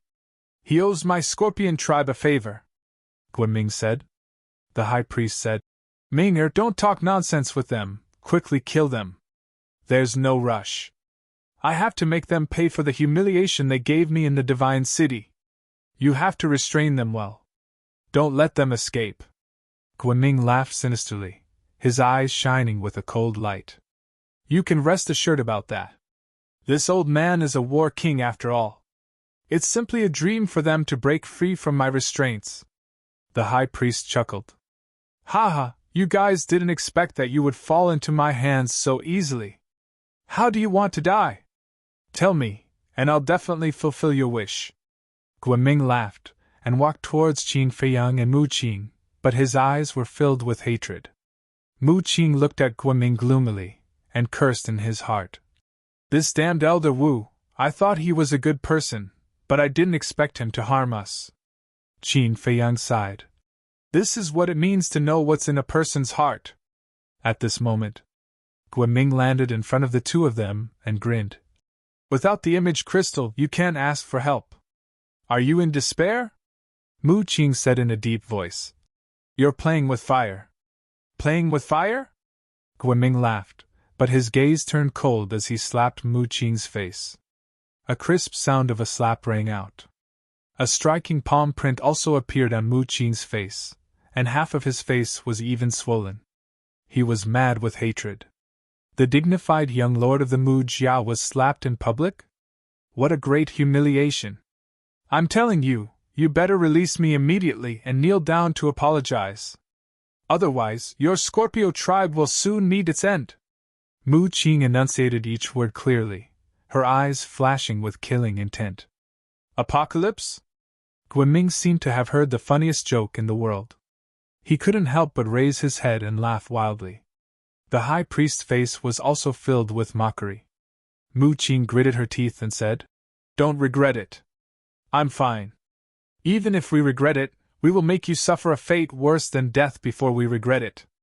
Guiming waved his hand, took out a dagger, and directly stabbed Mu Qing's lower abdomen. Ah! Mu Qing immediately let out a blood-curdling scream as her face contorted. "Isn't it great? The fun part is yet to come." Guiming smiled sinisterly and stabbed Qin Feiyang's lower abdomen again. Blood splattered everywhere. But Qin Feiyang didn't even frown. He just looked at Guiming silently. "Look at you guys. How dare you go against me? Do you think you're so great because you have the Oracle token? Let me tell you, brains are the only weapon to win these days. Idiots like you, I have 10,000 ways to torture you to death."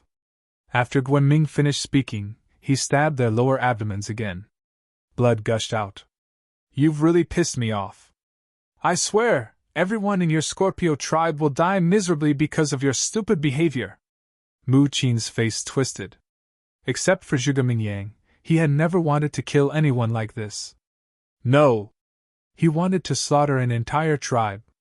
And Zhuge Mingyang was also on his must-kill list. Because his sister Mu Shui had died miserably in the hands of Zhuge Mingyang. "You still dare to be arrogant?" Guiming was stunned. Cold light flashed in his eyes. He grabbed the dagger and stabbed Mu Qing in the chest. Ah! The shattering of her heart caused Mu Qing to howl in agony. Blood spurted out like a fountain. "Try again?" Guiming laughed. Some blood splashed on his face, making him look particularly ferocious. Mu Qing shouted secretly, "Qin Feiyang, think of a way, or we'll all die here. Even if I open the gate of potential, I can't break free from the pressure of a combat emperor. What can I do?" Qin Feiyang said helplessly. "Don't we still have Chang Shui in the castle? Back at the Black Dragon Glacier, they could even suppress the heart of the demon dragon and the eye of the demon dragon, let alone this emperor's aura. Ask them to come out and help us," Mu Qing said angrily. They were still hiding it. That was enough. Qin Feiyang smiled bitterly. Chang Shui and the castle did have the ability to help them, but they had to listen to his orders. Not arrogant anymore? Not angry anymore? And here I was wondering how tough your bones were. So that's all there is to it. Fine, I won't torture you. I'll let you die a quick death. Remember to keep a low profile in your next life.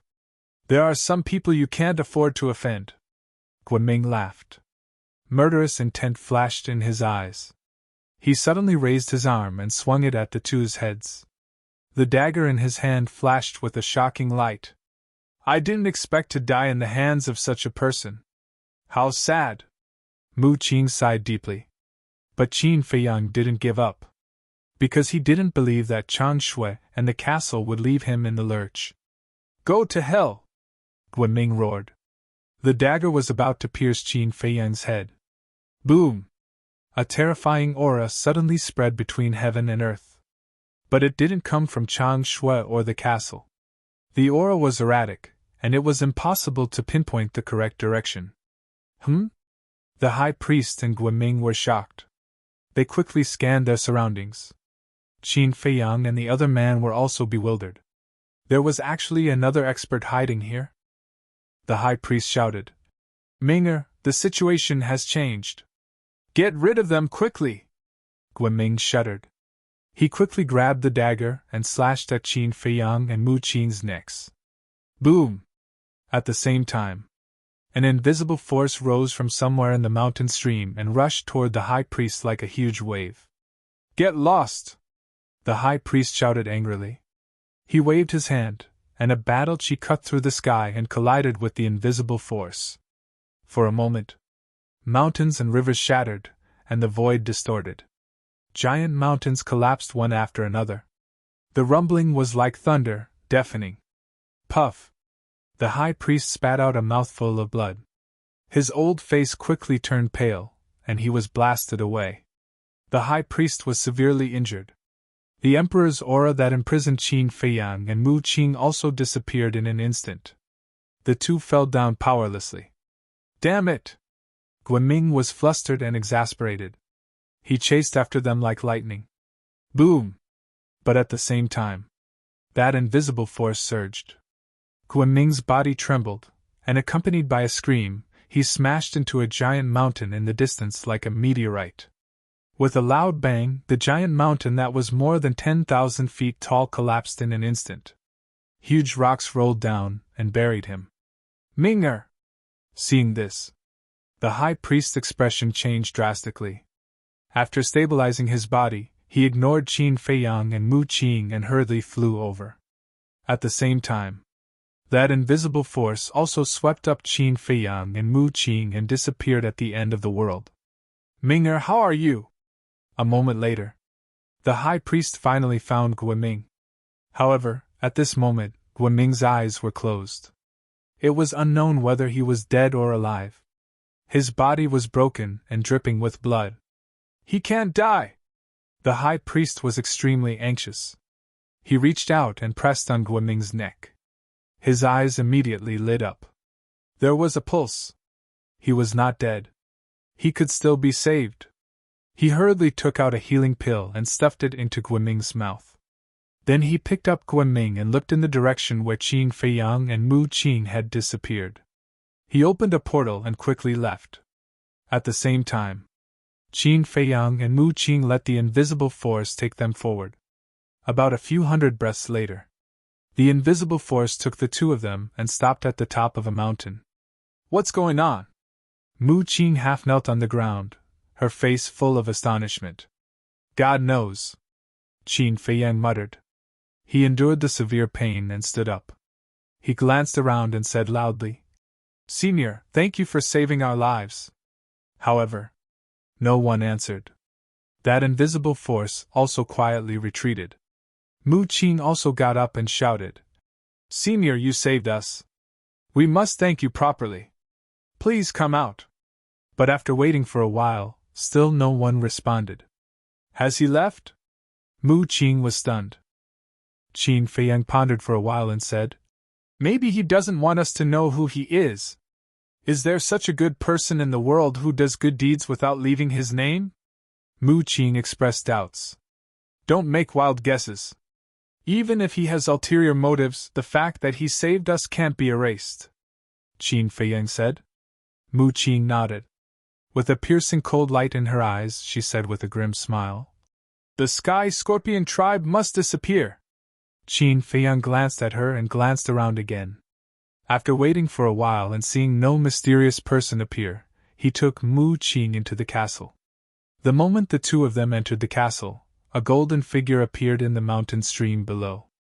This person was enveloped by a layer of golden light from head to toe. No one could see the person's face or tell whether he was a man or a woman. There was no aura on him at all. But he seemed to be integrated with the void, with an ethereal aura. If one didn't see him with their own eyes, even if he was standing behind them, they would never notice him. The mysterious person looked at the top of the mountain where Qin Feiyang and Mu Qing disappeared. She didn't say a word from beginning to end. A short while passed. She also opened a transmission door and disappeared without a trace. Inside the castle. Guiming, that bastard! If I don't kill him, Fat Lord is not a man! Yes, he must die! Looking at the shocking wound on Qin Feiyang's lower abdomen, Fatso and the others were all furious. Lu Hong glanced at Wolf King, Fatso, and the others and said angrily, Cut the crap! Go and find the Spirit Sea Elixir! It doesn't matter. I've integrated with the fire of life. My Sea of Qi can be repaired without the Spirit Sea Elixir.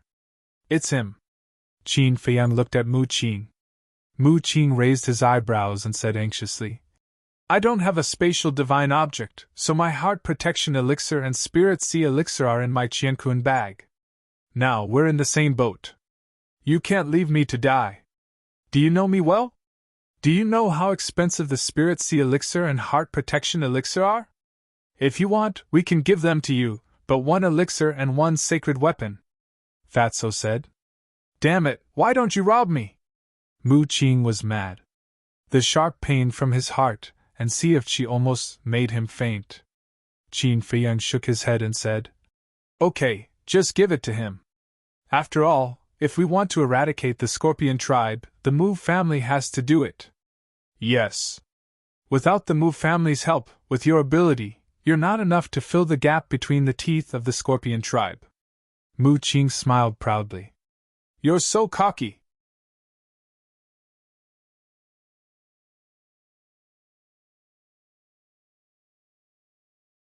Chapter 863. Mu Qing grabbed the Spirit Sea Elixir and Heart Protection Elixir and stuffed them into her mouth. She then crossed her legs and closed her eyes to recuperate. You guys continue to cultivate too, Qin Feiyang said to Fatso and the others before calming down to recuperate his Qi ocean. At the same time, Main Pagoda. Elder Wu sat in the main hall with his eyes closed. He seemed to be resting, but his expression was anxious. Buzz. Suddenly, the image crystal in his arms buzzed and vibrated. He hurriedly took it out and channeled his battle qi into it, causing a figure to appear. It was none other than the High Priest of the Sky Scorpion tribe. At this moment, the High Priest's old face was extremely dark. Seeing that, Elder Wu's heart skipped a beat. He waved his hand and the doors of the main hall closed quickly. He then looked at the High Priest and asked, Why do you look so pale? Did something happen? Yes. They managed to escape. The High Priest nodded. What? Elder Wu suddenly stood up and said angrily, Didn't we agree that as long as I deceived them, I would ensure that they would never return? Initially, there was no problem. However, at the critical moment, a mysterious person suddenly appeared and saved them. Ming was also severely injured by that person. We don't know if he's dead or alive. The leader said that you have to find a way to get rid of them as soon as possible. The High Priest said in a deep voice with undisguised killing intent. That's impossible. I deceived them. You guys didn't have the ability to make them stay. I've already repaid the favor I owe you guys. I won't help you anymore. Elder Wu shook his head. You won't help? You have to think carefully. They already know that you're our accomplice. When they return to the Pill Pagoda, they'll definitely expose you.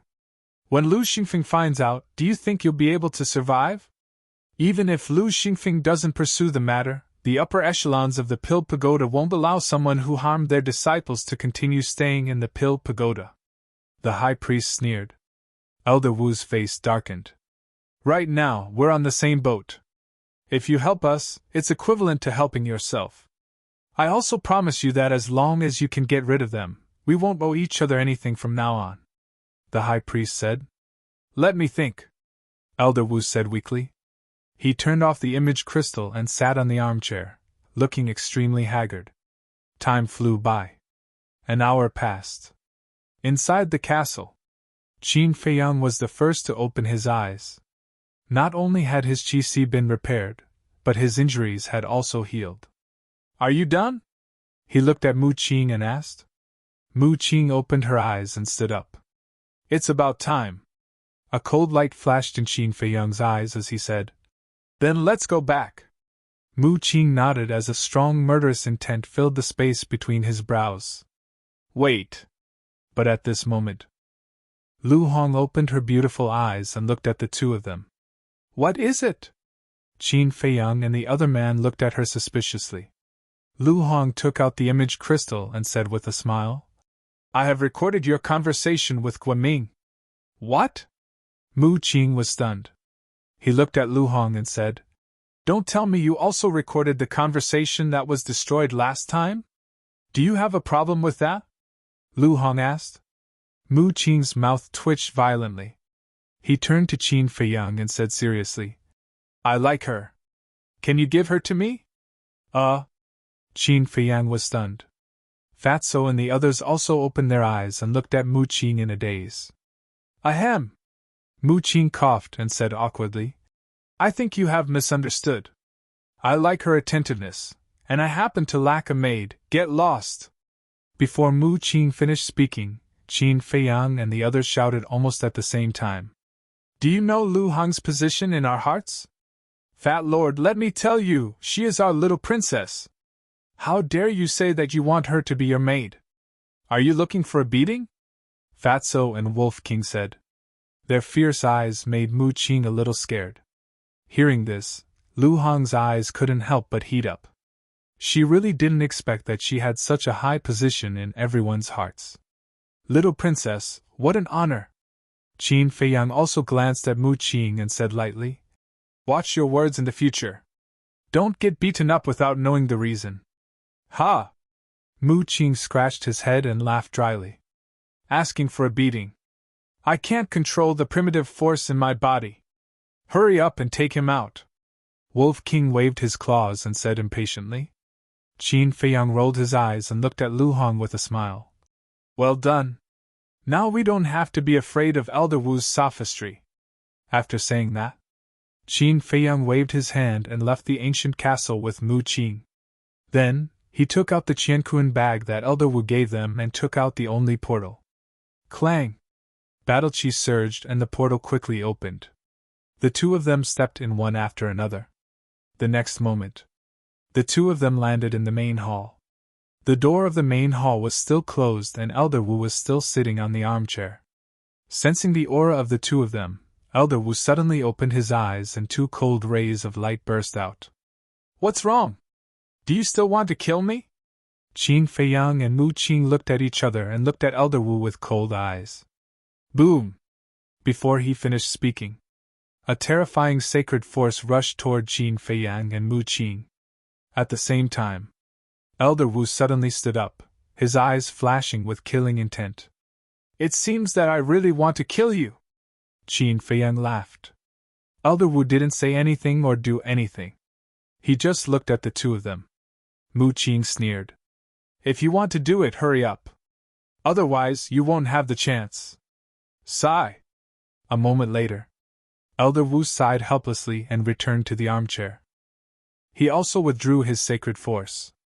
Qin Feiyang and Mu Qing looked at each other, their eyes full of suspicion. What was wrong with this person? Why didn't he kill them with such a good opportunity? You can leave. As for this matter, you can tell Divine Envoy Lu or even report it to the Chief Tower Master. I won't deny it.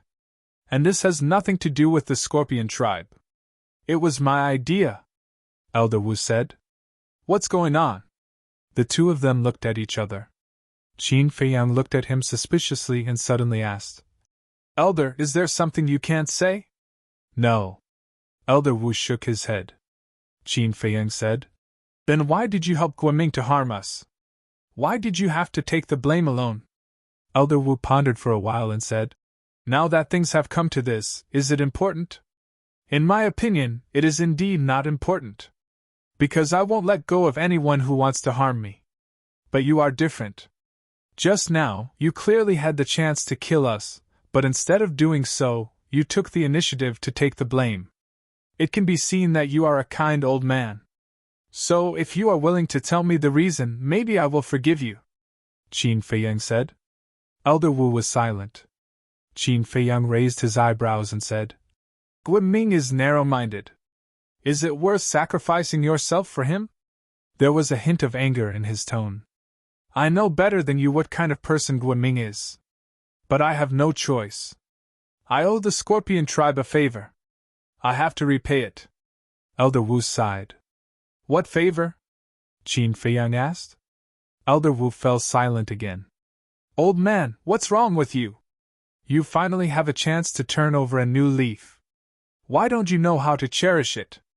Even if not for yourself, think about your family. If you die, what will happen to your family? Mu Qing said angrily. Elder Wu's gaze trembled. He looked up at Qin Feiyang and Mu Qing and finally sighed. I owe them my life. Qin Feiyang and Mu Qing looked at each other and did not say anything, waiting for him to continue. Elder Wu lowered his head again, seemingly lost in his memories. A moment later, Elder Wu slowly recounted. It turned out that when Elder Wu was young, he accidentally barged into the Scorpion Mountain range in search of medicinal herbs and killed several members of the Scorpion tribe. At that time, Elder Wu was still very weak. Against the Scorpion tribe, which was full of experts, he did not have any power to resist. Elder Wu thought that he would definitely die, but he did not expect the leader of the Scorpion tribe to let him go. And the so-called favor was the favor of not killing him. So that's the case. The two of them came to a realization. That's not right.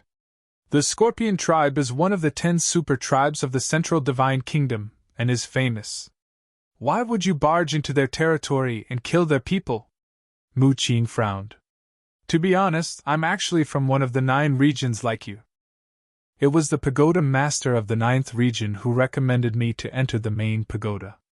And I had just entered the Central Divine Kingdom and did not know that it was the Scorpion tribe's territory. Elder Wu sighed. I see. Qin Feiyang and Mu Qing looked at Elder Wu with complicated expressions. Mu Qing said telepathically, Should we kill him or not? Forget it. He's not a heinous person.